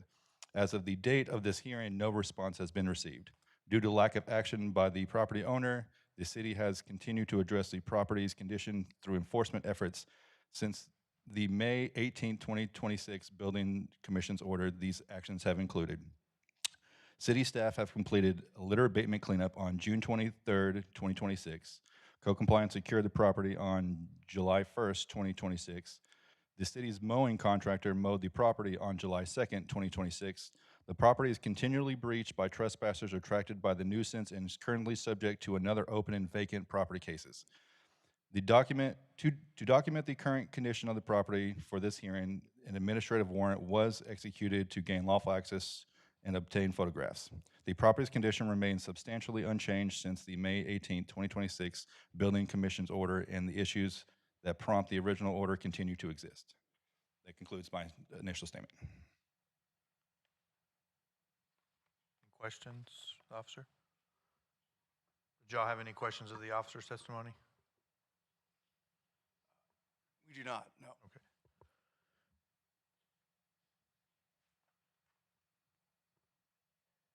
So no more questions before we close, I guess? No? Or is the city ready to close? Yes, thank you. The city is opposed to the amendment in this case. Absolutely nothing has been done on this property. It continues to be a significant hazard to their surrounding neighborhoods. And there's no plans whatsoever to bring this into compliance in any way. It's completely unsecured. And the city is opposed to the amendment. Thank you. You said the city's opposed to the amendment. I think y'all wanted 90 days. We did, and like I said, we just wanted a chance to kind of get in there, see what's going on, and obviously we want the property to be secured and taken care of as well, because that's in the best interest of the bank and the receiver. So, all right, thank you. Do you have anything to? Yeah, just to reconfirm and commit. Our goal immediately is to get it secure and to prevent additional access once we've got those folks cleared out, as well as to get it cleaned up and to then develop that plan quickly. Again, fully understand where the city's coming from, and unfortunately we have no influence or power on ownership on what they have or have not done previously, but is to get it to a new and better disposition as quickly as possible, as outlined from my perspective under the receivership order. I guess to clarify that, even if we were grant 90 days, it would have to be no longer substandard or hazardous to be compliant. So I don't know that. Understood. Are y'all saying that y'all can do all of that within 90 days? I think it would be challenging, but that would certainly be the directive and goal of what we would do. Would y'all consider demoing it if it's not feasible to no longer make it? I certainly can't say no to that, especially, what little we've seen from the outside, and obviously the pictures do tell that story. And we would not take that off the table for sure. So have you seen the property? Have you been to the property? I have been on the property. I provided, myself and a few of the Service First individuals have been on property, but because of the significant number of folks on property that shouldn't have been there, we didn't get a chance to really go through it thoroughly. And again, a little bit limited on, from a timeline perspective, when we could actually start our actions based on the requirement of insurance, et cetera, before we do what we need to do. And that took longer than expected. It was a little challenging.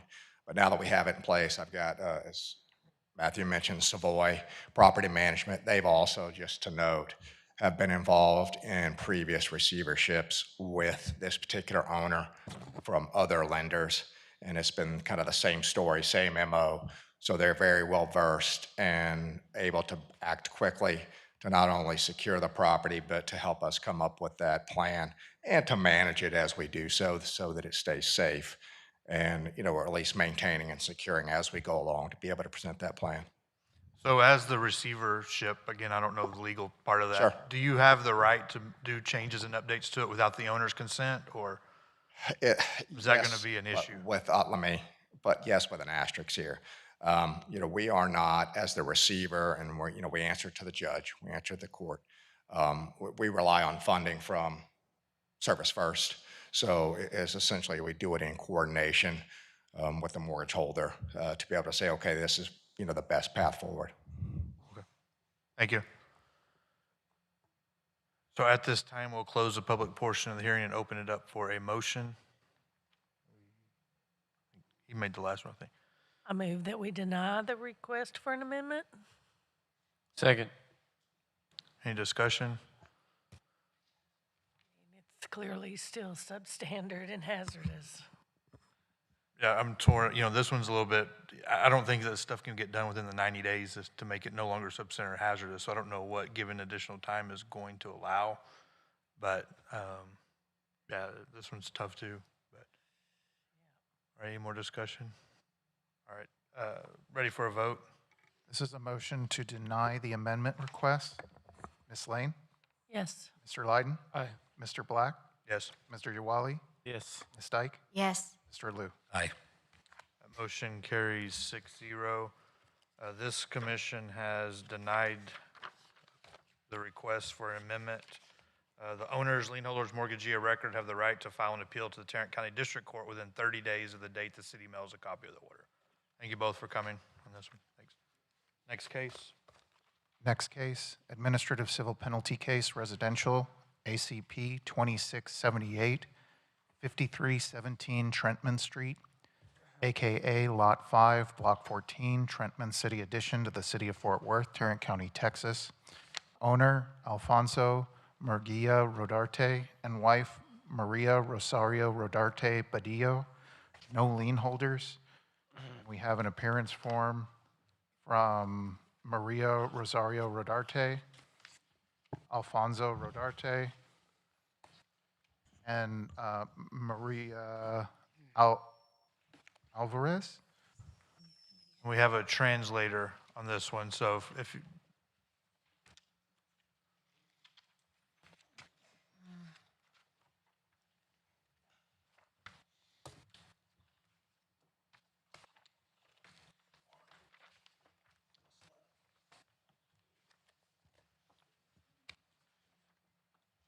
are the Maria Rosario or Alvarado here?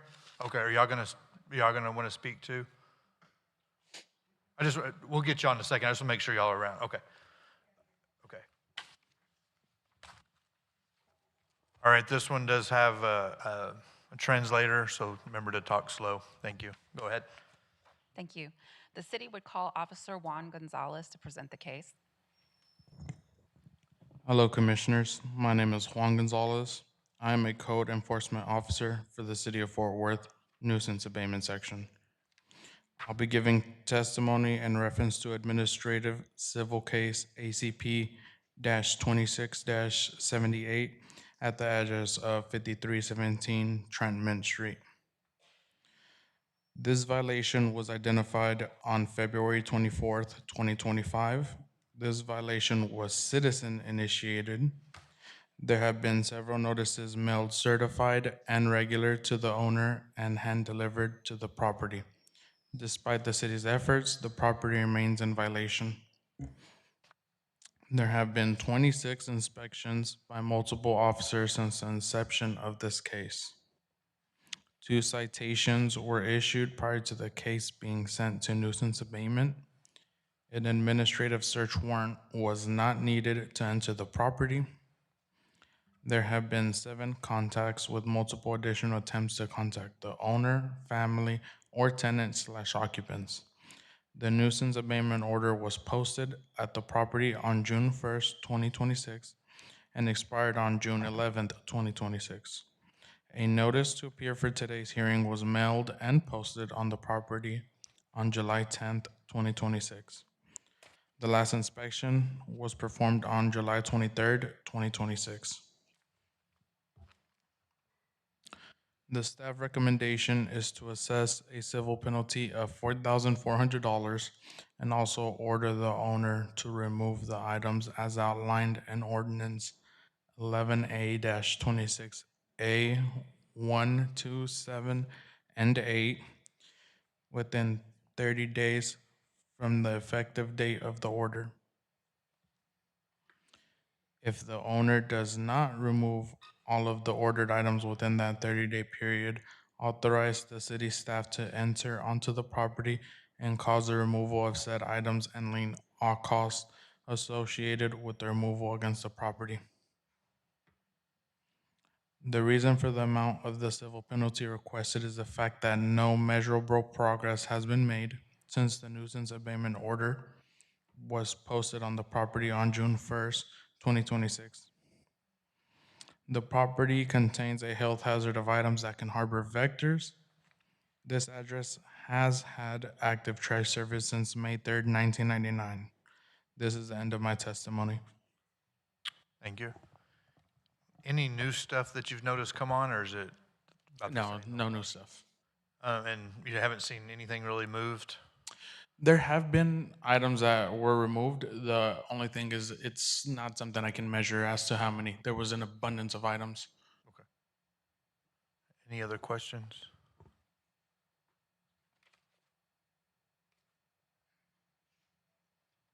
All right, sir, if you want.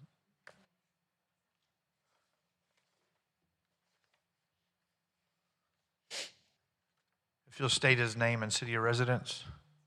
Diga su nombre, su dirección. Alfonso Rodarte, 53. Can you talk in the microphone, or you can train into the microphone, or? Alfonso Rodarte, 53. It says 17 Treatment Street. Mr. Alfonso. ¿Ah? Su nombre. Alfonso Rodarte. Alfonso Rodante. Rodarte. Rodarte. All right. Did you have any questions of the code officer? ¿Usted tiene alguna pregunta acerca de lo oficial, del código? No, para decirle, para preguntarle si he progresado o no. I'd like to ask him if I have made some progress or not. Yes, he has. Que sí lo ha hecho. Sí, después de limpiar. How much more time do you need to get it cleaned? ¿Cuánto tiempo más? ¿Qué tanto tiempo necesita usted para poder limpiarlo? 90 días porque no estoy bien en salud. Tengo para arriba y para abajo. I need like 90 days because I've been busy. Do you have help to get it removed, or are you doing it yourself? ¿Y usted tiene ayuda, alguien que le va a ayudar a poder remover los artículos o usted lo tiene que hacer usted solo? Tenía uno, pero ya no fue. I had somebody, but they no longer went. Find one. Yo encuentro uno. I'm looking for one. So in 90 days, you'll have it cleaned up if we give you 90 days? Entonces, en 90 días usted lo tendría todo ya recogido y limpio si le damos 90 días. Sí, si no llueve, si me da permiso el weather. Yes, if it doesn't rain and weather, permitting. What is your plan to get rid of this stuff? Are you going to take it somewhere, or what's the plan to dispose of it? ¿Qué plan tiene usted para remover las cosas? ¿Tiene algún lugar donde los va a llevar o cómo es que usted va a remover, a dónde los va a poner? ¿O qué? No, lo llevo una parte al city del city y otra parte lo tiro al dump del public dump, to pay. Part of it I will give to the city, and then the other part, I'll just take it to a dumpster. Okay. Any questions for the office? Any questions from the city? No questions. No más preguntas. All right, we have the two other owners here. Were y'all wanting to speak? Que si desean hablar los otros dos dueños. Neither? Okay. All right, if there's no other questions from anybody, is the city ready to close? Yes, thank you. The city requests that the commission assess a civil penalty of $4,400 and also order the owner to remove the items as outlined in Ordinance 11A-26A 1, 2, 7, and 8 within 30 days. If the owner fails to comply with said order, authorize the city staff to enter onto the property and cause the removal of said items and lien all costs associated with the removal against the property. All right, so the city has asked us to give you 30 days and a fine of or a penalty of $4,400. La ciudad de la 30 días, o si no, enfrenta la multa de $4,400. 30 días tiene. ¿En 30 días? In 30 days, That's what the city's asking. He's asking for 90, correct? usted está pidiendo 90, pero la ciudad le está ofreciendo 30. Y si no, And if I don't, puedo then poner una extensión, pues que a veces estoy malo. I'm asking for an extension because I'm not healthy. Right. So 90 after the 90 days, there's an amendment process where he can ask for more time. Or if he doesn't, the city can come in and clean it up and then give the cost to him. Sí, después de los 90 días, ¿verdad? Hay un proceso que usted puede hacer una enmienda, ¿verdad? Sí. Y si no, usted no cumple, entonces la ciudad puede venir y remover todos los artículos y le ponen un gravamen a su propiedad. Okay. I mean, the city's also wanting to do a fine, and if the fine, whatever, he can also ask for that to be reduced or removed once it's cleaned up, as long as it's done within the amendment process. Y de una vez que se remuevan todos los artículos, todo lo que tiene ahí, usted puede pedir que le reduzcan el costo de la multa. Pero eso se hace cuando usted está haciendo la enmienda. Okay. All right. So at this time, we'll close the public portion of the hearing and open it up for a motion. I move that the owner be ordered to abate the nuisance within 60 days, and if the owner does not comply, authorize the city staff to enter onto the property and abate the nuisance and lien the costs associated against the property. Second. Any discussion? I would lean more toward the 90, just for the fact that, when he does come back for the amendment part, if it's 60 and he gets more time, well, he can't do anything with the fine. There's the only thing on that. And I think that is going to take him some time to do that. So that was just my thought. But I agree. so, you want to do a substitute? Okay. I'll do a substitute motion.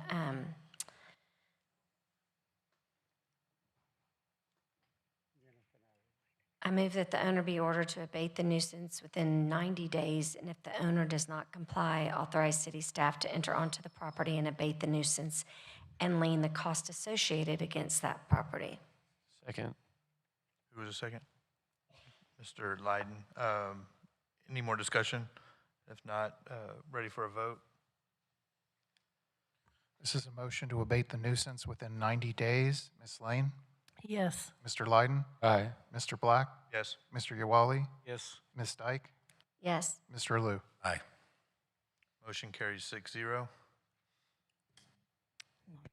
I move that we issue a civil penalty to the owner in the amount of $75 for the 44 days for a total amount of $3,300.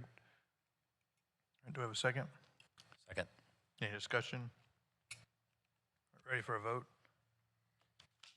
This is a motion to assess a civil penalty of $75 per, of $44 per day for 75 $75 per day for 44 days for a total of $3,300.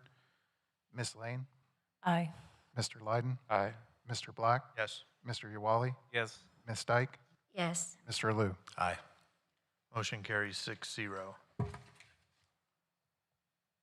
This commission has given the owner 90 days to abate the nuisance and issued a civil penalty in the amount of $75 a day for 44 days for $3,300. Do I have to pay that, the 3,300? There'll be an amendment process. So once it's cleaned up, he can ask to come back. If it's when the guy, talk with a code officer, they can give him all that. Va a haber, usted va a poder hacer una enmienda una vez que usted ya recoja todo. Ahorita terminando, hable con el oficial del código. Right. So the owner, lien holder, mortgagee of record have the right to request an amendment within 90 days from the date of the order. Owner, lien holder, mortgagee of record have the right to file an appeal to the Tarrant County District Court within 30 days of the date the city mails a copy of the order. Thank you for coming. Gracias por venir. Gracias. Thank you. Next case. Next case, administrative civil penalty case, residential, ACP 2682, 4013 Zwol Street, AKA Block 32, Lot 16, Sabine Place, Number 6, addition to the City of Fort Worth, Tarrant County, Texas. Owner is Lisa Meadows Myers. There are no lien holders. And we have an appearance form from Julie White. If you want to have a seat, the city will go and then we'll call you up. Yep, just a second. Yeah. All right, the city ready? Yes, thank you. The city would call Officer Juan Gonzalez to present the case. Hello again, Commissioners. My name is Juan Gonzalez. I'm a code enforcement officer for the City of Fort Worth Nuisance Abatement Section. I'll be giving testimony in reference to administrative civil case ACP-2682 and 83 at the address of 4013 Zwol Street. This violation was identified on December 9th, 2025. This violation was officer initiated. There have been several notices mailed certified and regular to the owner and hand delivered to the property. Despite the city's efforts, the property remains in violation. There have been 14 inspections by multiple officers since the inception of this case. One citation was issued prior to the case being sent to nuisance abatement. An administrative search warrant was not needed to enter the property. There have been 6 contacts with multiple additional attempts to contact the owner, family, or tenant/occupants. The nuisance abatement order was posted at the property on June 1st, 2026, and expired on June 11th, 2026. A notice to appear for today's hearing was mailed and posted on the property on July 10th, 2026. The last inspection was performed on July 23rd, 2026. The staff recommendation is to assess a civil penalty of $0.00 and also order the owner to remove the items as outlined in Ordinance 11A-26A 1, 2, 7, and 8 within 30 days from the effective date of the order. If the owner does not remove all of the ordered items within that 30-day period, authorize the city staff to enter onto the property and cause the removal of said items and lien all costs associated with the removal against the property. The reason for the amount of the civil penalty requested is the fact that the owner is deceased. No measurable progress has been made since the nuisance abatement order was posted on the property on June 1st, 2026. The property contains a health hazard of items that can harbor vectors. This address has not had active trash service since October 9th, 2023. This is the end of my testimony. Any questions from commissioners? Ms. White? Oh, there you go. If you'll state your name and city of residence. Julie White, Fort Worth. All right, did you, and what is your relation to this property? I grew up here. My father, from the beginning lived there, and he went into a nursing home back in 2001.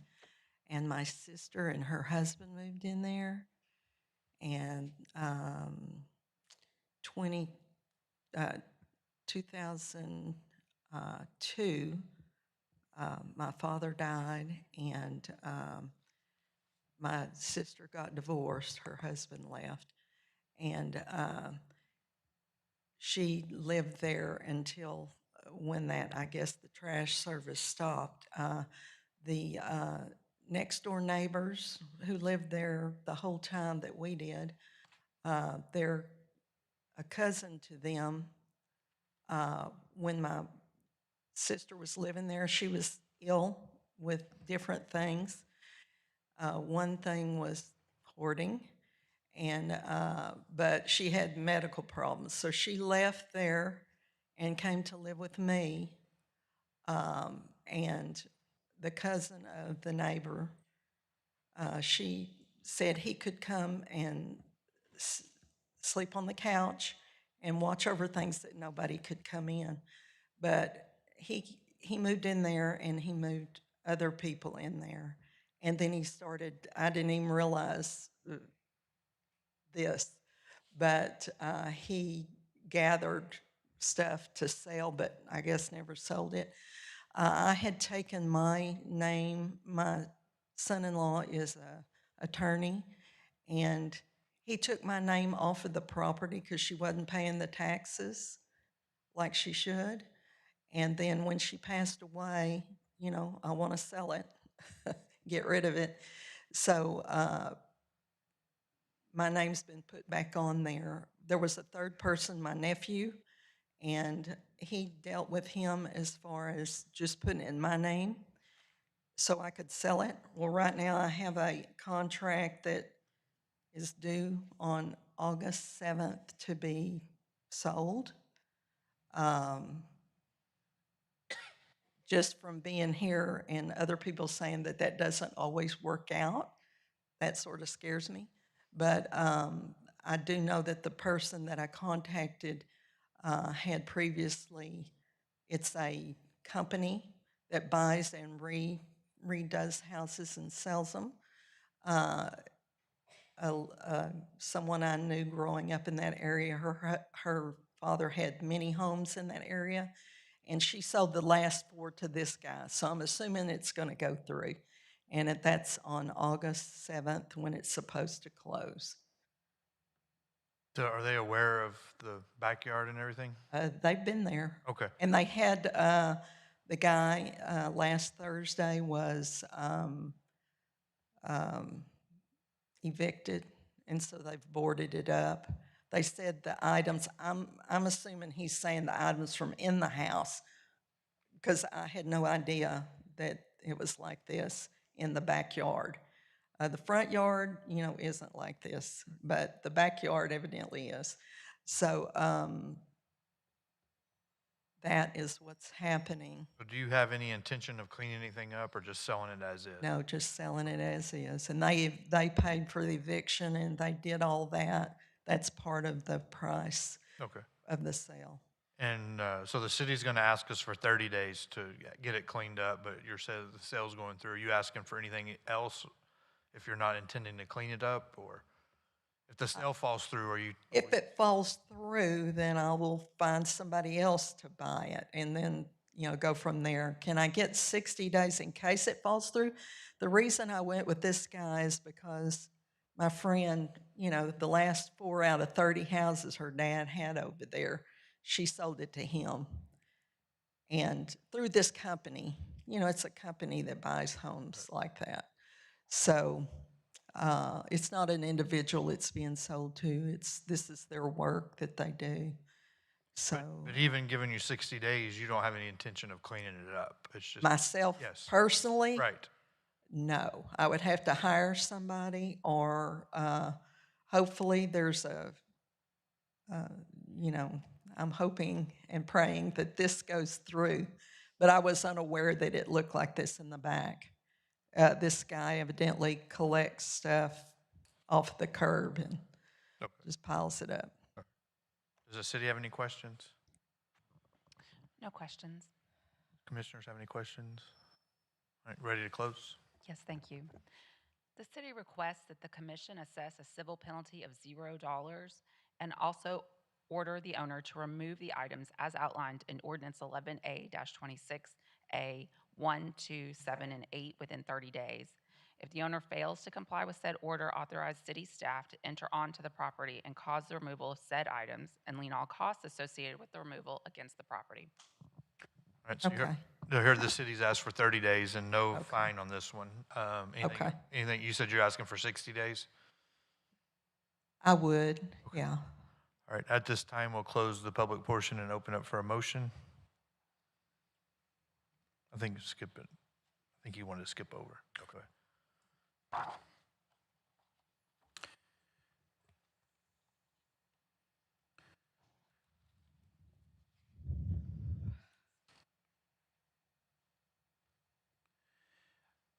I move that the owner be ordered to abate the nuisance within 30 days. If the owner does not comply, authorize city staff to enter the property and abate the nuisance and lien all costs associated against the property. A second. Any discussion? All right, ready for a vote? This is a motion to abate the nuisance within 30 days. Ms. Lane? Yes. Mr. Lyden? Yes. Mr. Black? Yes. Mr. Uwali? Yes. Ms. Dyke? Yes. Mr. Liu? Aye. Motion carries 6-0.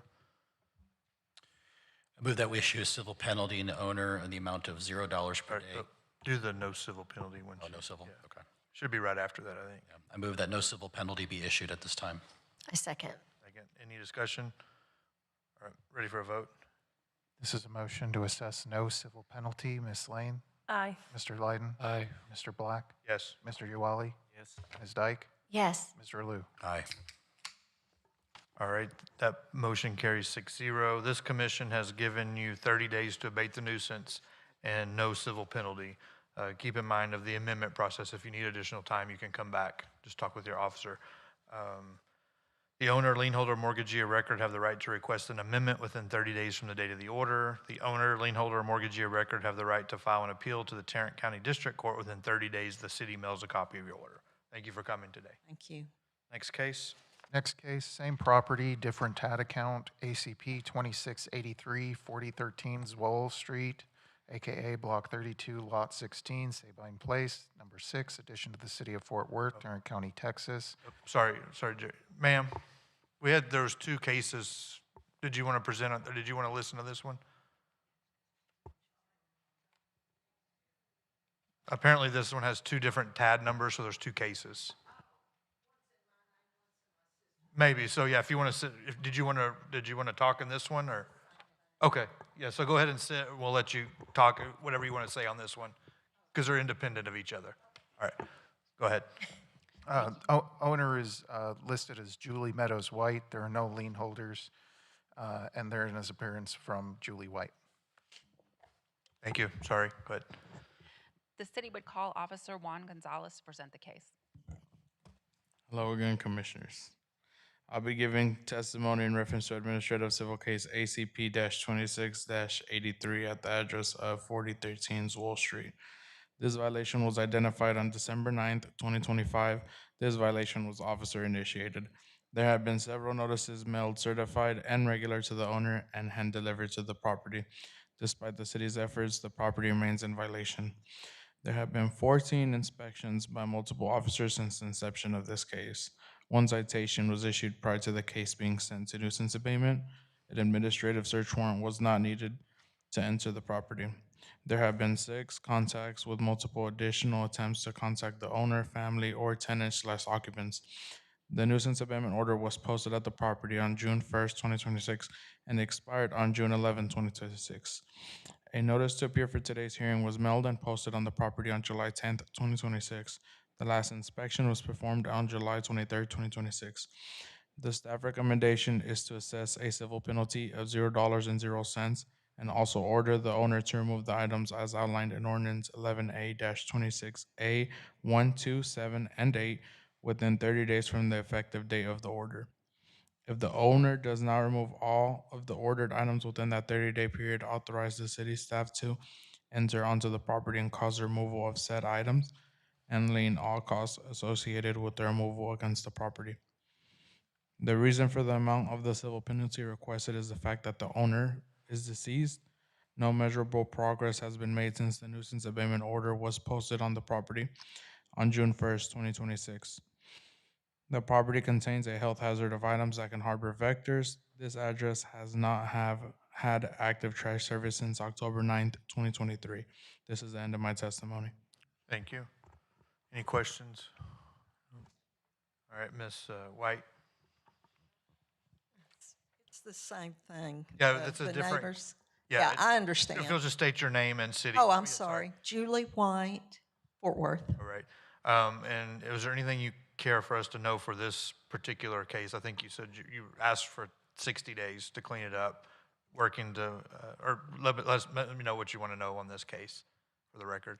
Okay. I was asking 60 days in case the sale, which is due on August 7th, falls through, but I'm hoping that that won't be the case. Anything else? No. All right. I forgot to ask, did you have any questions of the code officer before? No. Okay, thank you. City ready to close? Yes, thank you. The city requests that the commission assess a civil penalty of $0 and also order the owner to remove the items as outlined in ordinance 11A-26A 1, 2, 7, and 8 within 30 days. If the owner fails to comply with said order, authorize the city staff to enter onto the property and cause the removal of said items and lien all costs associated with the removal against the property. All right, so the city's asked for 30 days and no civil penalty. Anything you care to add? Other than the person who was squatting there brought all this mess in the backyard. That's all. It wasn't our, wasn't that way. Okay. At this time, we'll close the public portion of the hearing and open it up for a motion. I move that the owner be ordered to abate the nuisance within 30 days, and if the owner does not comply, authorize city staff to enter onto the property and abate the nuisance and lien the costs associated against the property. I thought we did 60 for the previous. There's 30. Just 30, okay, a second. All right, second by Ms. Lane. Any discussion? All right, ready for a vote? This is a motion to abate the nuisance within 30 days. Ms. Lane? Yes. Mr. Lyden? Yes. Mr. Black? Yes. Mr. Jawali? Yes. Ms. Dyke? Yes. Mr. Alou? Aye. Motion carries 6-0. This commission has given the owner 30 days. I'm sorry. Oh, I'm sorry, the civil penalty part. Sorry. I move that no civil penalty be issued at this time. Second. Second by Ms. Lane. Ready for a vote? This is a motion to assess no civil penalty. Ms. Lane? Aye. Mr. Lyden? Aye. Mr. Black? Yes. Mr. Jawali? Yes. Ms. Dyke? Yes. Mr. Alou? Aye.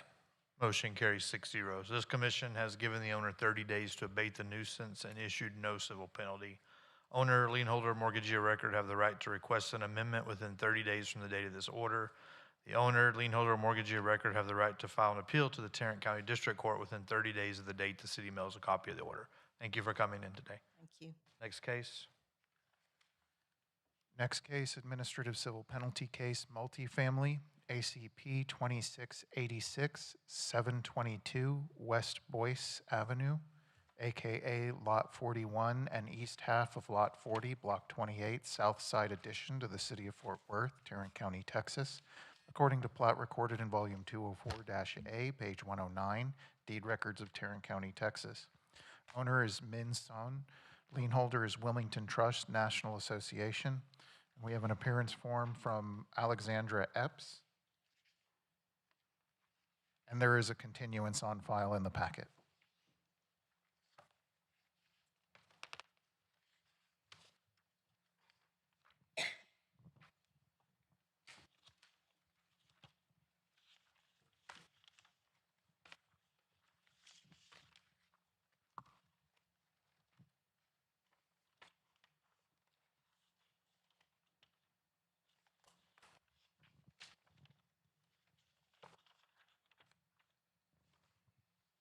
Real quick, who are you with? So my name's Alexandria Epps. I represent the new owner. Min Son is no longer the owner. Okay. It's NRHQ LLC purchased the property via foreclosure sale on July 7th. So is Steve Bonafiglio, is he with you or is that? Yes, we're the attorneys for. Okay, all right, okay. And so y'all are asking for a continuance or? So initially we were asking for a continuance, but then when I got here, I realized that I don't believe we made it clear that there's a new owner. So yes, still asking for a continuance, but the new owner, like I said, became the title owner on July 7th, but has already started cleaning the property. And remind, are you with the new owner or the old? Yes, the new owner. You're with the new Yes. owner, okay. Yes, Jadati Berger represents NRHQ LLC, who is the current owner as of today. Okay. So we need to, what does the city have on the continuance request? The city is opposed to the continuance. There was proper notice given, and the city is prepared to go forward today. So we need to vote on the continuance?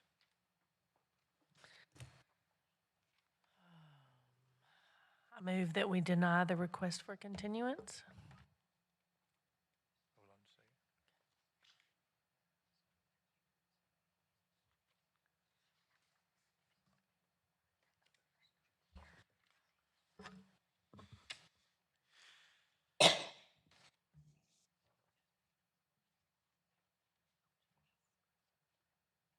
All right, sorry. One more time, did you have a motion to? I'm going to change that motion and ask that we grant the request for continuance until the August meeting. Second. All right, so continuance request for August. Yes, sir. Just, it looks like they just acquired the property on July 7th. All right, so we have a motion to grant the continuance. And who was the second? Mr. Liu? Second. All right, all in favor, or sorry, ready for a vote? This is a motion to grant the continuance request. Ms. Lane? Yes. Mr. Lyden? Yes. Mr. Black? Yes. Mr. Uwali? Yes. Ms. Dyke? Yes. Mr. Liu? Aye. All right, so that motion carries 6-0 to move it to the August 24th hearing. So you'll receive something in the mail. Okay, thank you. All right, thank you. All right, next case. Next case, amendment, new case residential, HS 2649, 3800 Wren Avenue, primary structure, AKA lot number 1, block number 49 of Wedgewood addition to the city of Fort Worth, Tarrant County, Texas.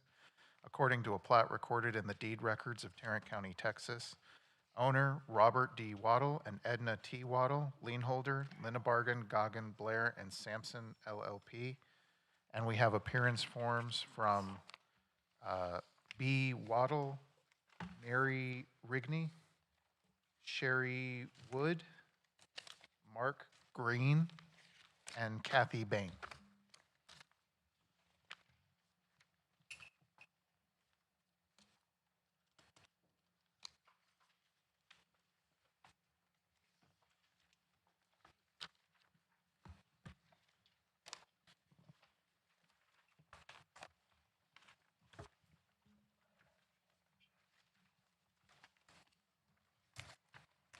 Mr. Waddell? This is an amendment case, so you'll go first. If you'll state your name and city of residence. My name is Barry Waddell. My residence is Fort Worth, Texas. Right. What would you like us to know about this property and your amendment request? All right. just to tell you a little bit about what's going on with the house, is that my mother passed away in March of 2001, or 2021. At that time, I was in prison. I had no notice about what was going on with the house or anything else. I got out in 2024, and I assumed that either my brother or my sister had taken care of the property. And I found out that, no, nobody had done anything with the property. It was wide open. Nobody had taken any responsibility for it at all. And so I was approached by Ms. Gisner if I wanted to try to save the house, and I said, yes, by all means, let's do something with it. And so we went in there and started cleaning up, closed up the house, had the water and the electricity turned on, and I was just dancing madly trying to get my house saved. And so at this point, we have been gradually trying to make improvements on the house, cleaning up the property. It had squatters in there. They tore out sheetrock. They trashed the backyard. They pretty much made a mess of the place. And so up to this point, we have been trying gradually to restore the property to code. And so that's what I'm trying to do at the moment. And it's a slow process, but it's an ongoing process. So how much time are you asking for? I'm not sure what it's going to take because at the time, it's stated here that there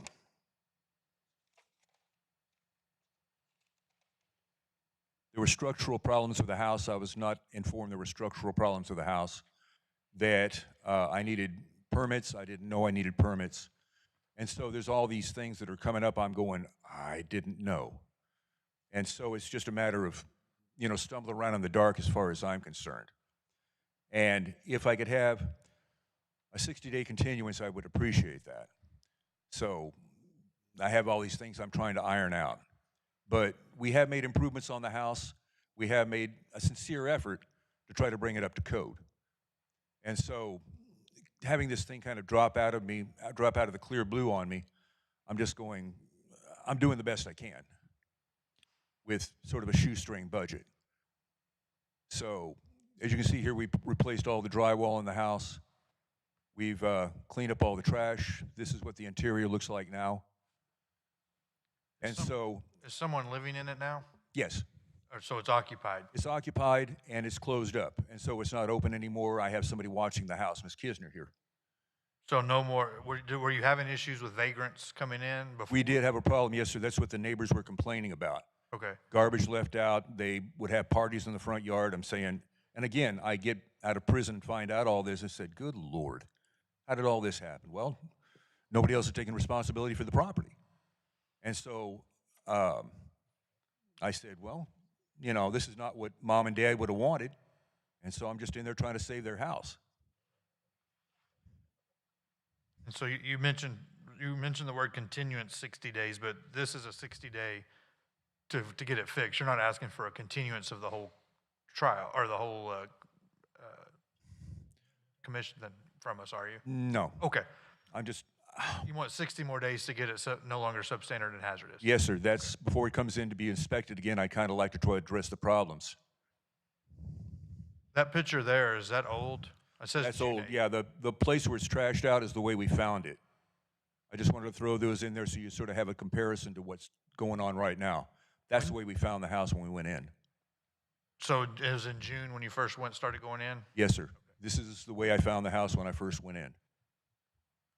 All right, any other questions? We've gradually had to replace lighting fixtures, bathroom fixtures, just whatever the squatters got in there and could grab and run off with, they ran off with it. And so, since I don't have a lot of money to work with, it's been a really slow process. We've had to kind of beg, borrow, and steal help from anybody who could come help us, people to paint, people to do the electrical, people to come in there and fix the plumbing. And so it's just been sort of a long, like I say, ongoing process. Little by little, we're getting there, but... Right.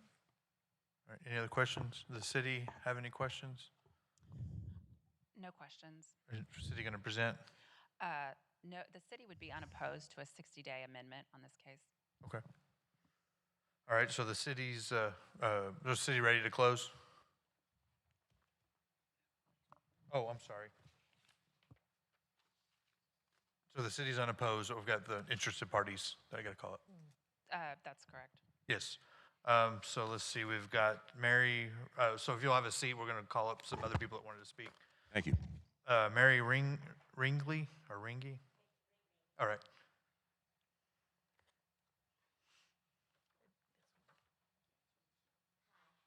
Hello. Will you repeat it again so we can hear you on the TV? I'm Mary Rigney, Mary Junior Rigney, and I'm the lady who's been there for the last year and a half. I've been through it on this property. As far as even 3 days ago, a man tried to walk in the front door dressed in camo, and he grabbed the mail out of the mailbox. I had to grab it back from him, and he picked up his bags when he saw me run next door to the next door neighbors and call the police for help. I chased him all the way down to Woodway and Winfred, where the police apprehended him and then put him in the psych ward. And so now he's back out on the street again. Since I've been in this house for the last year and a half, I've been broken into with me in that house, protecting everything, more than 4 times. And I'm scared to be there at night alone. I know the neighborhood has seen a lot of different people there. Most of my friends that are married, they have their own homes. They're not going to come there and stay with me at night. But I have an obligation to Barry. I have an obligation to this estate, and I have a financial involvement with this. I put quite a bit of money in, over $20,000. Yeah, if you could show the pictures again that I took, could you go over them? Where are they? Barry, that's him. If you'll hand them to the lady, and I'd just like to explain to you a little bit about what's happened. These pictures were all taken in the last 2 days. All the work that you saw in these pictures was performed in the last month.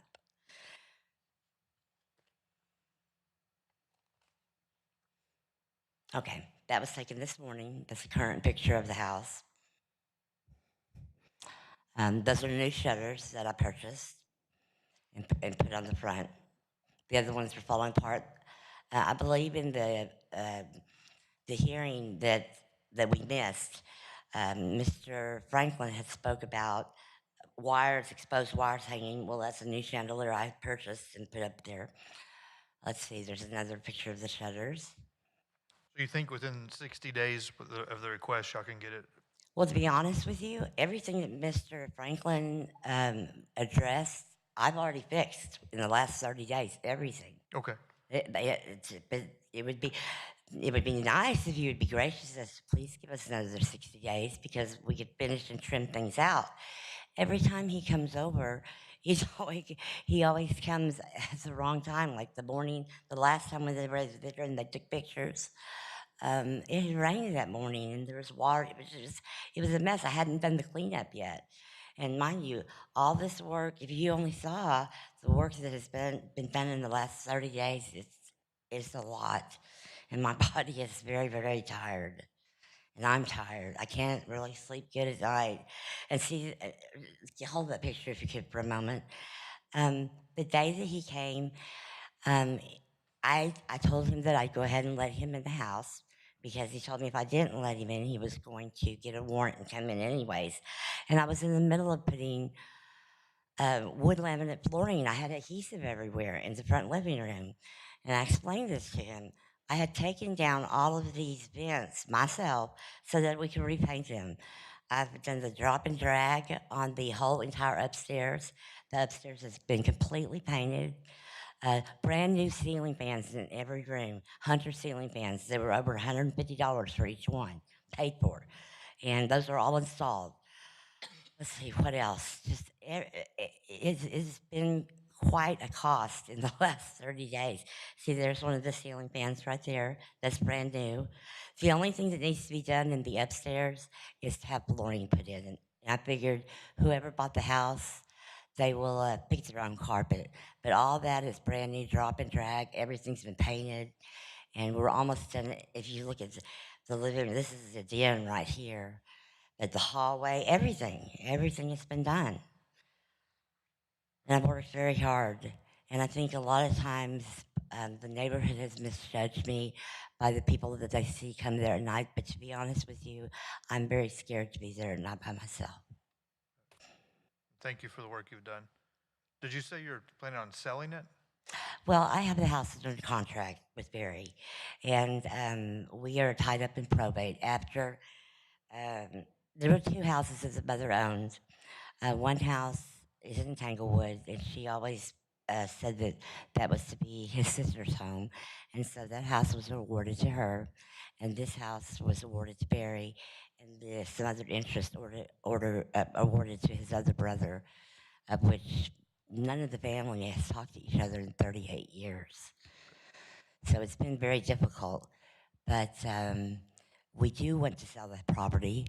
My interest in the property was to come in, fix the house up, and make money. I don't know him. I don't know anyone in this family whatsoever. I approached Mr.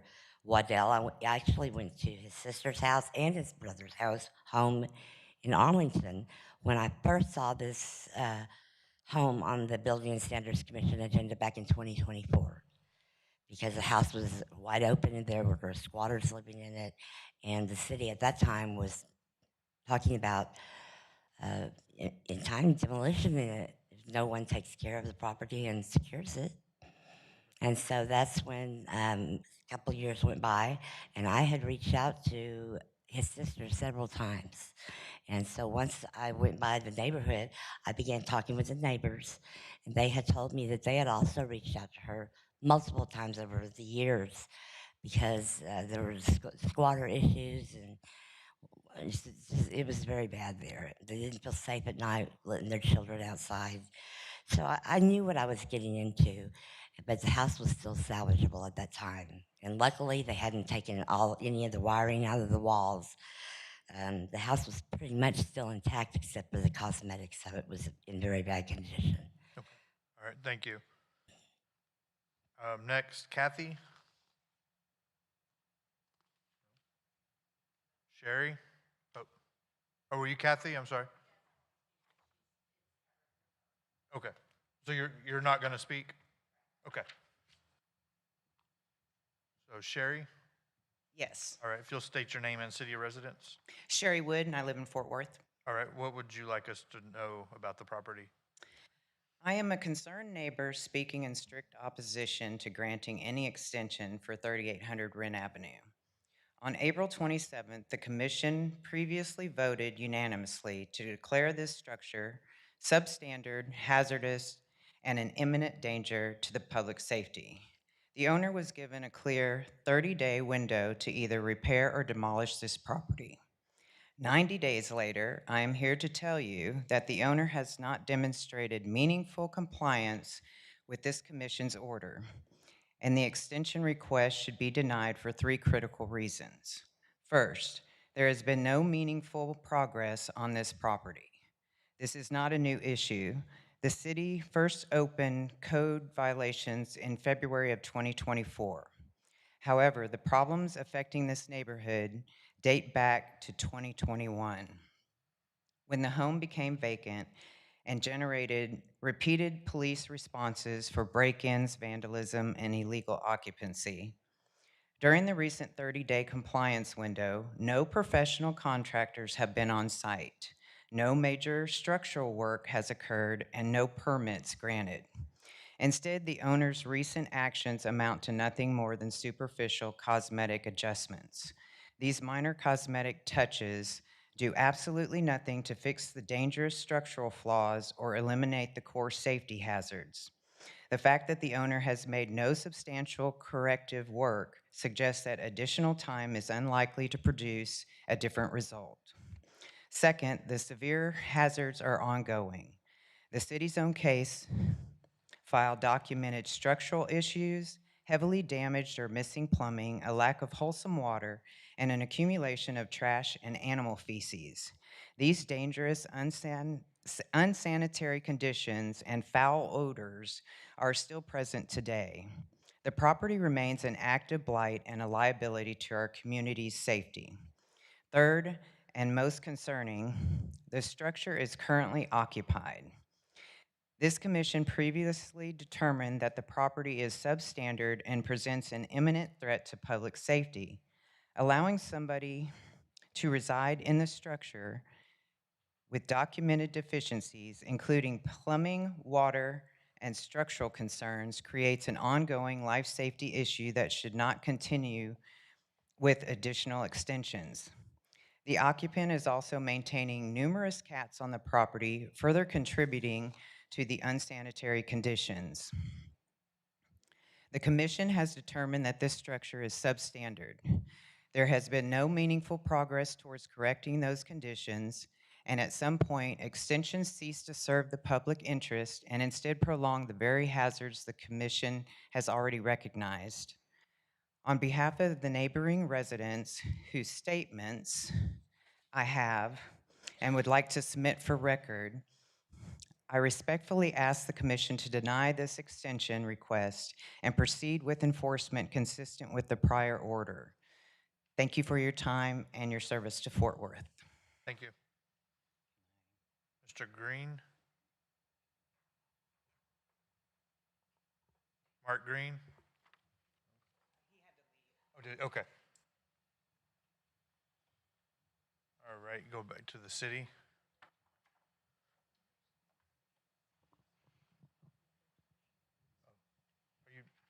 Are you showing the letters, or? You can show them up there just so we can have, since they weren't in the packet.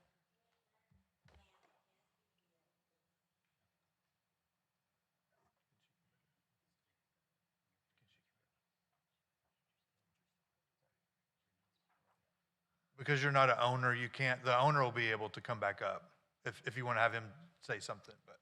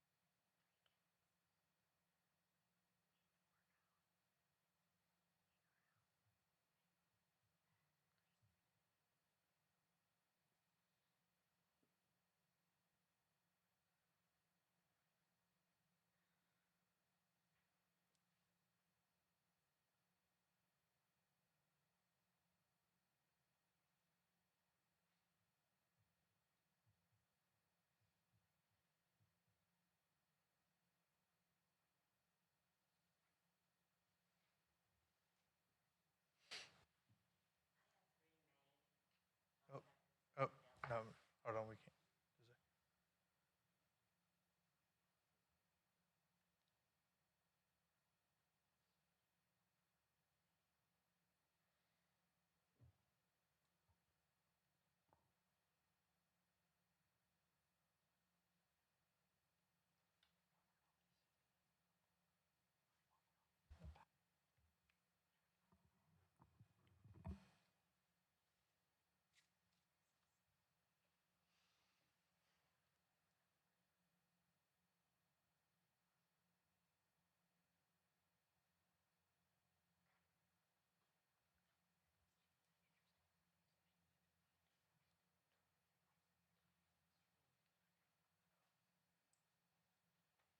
Thank you.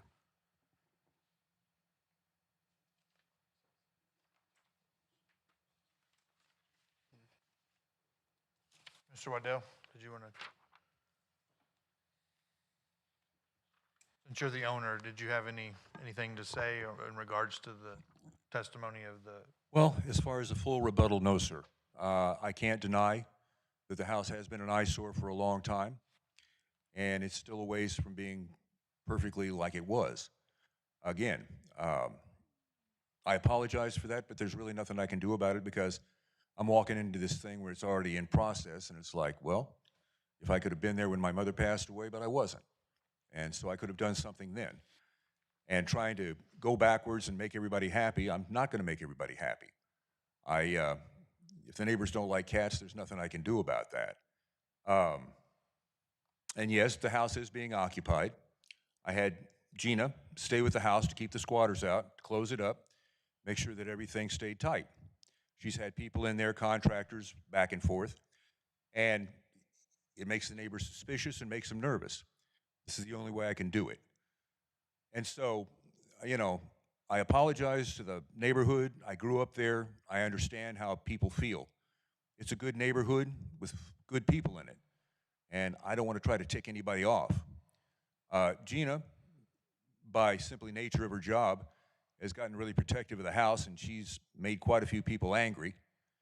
And I can understand that. That's just what she does. That's part of her job. I told her to kind of protect the place, and she protects it. And so I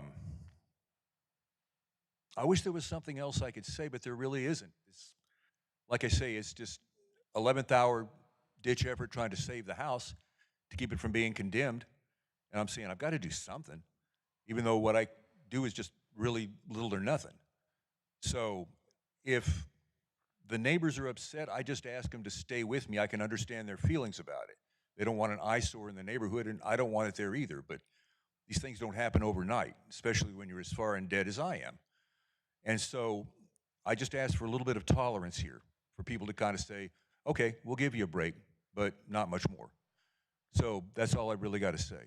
Thank you very much. Do you intend on selling it when it gets fixed up, or you hold Yes, sir. My plan is to get it up to code and then to try to sell it to somebody. I've got any number of people making offers to me.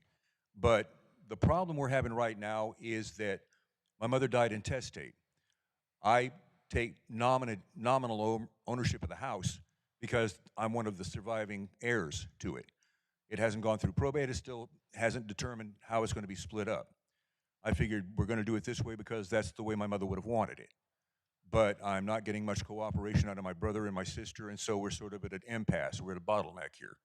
And so that's what's really holding this thing up, is if we can get everybody together in the same room, we'll go ahead and get this thing settled out. We'll have a lawyer take care of business, and that'll be the end of it.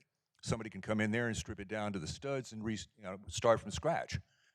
But right now, my concern is just making sure it doesn't go down the tubes. And I'm getting it from this side, and I'm getting it from that side. I'm saying, guys, I'm just doing the best I can. And so all I'm asking for is a little more tolerance until we can get everything cleaned up. Because, like I say, when you come in after a house has been abandoned for like 3-4 years, and you're saying, holy moly, what happened here? There's only so much you can do. Now, if I had unlimited funds, I could call contractors in. We could have had the thing cleaned up by now, and there'd be no problem. Get a lawyer. I can go ahead and have the thing resolved, get the money split up, sell it to a buyer who has the wherewithal to restore it. Again, no problem. But that's just not the situation. It's a hard situation, and I understand. And people are looking at it like, well, what can you do? I said, everything I can. Thank you. Are you relying on the occupant to fix it up and get it up to code? The occupant and I had a contract, is that she would fix it up using her funds or funds from people that she knew. And when the house is sold, I would give her a percentage of my part of the sale. Now, if I wind up with like $5 and some change after that, that's fine. My whole thing is I'm not looking to make a lot of money off the house. I just want to preserve it. You know, next to my mom, that house is my dad's one true love. And I was there when he built it. We lived in it for years. He died there. And so it's got a lot of sentimental value to it. I don't want to see it go down the tubes. I don't want to see somebody bulldoze it. How long has she been in the property? Sir? How long has she been in that property? Let's see, 2000. She lived in that house for 52 years. The current occupant? The real occupant has been there for about a year and a half doing the restoration cleanup on it. Does she have the financial means to finish this, and how fast could she finish it? I don't really know exactly how her finances are, sir. Is that she does it a little bit at a time, getting from whatever sources she's getting it from. Okay, thank you. All right, does the city have any questions? No questions. So, and you're not going to present? No, the city would be unopposed to 60 days, given the amount of progress that has been shown so far. All right, so you ready to close?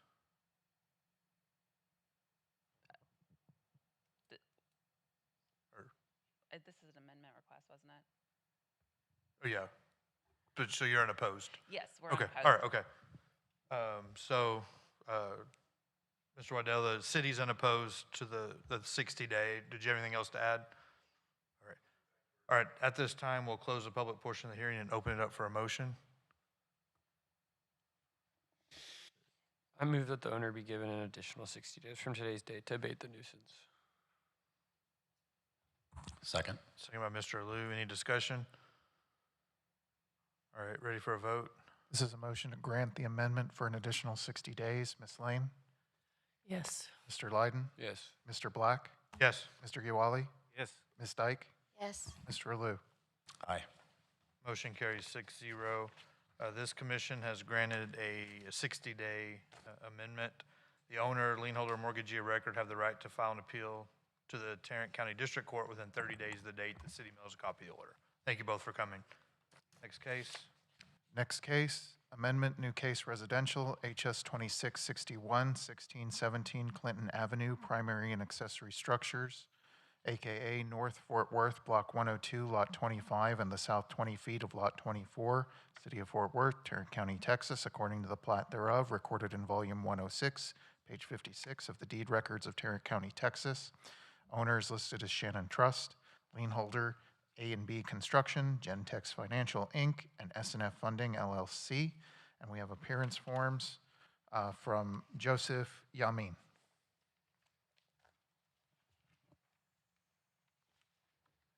And I would note for the commission that there are competing claims of ownership, and we have amendments from 2 of those claiming ownership. Mr. Yamin?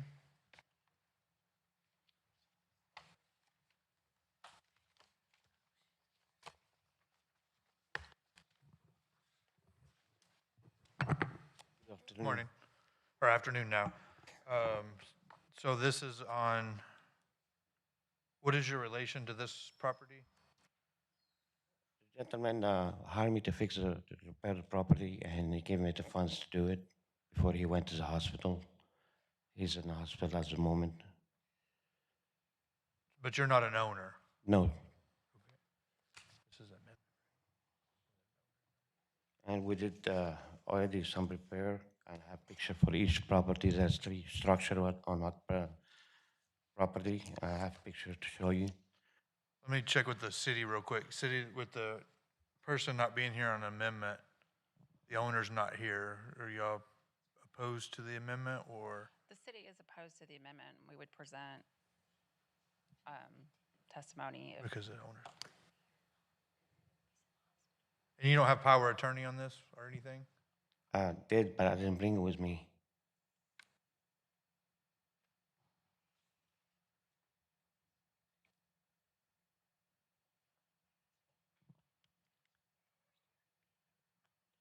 Did we have, at the first hearing, did we have a power of attorney? Were you at the first hearing? No, sir, he was present.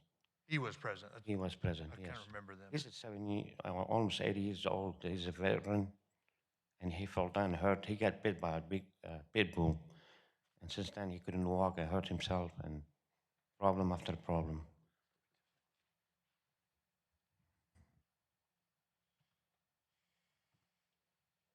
And he asked for 120 days from the beginning, and you guys didn't give it to him. All right, just a second.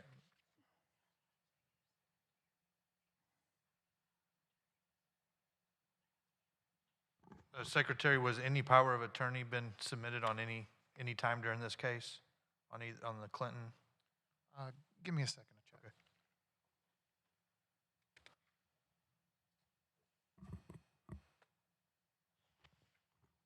I believe out of memory, the only power of attorney we received was from the lien holder, not for Mr. Shannon, but I'm double checking now.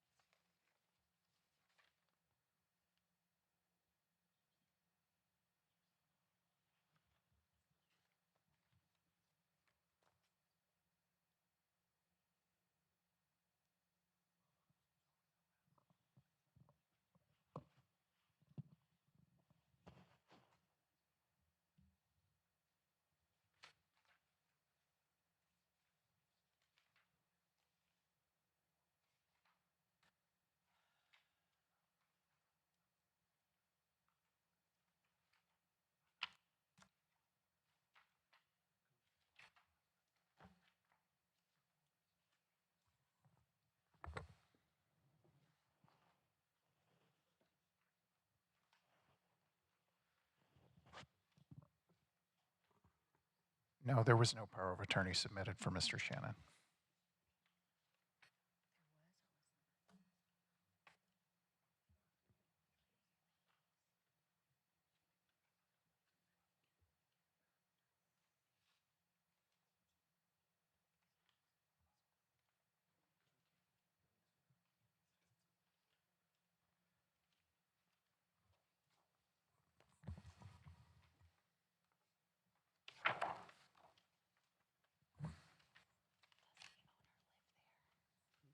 Make a motion that we continue this case till the August 27th, A second. August 22nd, August 22nd or 24th?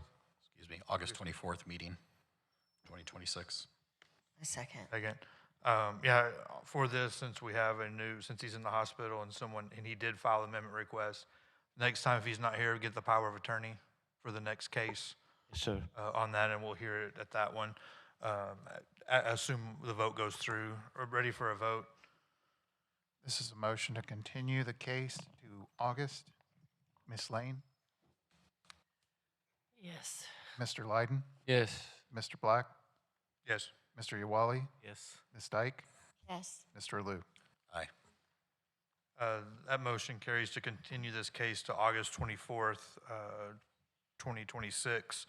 At that time, we would need the owner to be here or a power of attorney for someone to speak on his behalf. Next case. Thank you.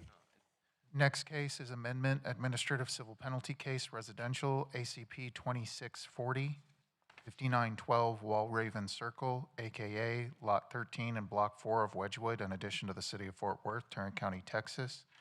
Owner Mark Sutherland and Catherine Avina Martinez, lien holder Donald James Delp. And we have an appearance form from Catherine Martinez.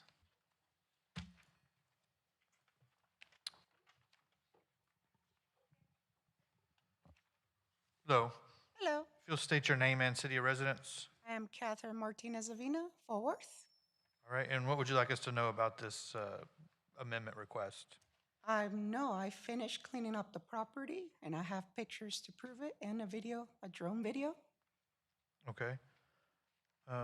Is the city,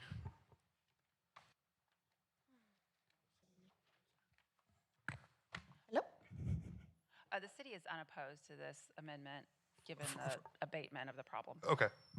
Yeah, we can take a look at it, but the city's okay with us doing it based on what they've seen. So Okay. we're welcome to look at it if you want to show it.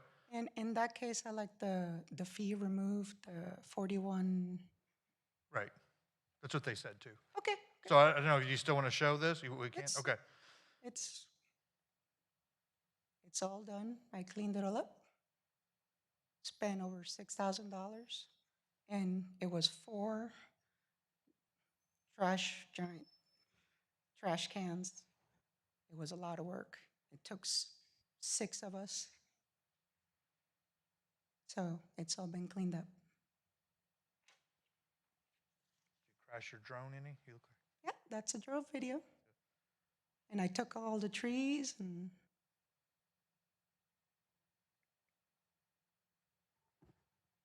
All right, so the city is unopposed to the reduction of the penalty amount, and no additional time is needed. Do we have, at this time, I'll close the public portion of the hearing and open up for a motion. I move that we have no civil penalty issued at this time. Second. Oh, yeah? Or remove it. yes. Let me redo that. I ask that we remove the civil penalty at this time. I second. Second by Ms. Lane. Any discussion? All right, ready for a vote? This is a motion to remove the civil penalty. Ms. Lane? Yes. Mr. Lyden? Yes. Mr. Black? Yes. Mr. Jawali? Yes. Ms. Dyke? Yes. Mr. Liu? Aye. This, that carries 6-0. This commission has eliminated this or removed the civil penalty. The owner, lien holder, or mortgagee of record have the right to file an appeal to the Tarrant County District Court within 30 days of the date the city mails a copy of the order. Thank you for getting it cleaned up, and Thank you so much. next case.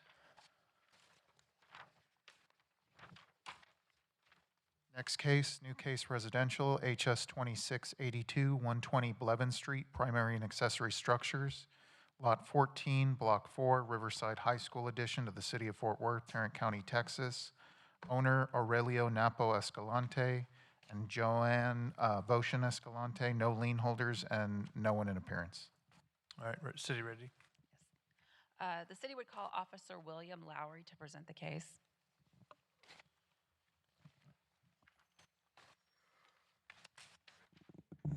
Good afternoon, Commissioners. This case originated June 9th, 2022. The case was initiated by Officer Theodis Jenkins. Notices were sent June 9th, 2022, December 28th, 2022, May the 2nd, 2023, June 5th, 2023, October 27th, 2023, April 24th, 2024, August 11th, 2025, September 23rd, 2025, November 10th, 2025, and April 24th, 2026. There are no permits on file. Structure is vacant and secure. Administrative search warrant was executed on July 15th, 2026. Notices to appear at today's hearing were mailed and posted on the property on July 10th, 2026.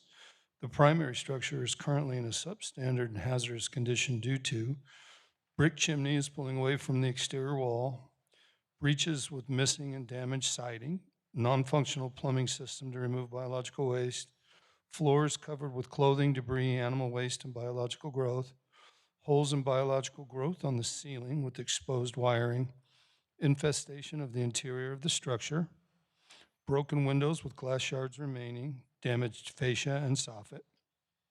The accessory structure is currently in a substandard and hazardous condition due to damaged and hanging fascia with missing soffit, damaged and cracked siding, holes in biological growth on the ceiling with exposed wiring, broken windows with glass shards remaining, damaged window frames, damaged garage door allowing outside elements, interior access, missing electrical outlets with exposed wiring, non-functional plumbing system to remove biological waste, and infestation of the interior of the structure.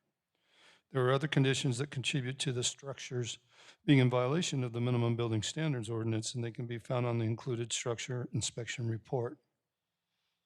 There are 3 parks, 1 school, 1 church, 3 major thoroughfares, 12 businesses, all within a mile from the property. Staff recommends that the Building Standards Commission declare the structure to be substandard and hazardous, that the owner be given 30 days to repair or demolish the structure. If the owner does not comply with said order, authorize the city staff to enter onto the property and cause the demolition of said structure and lien all costs associated with the demolition against the property. This concludes my testimony. Have you had any contact with the owner? I haven't been able to. There are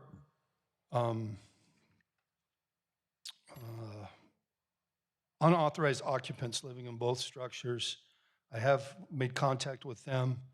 The heir, per the deed of record, was not available. I was just notified today that that person got out of a facility she was in. So no, I haven't been able to talk to anyone directly other than the people, and I've witnessed multiple people coming back and forth off the property. So the people that are there, are they there? They're not like renters or anything. Are they there illegally, to your knowledge, or? To my knowledge, yes. I've been told I'm renting the place, but no one can show a lease or legal ID or anything. So is that something the city works with if they have a lease and if we determine it's substandard and hazardous? Y'all work with them on making sure they leave, or if we're not sure if they're residents or not? Yeah, if we open a case and there's people living within the building and they have a lease, we've tried in the past, I've witnessed, to get assistance through whatever programs we have available to us. Any questions? Is the city ready to close? Yes, thank you.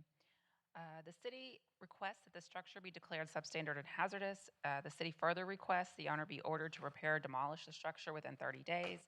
If the owner fails to repair or demolish the structure within 30 days, that city staff be authorized to enter onto the property and cause the demolition of said structures and lien all costs associated with the demolition against the property. All right, at this time, we'll close the public portion of the hearing and open it up for a motion. I move that the structures be declared substandard and hazardous. Second. Second by Mr. Lyden. Any discussion? Ready for a vote? This is a motion to declare the primary and accessory structures substandard and hazardous. Ms. Lane? Yes. Mr. Lyden? Yes. Mr. Black? Yes. Mr. Yawali? Yes. Ms. Dyke? Yes. Mr. Liu? Aye. All right, that motion carries 6-0. I move that the owner be ordered to repair or demolish the structures within 30 days, and if the owner fails to repair or demolish the structures within 30 days, the city staff be authorized to enter onto the property and cause the demolition of said structures and lien all costs associated with the demolition against the property. Second. Any discussion? Ready for a vote? This is an ordered motion to repair or demolish the primary and accessory structures within 30 days. Ms. Lane? Yes. Mr. Lyden? Yes. Mr. Black? Yes. Mr. Yawali? Yes. Ms. Dyke? Yes. Mr. Liu? Aye.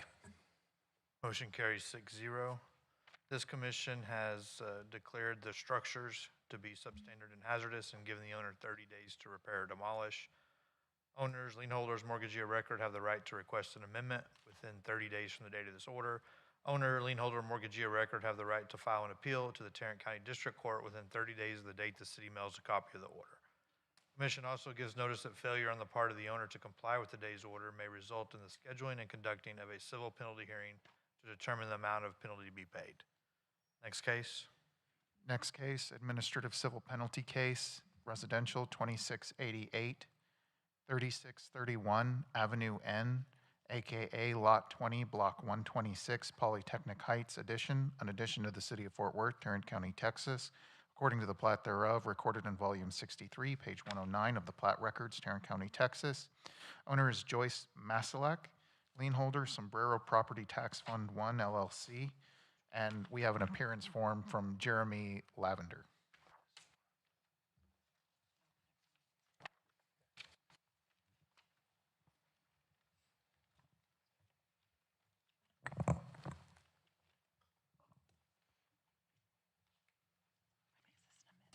Mr. Lavender?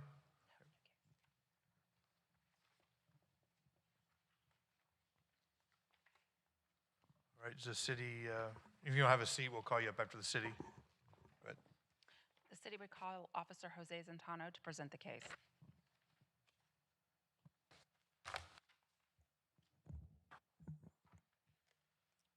Hello, Commissioners. My name is Jose Centeno. I am Code Enforcement Officer for the City of Fort Worth, Nuisance Abatement Section. I'll be giving testimony in reference to administrative civil case ACP-26-88 at the address of 3631 Avenue N. This violation was identified on May 12, 2025. This violation was officer initiated. There have been several notices mailed and certified and regular to the owner and hand delivered to the property. Despite the city's efforts, the property remains in violation. There have been 19 inspections by multiple officers since the inception of this case. 0 citations were issued prior to the case being sent to nuisance abatement. An administrative search warrant was needed to enter the property. There have been 7 contacts with multiple additional attempts to contact the owner, family, or tenants and occupants. The nuisance abatement order was posted on the property on June 1st, 2026, and expired on June 11th, 2026. A notice to appear to today's hearing was mailed and posted on the property on July 10th, 2026. The last inspection was performed on July 23rd, 2026.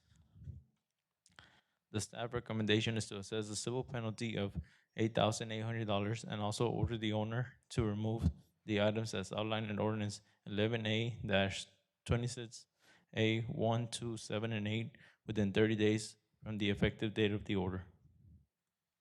If the owner does not remove all the order items within 30-day period, authorize the city staff to enter onto the property and cause the removal of said items and lien all costs associated with the removal against the property. The reason for the amount of the civil penalty requested is the fact that this is the second time the property with the same owner is presented at the Building Standards Commission hearing. Some progress has been made since the nuisance abatement order was posted on the property on June 1st, 2026. The property contains a health hazard of items that can harbor vectors. This address has had active trash service since March 17, 2026. This is the end of my testimony. Thank you. When was the last time the city cleaned it up? Do you know roughly what year? The last time it was owner abated, what but year? after a hearing, But what year was that? 2024. So after 2024, we went out and verified that it was back compliant and cleaned up?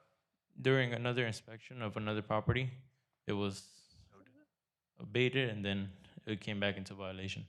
Okay. Any other questions? Mr. Lavender?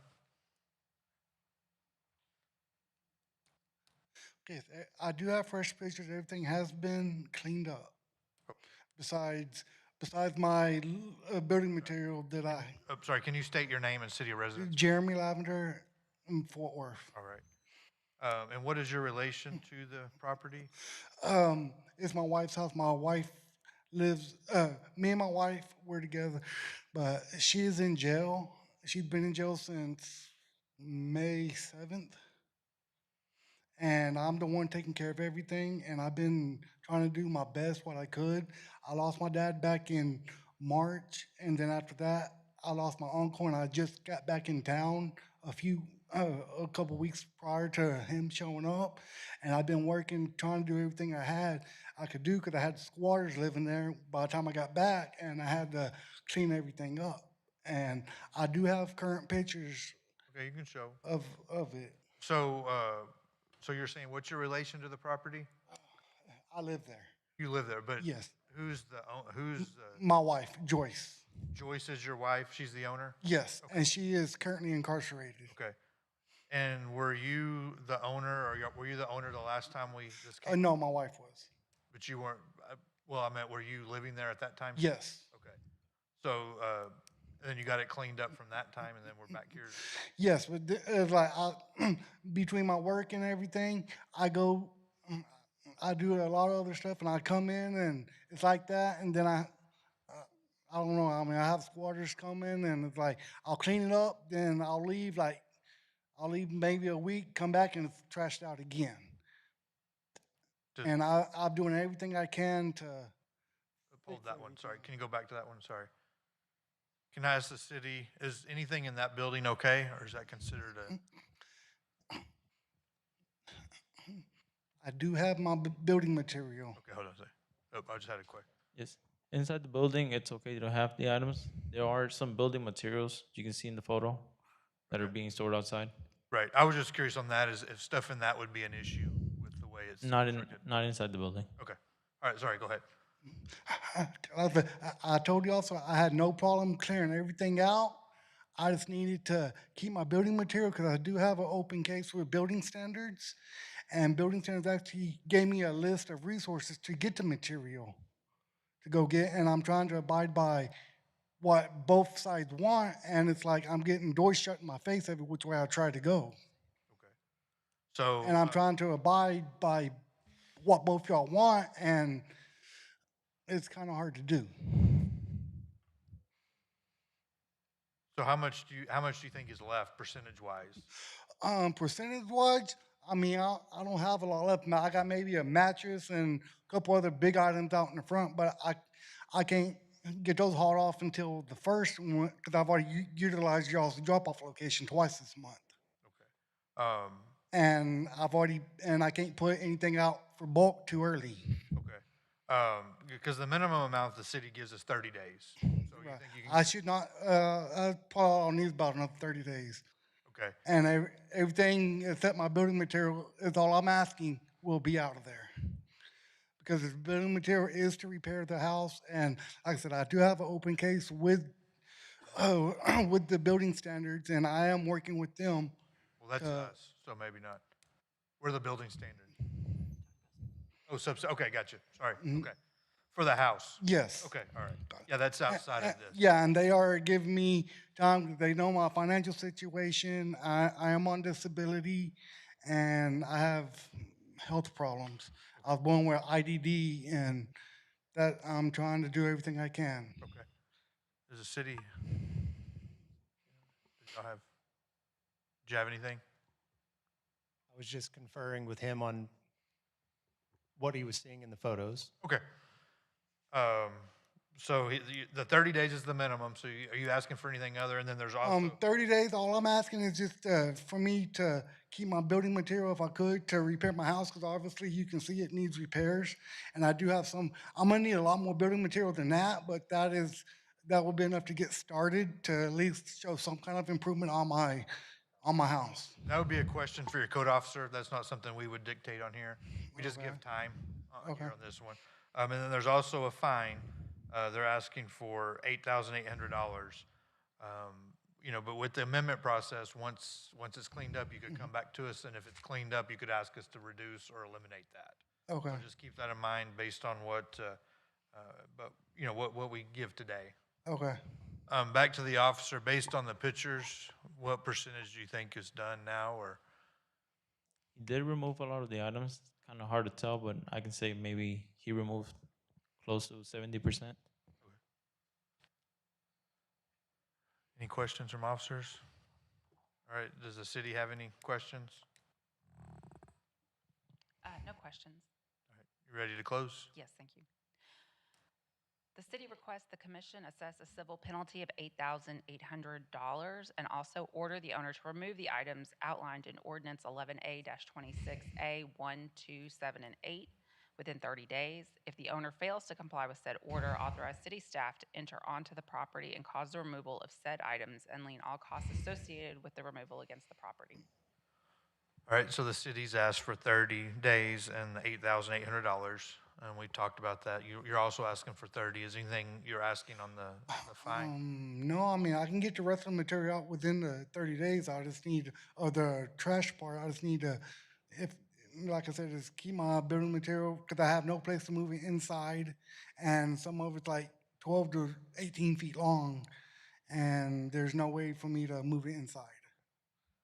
All right, so at this time, we'll close the public portion of the hearing and open up for a motion. I move that the owner be ordered to abate the nuisance within 30 days. If the owner does not comply, authorize city staff to enter into the property and abate the nuisance and lien all costs associated against the property. Second. Ms. Dyke, any discussion? All right, ready for a vote? This is a motion to abate the nuisance within 30 days. Ms. Lane? Aye. Mr. Lyden? Aye. Mr. Black? Yes. Mr. Diwali? Yes. Ms. Dyke? Yes. Mr. Alou? Aye. Motion carries 6-0. I move that we issue a civil penalty to the owner in the amount of $200 per day for 44 days for a total amount of $8,800.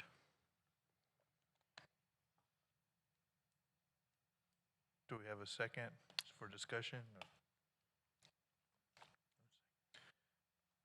I figured he had I'm sorry? he has the amendment process once this gets completed, But I right? think the city said that he's done 70% of it. Oh, Based on the new, is all I was, Okay. Let me recalculate it.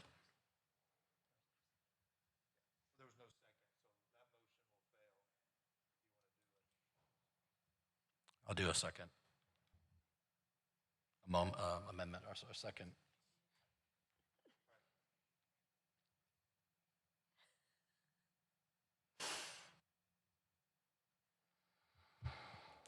I move that we issue a civil penalty to the owner in an amount of $50 per day for 44 days for a total of $2,200. A second. all right, ready for a vote? This is a motion to assess a civil penalty of $200 per day for 44 days, of $50 per day for 44 days for a total of $2,200. Ms. Lane? Yes. Mr. Lyden? Yes. Mr. Black? Yes. Mr. Diwali? Yes. Ms. Dyke? Yes. Mr. Alou? Aye. Motion carries 6-0. This commission has given the owner 30 days to abate the nuisance and issued a civil penalty in the amount of $50 a day for 44 days for $2,200. Owner, lien holder, mortgagee of record have the right to request an amendment within 30 days from the date of this order. The owner, lien holder, or mortgagee of record have the right to file an appeal to the Tarrant County District Court within 30 days of the date the city mails a copy of the order. Thank you for coming in. Stay in touch with your code officer. Thank you. Next case. Next case, new case residential, HS 2689, 2008 Langston Street, primary structure, AKA lot number 3 and block number 6 of WR Howard addition to the city of Fort Worth, Tarrant County, Texas, according to the plat thereof, as recorded in volume 204-A, page 152 of the plat records of Tarrant County, Texas. Owner is Julio Briceno Acosta and Viviana Ramirez Rios. Lien holder. Hold on a second. Oh, I'm sorry. That case was withdrawn. There's another one with a similar number. I think. Yeah. They're both of them were withdrawn this morning. I failed to mark them. That's my mistake. Next case is actually HS 2691, 3313 Todd Avenue, primary and accessory structures, AKA Lot 35, Block 4, Morningside Park addition to the city of Fort Worth, Tarrant County, Texas, according to plat records of Tarrant County, Texas. Owner is Claude Thompson and Marie Thompson. Lien holder is JP Morgan Chase Bank, and we have no one in appearance. All right, so you ready?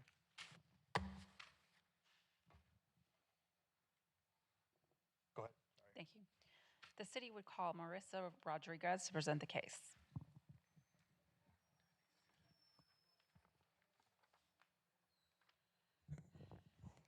Good afternoon. My name is Marissa Rodriguez. I'm a code enforcement officer here for the City of Fort Worth in the Building Standards Division. I will be presenting evidence regarding the primary and accessory structures located at 3313 Todd Avenue here in Fort Worth. This case originated on April the 26th. I have the wrong date. April 26th of 2022. And it was initiated by Marilyn Turner Mims. The notices were mailed or posted on February 26, 2022, January 17, 2023, January 25, 2023, January 2nd, 2024, May 13, 2024, June 13, 2024, July 15, 2025, October 13, 2025, November 10, 2025, January 8th, 2026, February 19th, 2026, March 13th, 2026, June 10th, 2026, and July the 13th, also 2026. There are currently no active permits on file, and the structure is vacant and secured. An administrative search warrant was executed on July the 9th of 2026. Notice to appear at today's hearings was mailed and posted on the property on July the 10th of 2026. The primary structure is currently in a substandard and hazardous condition due to the roof has multiple breaches with missing and deteriorated shingles covered by tarps. The roof framework and rafters are experiencing decay and degradation, resulting in vulnerability to environmental conditions. Multiple broken windows with shattered glass and glass shards present, creating a safety hazard. The foundation has shifted and the flooring has caved in. There are breaches in the exterior siding that provide harborage for vectors and contribute to the property deterioration. The accessory structure is currently in a substandard and hazardous condition due to the damaged exterior door requiring repair or replacement, bent and damaged metal siding, faulty weather protection allowing moisture intrusion, chipped and peeling paint indicating deferred maintenance and deterioration, breaches in the exterior siding that provide harborage for vectors and contribute to the property deterioration. There are other conditions that contribute to the structure being in violation of the Minimum Building Standards Ordinance, and they can be found in the included structural inspection report. There are other conditions, let's skip that, you don't need to know that either. There are several businesses, 3 city parks, Worth Heights Community Center within a mile radius of this property, and the staff does recommend that the Building Standards Commission declare the primary and accessory structures to be substandard and hazardous, that the owner be given 30 days to repair or demolish the structure, and if the owner does not comply with said order, authorize city staff to enter onto the property and cause demolition of said structures and lien all costs associated with the demolition against this property. And that concludes my testimony. Any communication with the owner? No, every time I get to the property, I just missed him, or he just left, or he'll be here tomorrow, I'll give him my card, and I can't get a hold of anyone. This case has been presented already through municipal court, where we had the same outcome. Okay. All right. Is the city ready to close? Yes, thank you. The city requests that the structures be declared substantial and hazardous. The city further requests that owner be ordered to repair or demolish the structures within 30 days. And if the owner fails to repair or demolish the structures within 30 days, that the city staff be authorized to enter onto the property and cause the demolition of said structures and lien all costs associated with the demolition against the property. All right, at this time, we'll close the public portion of the hearing and open it up for a motion. I move that the structures be declared substandard and hazardous. I second. Ready for a vote? This is a motion to declare the primary and accessory structures substandard and hazardous. Ms. Lane? Yes. Mr. Lyden? Yes. Mr. Black? Yes. Mr. Jawali? Yes. Ms. Dyke? Yes. Mr. Liu? Aye. Motion carries 6-0. I move that the owner be ordered to repair or demolish the structures within 30 days, and if the owner fails to repair or demolish the structure within 30 days, that the city staff be authorized to enter onto the property and cause the demolition of the structures and lien all costs associated with the demolition against the property. I second. Second by Ms. Lane. Any discussion? All right, ready for a vote? This is a motion to repair or demolish the primary and accessory structures within 30 days. Ms. Lane? Yes. Mr. Lyden? Yes. Mr. Black? Yes. Mr. Jawali? Yes. Ms. Dyke? Yes. Mr. Liu? Aye. Motion carries 6-0. This commission has declared the structures to be substandard and hazardous and given the owner 30 days to repair or demolish. Owner, lien holder, mortgagee, or record have the right to request an amendment within 30 days from the date of this order.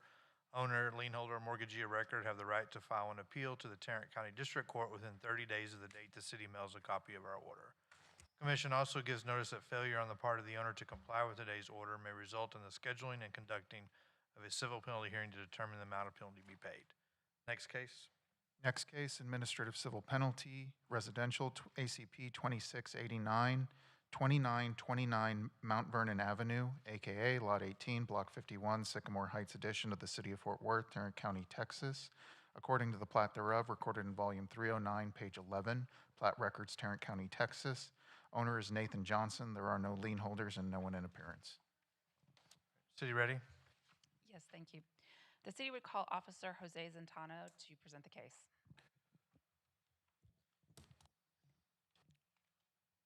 Hello, Commissioners.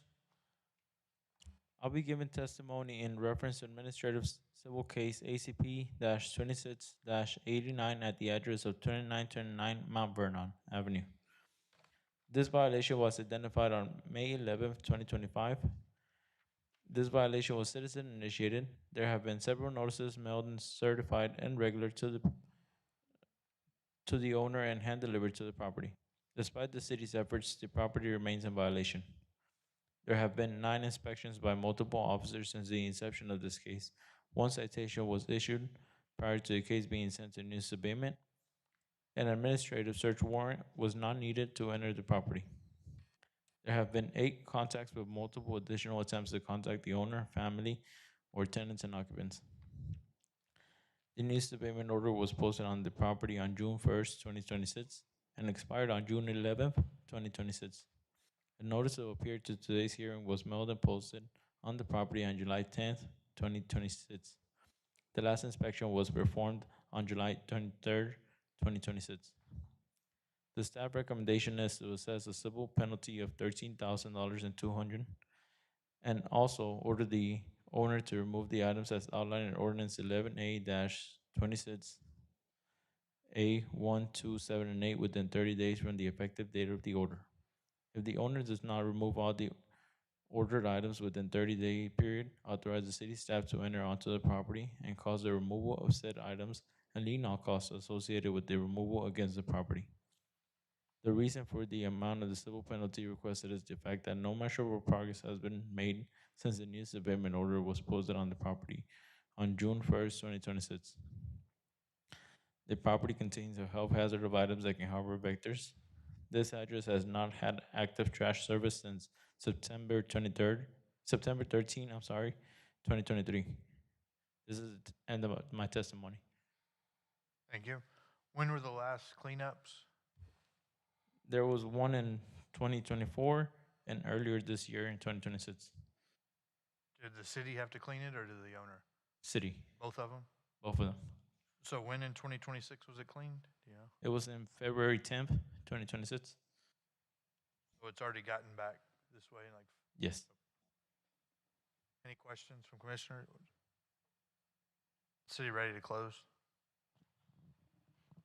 Yes.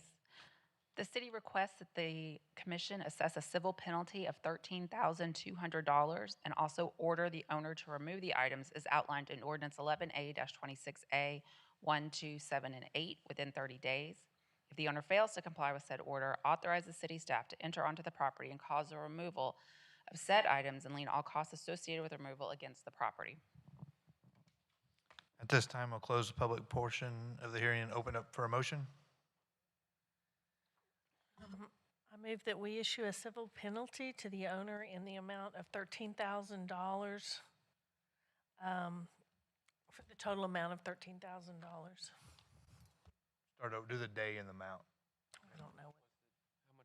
It was $300 per day for 44 days. Thank you. I move that we issue a civil penalty to the owner in the amount of $300 per day for 44 days for a total amount of $13,200. Second. Second by Mr. Lyden. Ready for a vote? This is a motion to assess a civil penalty in the amount of $300 per day for 44 days for a total of $13,200. Ms. Lane? Yes. Mr. Lyden? Yes. Mr. Black? Yes. Mr. Jawali? Yes. Ms. Dyke? Yes. Mr. Liu? Aye. Motion carries 6-0. I move that the owner be ordered to abate the nuisance within 30 days, and if the owner does not comply, authorize the city staff to enter onto the property and abate the nuisance and lien the costs associated against the property. Second. Second by Mr. Lyden. Ready for a vote? This is a motion to abate the nuisance within 30 days. Ms. Lane? Yes. Mr. Lyden? Yes. Mr. Black? Yes. Mr. Uwali? Ms. Dyke? Yes. Mr. Liu? Aye. That carries 6-0. This commission has given the owner 30 days to abate the nuisance and also issued a civil penalty in the amount of $300 per day for 44 days for a total of $13,200. Owner, lien holder, mortgagee of record have the right to request an amendment within 30 days from the date of this order. Owner, lien holder, mortgagee of record have the right to file an appeal to the Tarrant County District Court within 30 days of the date the city mails a copy of the order. Next case. Next case is our last case. Amendment New Case Residential, HS 2613, 1301 Cloverdale Drive, primary structure, AKA Lot 9, Block 3, Highland Hills addition to the city of Fort Worth, Tarrant County, Texas. According to the plat recorded in volume 388-3, page 118, plat records of Tarrant County, Texas. Owner is Frank Marshall and Gilba May Marshall. Lien holder is Linda Barger, Goggin, Blair, and Sampson LLP. And we have an amendment form from the owner as well as a plan and cost estimate that is included in the packet. But no owner? Not that we can see. So the city, since this is an amendment case, are you, The city would be opposed to this, Your Honor. Sorry. so since we don't have the owner here, we'll have to deny the request for an amendment. Does somebody want to make that motion?